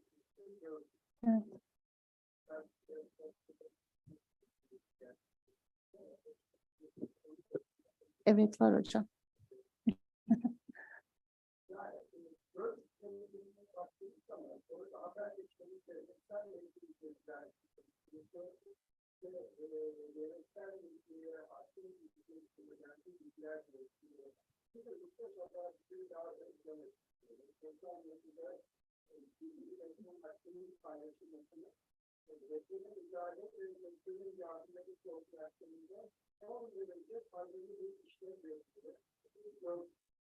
Yani geleneksel medyanın yapamadığı şeyi sosyal medya yaptı ve deprem halinde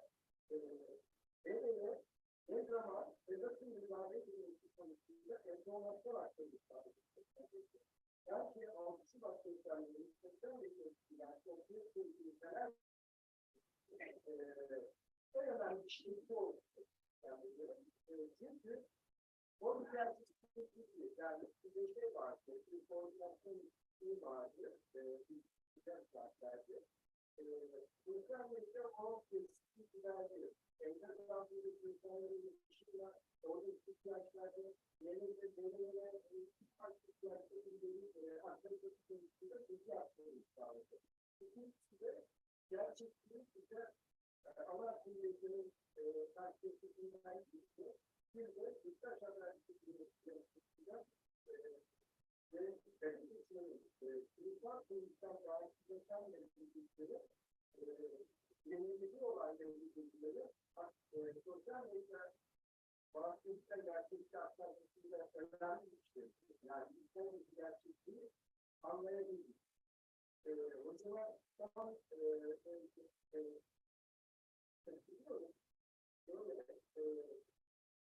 ana medyayla, geleneksel medyayla, sosyal medyayla aslında okuma yaptığımız her şey, kitapları, ilişkiler, oyunlarıcı bir gözle. Evet. Yani en çok insanı her şeyi doğru söylediğimiz algımız da var. Orada manipülasyona lazım oluyor. Ama eleştirel bir nokta yaptığımız zaman eleştirel bir görüşler olarak tuttuğumuz zaman eleştirel bir görüşler olarak tuttuğumuz zaman ve karşılaştırma yapma şansına sahip olduğumuz zaman gerçekten kavrama Hocam gitti mi? Çok pardon. Bunu makalemde tamamıyla söylediğiniz, yani sanki benim yerime siz yazdınız. Çünkü ben bunu zaten işledim. Sadece biraz gazeteciler hani şey oluyoruz, biraz mikrofonu elimize aldığımızda hemen anlatmak istiyoruz ama ben zaten sadece orada bir enkaz altında kalan kişilerin sosyal medya aracılığıyla hayatlarını, yani yaşamlarını kurtardılar. Ya bu çok tabii ki burada tamamen burada bilgi kanalına dönüştü. Yurttaş gazeteciliği dediğimiz şey bilgi kanalına dönüştü. Ve orada karşılaştığı sadece mesela eksikleri değil, hani sadece yani hayat kurtarmak için değil, oradaki eksik olan toplumsal sıkıntıları da dile getiren bir alan oldu. Yani o yüzden sosyal medyanın, evet sizin söylediğiniz şey tamamen doğru ama hangi medya sermaye ile ilişkili değil ki, şimdi Twitter'ı mı suçlayalım? Yani burada bir özgürlük alanı açıyorsa yani onun da önünü kapatmayalım. Şimdi yıllardır yani dünya tarihi boyunca sermayeyle yürüyen bir şey medya ilişkisi. O yüzden burada Twitter'ı baz alamayız. Yani o zaman kökten bir yani işte ya ekosisteminden bahsediyorum. Hani internet alemindeki o ekosistemde yer alan tüm kanallardan bahsediyorum. Hepsinin tabii ki yani medya okur yazarlığında şu bilincin de verilmesi gerekiyor. Burada para kazanan bir yer var. Evet, burada bir para kazanılıyor. Ancak bunun karşılığında hocamın dediği gibi bunu kendi lehimize çevirecek, kendi dünyamızda nasıl yaşamsal bir alan açacağına karar vermemiz gerekiyor. Ve 6 Şubat Türkiye Büyük Depremi'nde de hakikaten inanılmaz ilk günlerde zaten hiç kimsenin ulaşamadığı alanlarda ciddi anlamda hayati rol taşımıştır. Ve bunu yani yeni bir haber kümesi olarak gazetecilerin, herkesin, hatta ana akım medyada televizyonların bile faydalandığı bir alan olmuştur. O yüzden sosyal medya açısından daha doğru kullanım, daha bilinçli kullanım gazeteciler için de, bireyler için de sağlıklı bir alana dönüşecektir diye düşünüyorum. Öyle düşünüyorum. Başta söyleyeyim. Evet.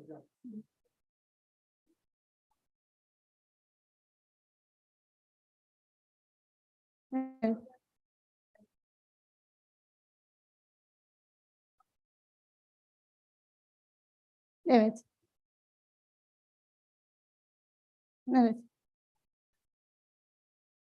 Hı hı. Hı, tamam hocam. Evet. Tamam. Tamam. Tamam. Şimdi farklı gazetelerden ve sosyal medya internet sitelerinin ve sosyal medyayı kullanan haberci olarak kendini tanıyan YouTube kanalı olan kişilerle görüştüm. Evet, habercilerle. Adem vardı. Tabii doğal. Evet. Biliyorum. Tabii biliyorum. Yani zaten ama şimdi onu görüşmezsem anlayamam ki hocam. Yani o zaman biz bize ağırlarız yani. Sonra 12. Hı hı. O 12 kişiyle biri Bir Gün Gazetesi'nin bir muhabiri orada. Birisi Maraş'tan gazete.org'dan, bir tanesi Gazete Duvar'dan ve bir de YouTube kanalı olan medyada kendini var etmeye çalışan yeni bir arkadaşımızdan, onlarla görüştüm. Ve bu bulgular sonucunda hepsi sosyal medyanın aslında gerçekten artık bir yaşam ortamı ve hepimizin eğer etik ve ahlaki kuralları kullanırsak bir araç olabileceğini, gerçek anlamda geleneksel medyanın artık insanların geleneksel medyaya mahkum olmayacakları sonucuna ulaştım.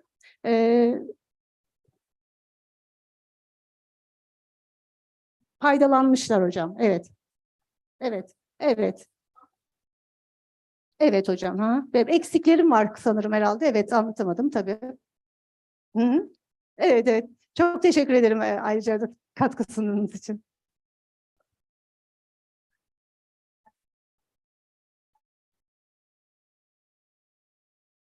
Hocam işte 6 tanesi gözlemci, 6 tanesi değil. Yani buradaki o gözlemcilerle gözlemci olmayanlar arasındaki o ilişkiyi anlatmaya da çalıştım aslında. Yani sonuç olarak aslında takip eden kişinin duygusal şeylerin ön plana çıktığı bir gerçek. Ama uzaktan haberi yapan kişi aldığında daha profesyonel davrandığı sonucuna ulaştım. Evet. Teyit etme açısından da hocam hızlı iletişime geçebiliyor, konuşabiliyor. Başka bir orada bulunduğu bir yakınını arıyor. Veya da işte bu gerçek mi diyebileceği başka sosyal medya kanallarını kullanarak yine yapıyor. Bu sorularımın içinden birisiydi zaten. Evet, yani şöyle mesela diyor ki benim için 3 kişiye sormak daha sağlıklıydı. 3 kişiye doğrulattım mesela. Bir tanesi mesela çok yakın arkadaşım vardı. Onunla aynı dünya görüşüm olduğu için, aynı şeyleri hissettiğim için ona güvenerek o haberi yayınladım ve bir karşılık olarak da bir sıkıntı yaşamadım. Başka sorumuz var mı? Hadi bakalım.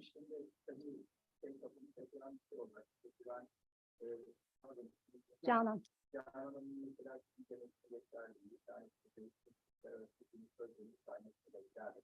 Zaten yani şöyle ulaşamadığım için. Tabii.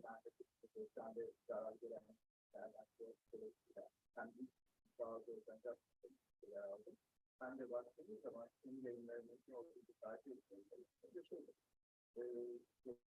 sırayında YouTube üzerinden en uzun süreli canlı ve gerçekleştiren sağlam ve bizim televizyon haber kanalları da biraz da karşılaştırmayı baktığım zaman ben biraz ise 25 yıl önceki televizyon haberciyi ne kadar özgürlük olduğunu fark ettim yayınları izlerken ve bu arada o 2 ay içerisinde en tek 2 tane izlenen 2 tane yayın, birinci günü, diğeri de galiba geçtiğimiz günündeki sağlam olan yapılan bir ay önemli. Müzikten çekilen 10 videodan 2 tanesiydi.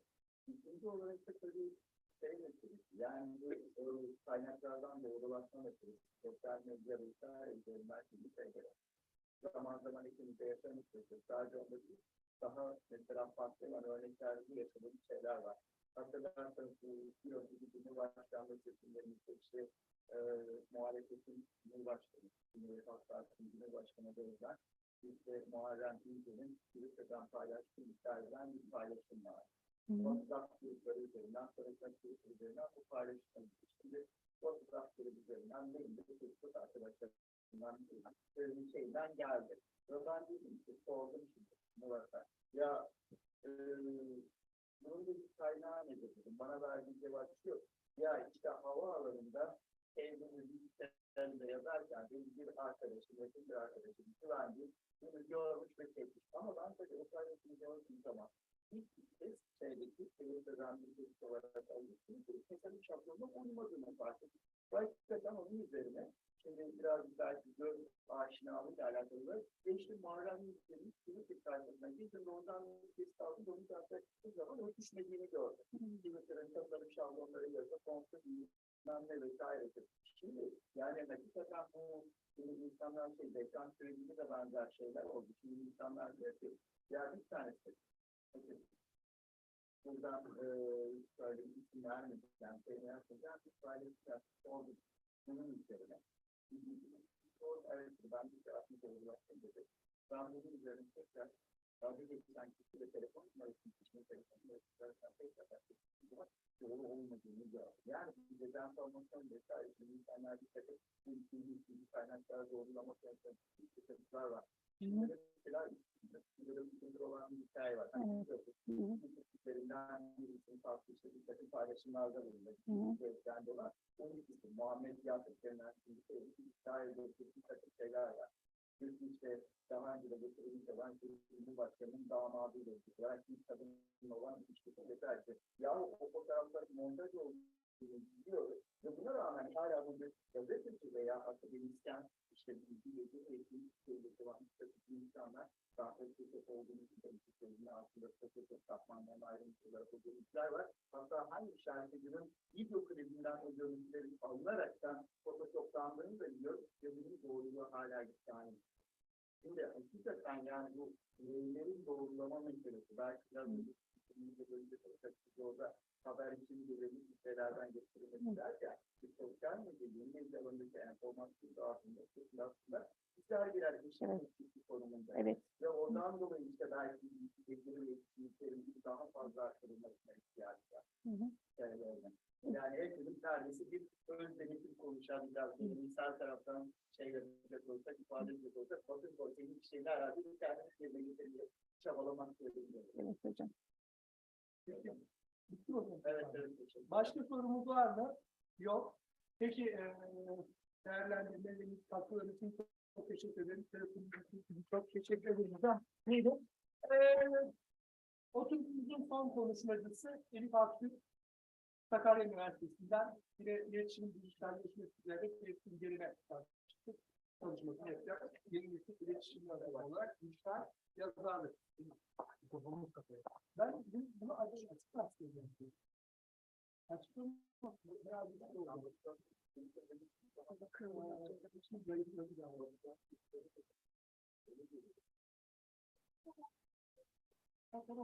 zayıf galiba ses çok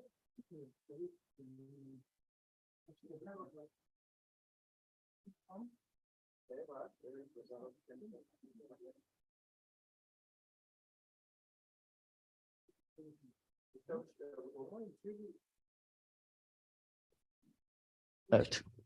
Tamam, bu çalışıyor. Tamam. Teşekkürler hocam. Şunu kullanıyorum. Tamam.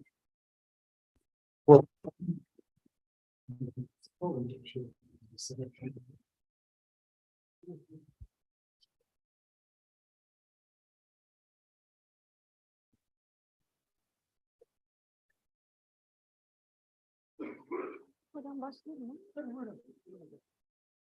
Merhabalar değerli hocalarım, değerli arkadaşlarım, hoş geldiniz. Ben Sakarya Üniversitesi'nden geliyorum. Lisansımda Sakarya Üniversitesi Sanat Tasarım Fakültesi Sinema alanından mezunum.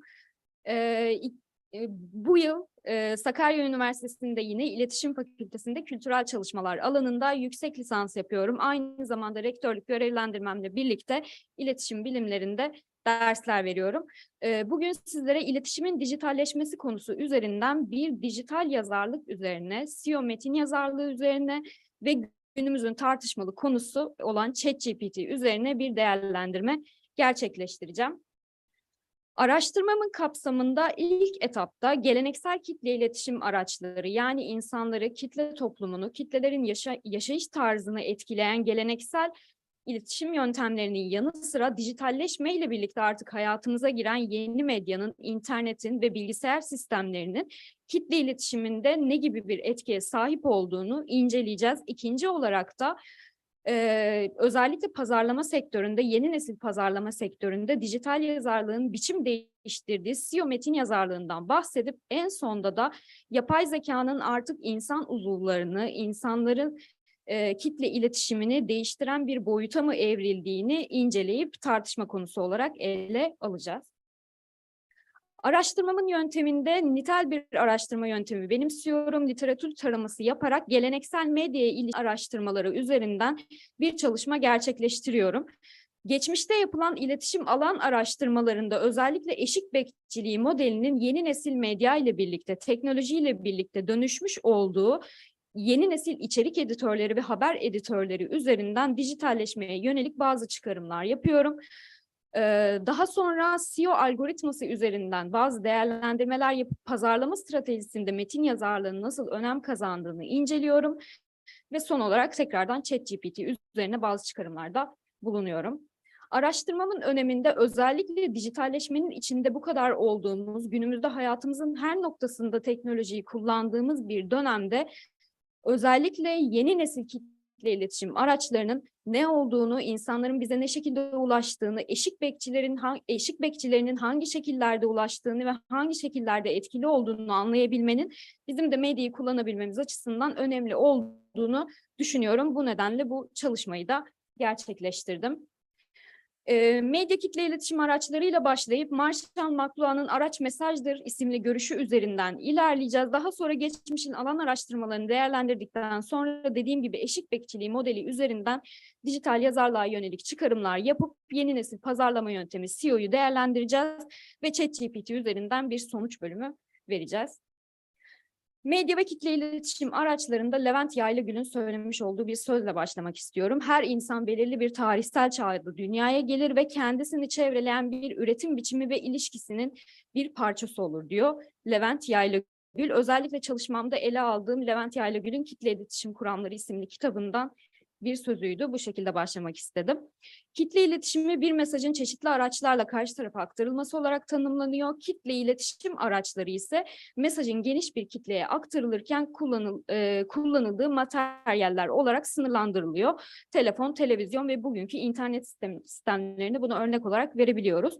20. yüzyılda televizyon icadıyla birlikte görüntülü yayınlar kitle iletişim yöntemlerinin içine giriyor ve özellikle 2000'li yıllarda sosyal medya platformları, bugün kullanmış olduğumuz platformlar iletişimde önemli bir role bürünüyor. Medyanın dönüşümünden bahsederken Marshall McLuhan'dan bahsetmemek olmuyor tabii ki. Özellikle McLuhan'ın Araç Mesajdır isimli görüşü bugünkü teknolojide yeni nesil iletişim araçlarını anlayabilmemiz için önemli bir görüş teşkil ediyor. McLuhan aracın önemli olduğunu savunuyor. Tabii ki içeriğin de belirli bir noktada önemli olduğunu söylüyor. Fakat araç her zaman McLuhan için çok çok daha önemli. Bu noktada özellikle günümüzde yeni nesil iletişim araçlarının, internetin, sosyal medya postlarının ya da sosyal medyada gördüğümüz haberlerin bizim için çok daha büyük bir öneme sahip olduğunu ve etki alanına sahip olduğunu da söyleyebiliyoruz. McLuhan insanlık tarihini bölümlendiriyor, 4 farklı bölüme ayırıyor. Kabile çağı dediği sesçil alfabe, edebiyat çağı zaten alfabenin bulunuşu, basın çağı, Gutenberg'in matbaası ve elektronik çağ içinde bulunduğumuz dijital çağ olarak isimlendiriliyor. Az önce de bahsettiğim gibi Kitle İletişim Kuramları kitabından yararlanıyorum çalışmamda. Özellikle iletişimin alan araştırmaları üzerinde biraz düşünmek istiyorum çalışmamda. Yeni nesile nasıl evrildi, yeni nesil teknolojide nasıl görülüyor bu alan araştırmaları üzerinde. Biliyorsunuz ki hipodermik iğne modeli özellikle televizyonun kitle iletişiminde insanlara bilgileri nasıl aşıladığı, insanların derisinin altına adeta bir şırıngayla bilgileri aşılarmış gibi lanse ettiği bir model olarak tanımlanıyor. Aynı zamanda Nazilerin zaten iktidara geçmek amacıyla yapmış olduğu faşizmin bir örneği de hipodermik iğne modelinde görülüyor. Genel iletişim modeli özellikle günümüzde bunu çok fazla görüyoruz. Kim, kaynak her zaman internet ve teknolojik araçlar oluyor. Kime, hedef kitlemiz özellikle Z kuşağı ve yeni nesil dijital yerliler. Hangi kanalla, sosyal medya platformları, Instagram, Twitter vesaire gibi hangi etkiyle, özellikle çok çok büyük bir etkiyle günümüzde teknolojiyle birlikte ne söylüyor, iletisi nedir, mesajı nedir? Ekme kuramı, Gertner'in geliştirmiş olduğu ekme kuramı aslında insanların görmüş olduğu televizyonda ya da günümüze uyarlayacak olursak teknolojide görmüş oldukları şiddete ilişkin ya da olumsuz herhangi bir görüşe ilişkin bazı detayların onları yönlendirmediğini ancak bu konuda fikir sahibi olmalarını söylediğini belirtiyor. Gündem belirlemede medyanın kurmuş olduğu gündem sayesinde insanlar olayların önemini o şekilde algılayabiliyorlar. Özellikle en önemli modellerden bir tanesi teknolojiyi değerlendirebilmek adına Manning White tarafından geliştirilen eşik bekçiliği modelinde özellikle geleneksel dönemde, televizyon döneminde eşik bekçilerinin bir haber editörü ya da haberi düzenleyen kişiler olduğunu görüyoruz. Fakat günümüz dünyasında, günümüz teknolojisinde bunların artık içerik editörlerinin olduğu, dijital yazarlar olduğunu ve SEO metin yazarları olduğunu görüyoruz. Bu bağlamda değerlendirip konuma geçiyorum. Dijital dönüşümle gelişen yeni nesil iletişim yöntemi dijital yazarlık. Dijital yazarlık yani benim mesleğim zaten. Blog siteleri, haber siteleri, alışveriş platformu dediğimiz bugün girdiğiniz her türlü kanalda içerik üretebiliyoruz dijital yazarlar olarak. Dijital metin yazarlığını gelenekselden ayıran en önemli noktalardan bir tanesi hatalar daha kolay telafi ediliyor. Özellikle içerik editörleri tarafından. Araştırmalar çok daha kolay yapılıyor. Hedef kitleye çok kolay ulaşabiliyoruz. Pazarlama yüksek, evrensel bir metin haline geliyor. Geleceğe, yeni nesle uyum sağlıyor ve her alanda dijitalde metin üretebiliyoruz. Teknolojiyle birlikte gelişen iletişim ve pazarlama basamağı olarak da SEO metin yazarlığı, Search Engine Optimization yani arama motoru optimizasyonu. SEO metin yazarlığı metnin hedef kitleye doğrudan ulaşmasını sağlamak amacıyla metin içerisine yerleştirilen bazı kelime öbekleri ya da başlık hiyerarşileri gibi algoritmaları temel alıyor. Metin yazarlığının temelinde de Google'ın sevip doğru kişilere ulaştıracağı içerikler üretmek, yani Google'ın ilk sıralarında yer almak gibi temel hedefler söz konusu oluyor. SEO metin yazarlığı pazarlamada, günümüzde, teknolojide neden bu kadar önemli? Öncelikle bir marka için global bir büyüme sağlıyor, markanın bilinirliğini güçlendiriyor, müşteri potansiyellerini arttırıyor, hedef kitleye çok kısa bir sürede ulaşılmasını sağlıyor. Markanın pazar payını güçlendirirken aynı zamanda dijitalde bir görünürlük sağlıyor. Müşterinin kaliteli içeriğe ulaşmasını sağlıyor, yeni kitleler üretiyor. En önemli olarak da Google'da para vererek AdWords bütçesi harcamanıza gerek kalmıyor. Parayla bir reklam vermenize gerek yok. Organik bir şekilde trafik çekebiliyorsunuz. SEO metni oluşturabilmek için 12 altın kural bulunuyor. Bunlara tek tek değinmeyeceğim zaten ama en önemli şeylerden bir tanesi sitenin temasına uygun, markanın temasına uygun konular belirlemek, başlıklar belirlemek, anahtar kelimeleri doğru seçmek, search preview aracını kullanmak, hiyerarşiler, iç linklemeler, özgünlükler. En önemli şeylerden bir tanesi Türk Dil Kurumu sözlüğüne uygun içerikler üretmek her dijital yazar için önemli kriterlerden bir tanesi. Bugün en çok tartışılan konulardan bir tanesi de ChatGPT dijital metin yazarlarının yani yeni nesil eşik bekçilerinin yerini mi alıyor? Artık insan uzuvlarının yerini mi almaya başlıyor gibi sorular söz konusu. Burada şöyle sorulara yer verdim. Özellikle reklam, SEO metin yazarları işsiz mi kalıyor? Dijitalde bir metin üretmek için gerekli olan deneyim faktörü yani insanın genel faktörü ortadan kalkıyor mu? Gibi bir soru söz konusu. Bunu cevaplamak için de şöyle bir şey düzenledim. ChatGPT'ye sordum. Seferihisar'daki kamp alanlarını sıralar mısın dedim. Şurada sıralamış olduğu ve gördüğünüz 5 adet maddede aslında yanlışlıklar yaptı. Birincisi konum kayması yaşadı. İkincisi güncel veriler vermedi. Kapalı olan kamp alanlarını bana verdi. Üçüncü olarak da imla hataları ya da yazım hataları gibi şeylere yenik düştü. Yani editoryal açıdan bazı problemlere maruz kaldı. Özellikle bu noktada ChatGPT'nin hala dijital yazarlar tarafından gelişmediğini ancak yine de gelişebileceğini öngörebiliyoruz bu noktada. Özellikle güncel veriler vermemesinin en temel nedenlerinden bir tanesi de ChatGPT 2021 yılına kadarki verileri indeksliyor. 2021 ve 23 arasındaki verileri indekslemiyor. Dolayısıyla güncel bir araştırmada sunmuyor. Google'da ChatGPT'nin bu kadar gelişeceğini öngörerek özellikle 5 Aralık 2022 yılında yararlı içerik güncellemesi düzenledi. Yararlı içerik güncellemesinde kullanıcılara ve markalara şu soruyu soruyor. Faydalı bulabilecek mevcut ve hedeflediğiniz bir kitle var mı? Uzmanlık ve kapsamlı bilgi açıkça web sitenizde gösteriliyor mu? Sitenizin birincil amacı veya odaklandığı bir konu var mı? Bilgi edindiğini hisseder mi insanlar ve son olarak iyi bir deneyim ve tatmin edici bir deneyim yaşadığını hisseder mi? Özellikle sizin deneyimli olduğunuzu, işte oraya örneğin bir konum içeriği üretiyorsanız, turizm içeriği üretiyorsanız oraya gidip çektiğiniz, deneyimlediğiniz, bilhassa deneyimlemiş olduğunuz şeyleri kullanıcılar algılıyor mu gibi durumlar söz konusu.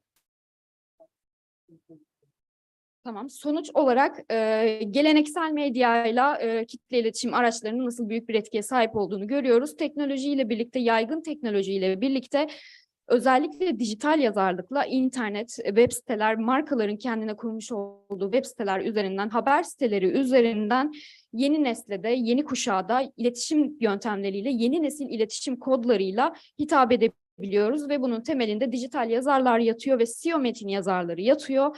En temel olarak da problemimiz zaten ChatGPT'nin mesleklerini elinden alıp almayacağıydı. Fakat şu an eşik bekçilerinin mesleğini elinden alıp almayacağı büyük bir muamma. Bunu da gelecekte göreceğiz deyip bu şekilde bekliyoruz. Dinlediğiniz için teşekkür ederim. Kaynakçalarım da bunlardı. Kaynakçalarım şekillenecek zaten çalışmam da şekillendikçe. Çok teşekkür ederim dinlediğiniz için.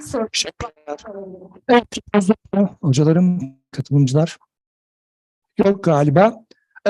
Bir ekleme yapayım. ChatGPT artık öğrenciler tarafından da kullanılıyor. Ödev yapmak için kullanılıyor. Ya da sınavlarda da kullanılıyormuş. Ayırt etmek çok zor oluyor ama ileride muhtemelen ayırt etmemiz çok çok zor olacak. Çok teşekkür ederim.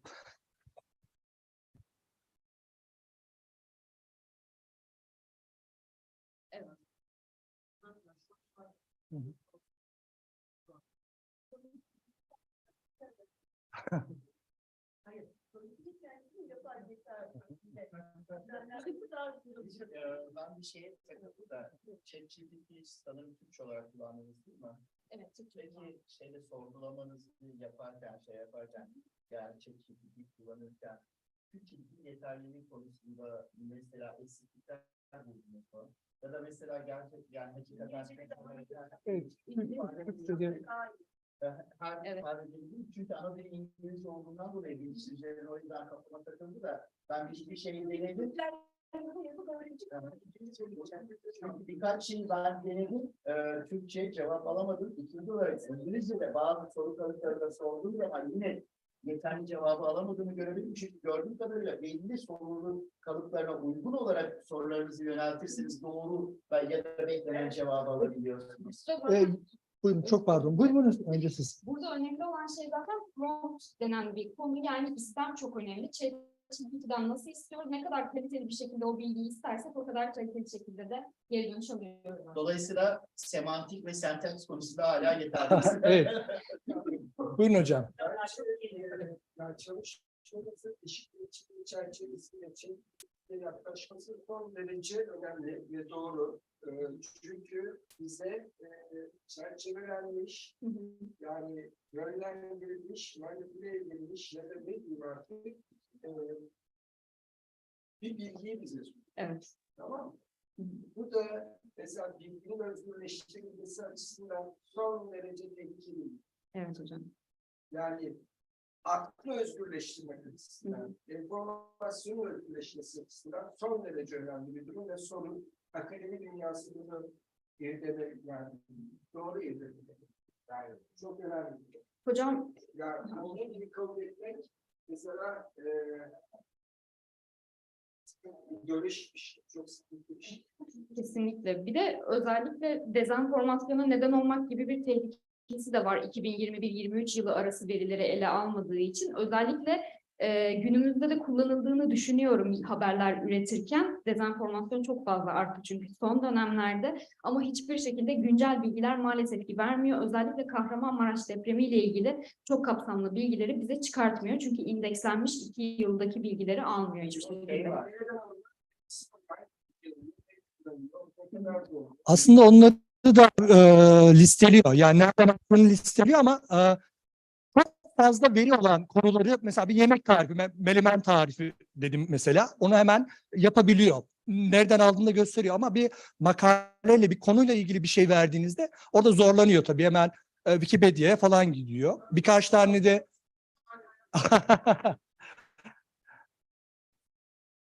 evet, birkaç tane makaleden alıyor. Onun dışında açık kaynaklardan çekiyor ve çok sağlıklı değil. Onu zaten bir akademisyen hemen anlayabiliyor. Buyurun Umur Hocam bir şey söyleyecek.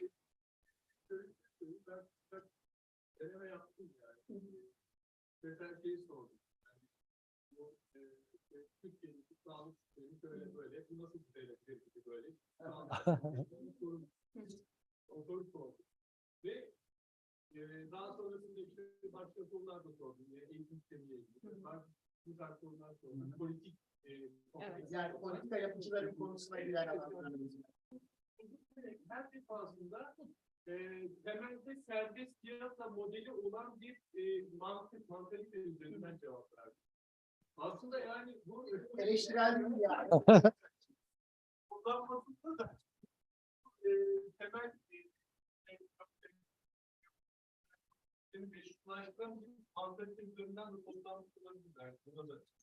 Muhtemelen çektiği kaynaklar çok fazla öyle olduğu için buralardan alıyor. Tabii biraz dezenformasyon meselesi söyledik. Belli hocaya baktığımda çıkmış yapay zeka destekli aslında botların işte robot gazetecilik diye Türkçe'ye çevirdik onu kullanıyoruz. Haber yazımında kullanımıyla ilgili bir çalışma yapmıştık. Çin mesela şimdi kendi ulusal haber ajansına yapay zeka destekli haber yazımı enjekte etti ve geçenlerde ortaya çıktı ki tamamen o yazılan yapay zeka destekli haberleri tamam propaganda içeriyor. Şimdi hadi bakalım yani. Ne yapacağız bu meseleleri? Yani yapay zeka, ChatGPT gibi uygulamaların tamamen toplumu ve dünya toplumunu manipüle etme amaçlı olarak kullanılması. Evet, kesinlikle. Altın lira yani ticari bir şey değil mi?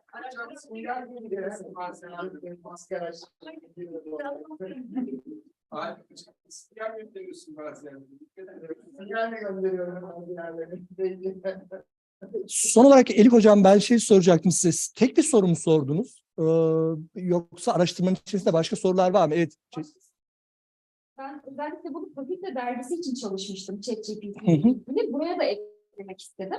Bir de şöyle bir soru sorulmuştu. ChatGPT her soruya aynı cevabı mı verecek? Yani dijital okuryazarlık nedir dediğimizde her iki soruya da aynı cevabı mı verecek diye araştırmıştık. Ben iki aynı soruyu yönelttiğimde farklı cevaplar verdiğini gördüm.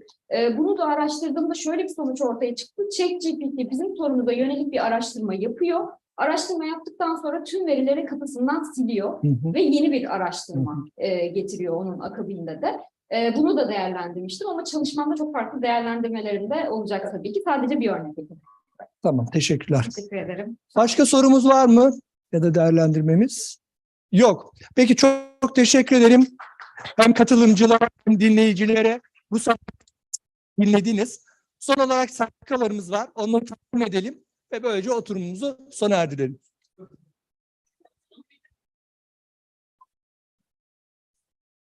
Tabii. Tabii.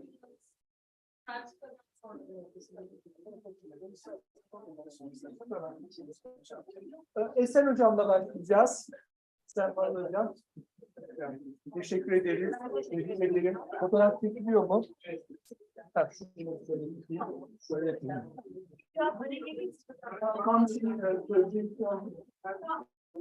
Fotoğraf çekmek için bizi saymayı unutmuşlar.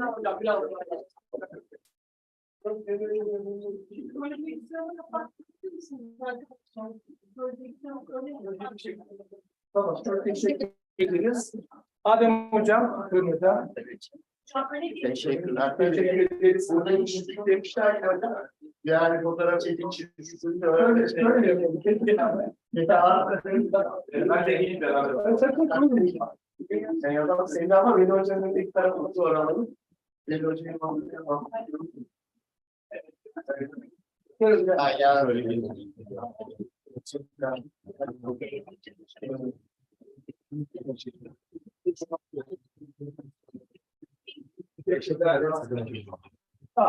Evet. Hocam, buyurun.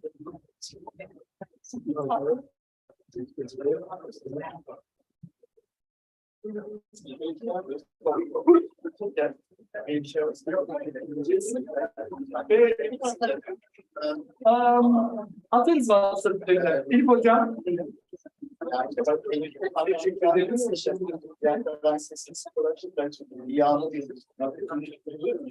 Teşekkürler. Sağ olun. Toplu fotoğraf için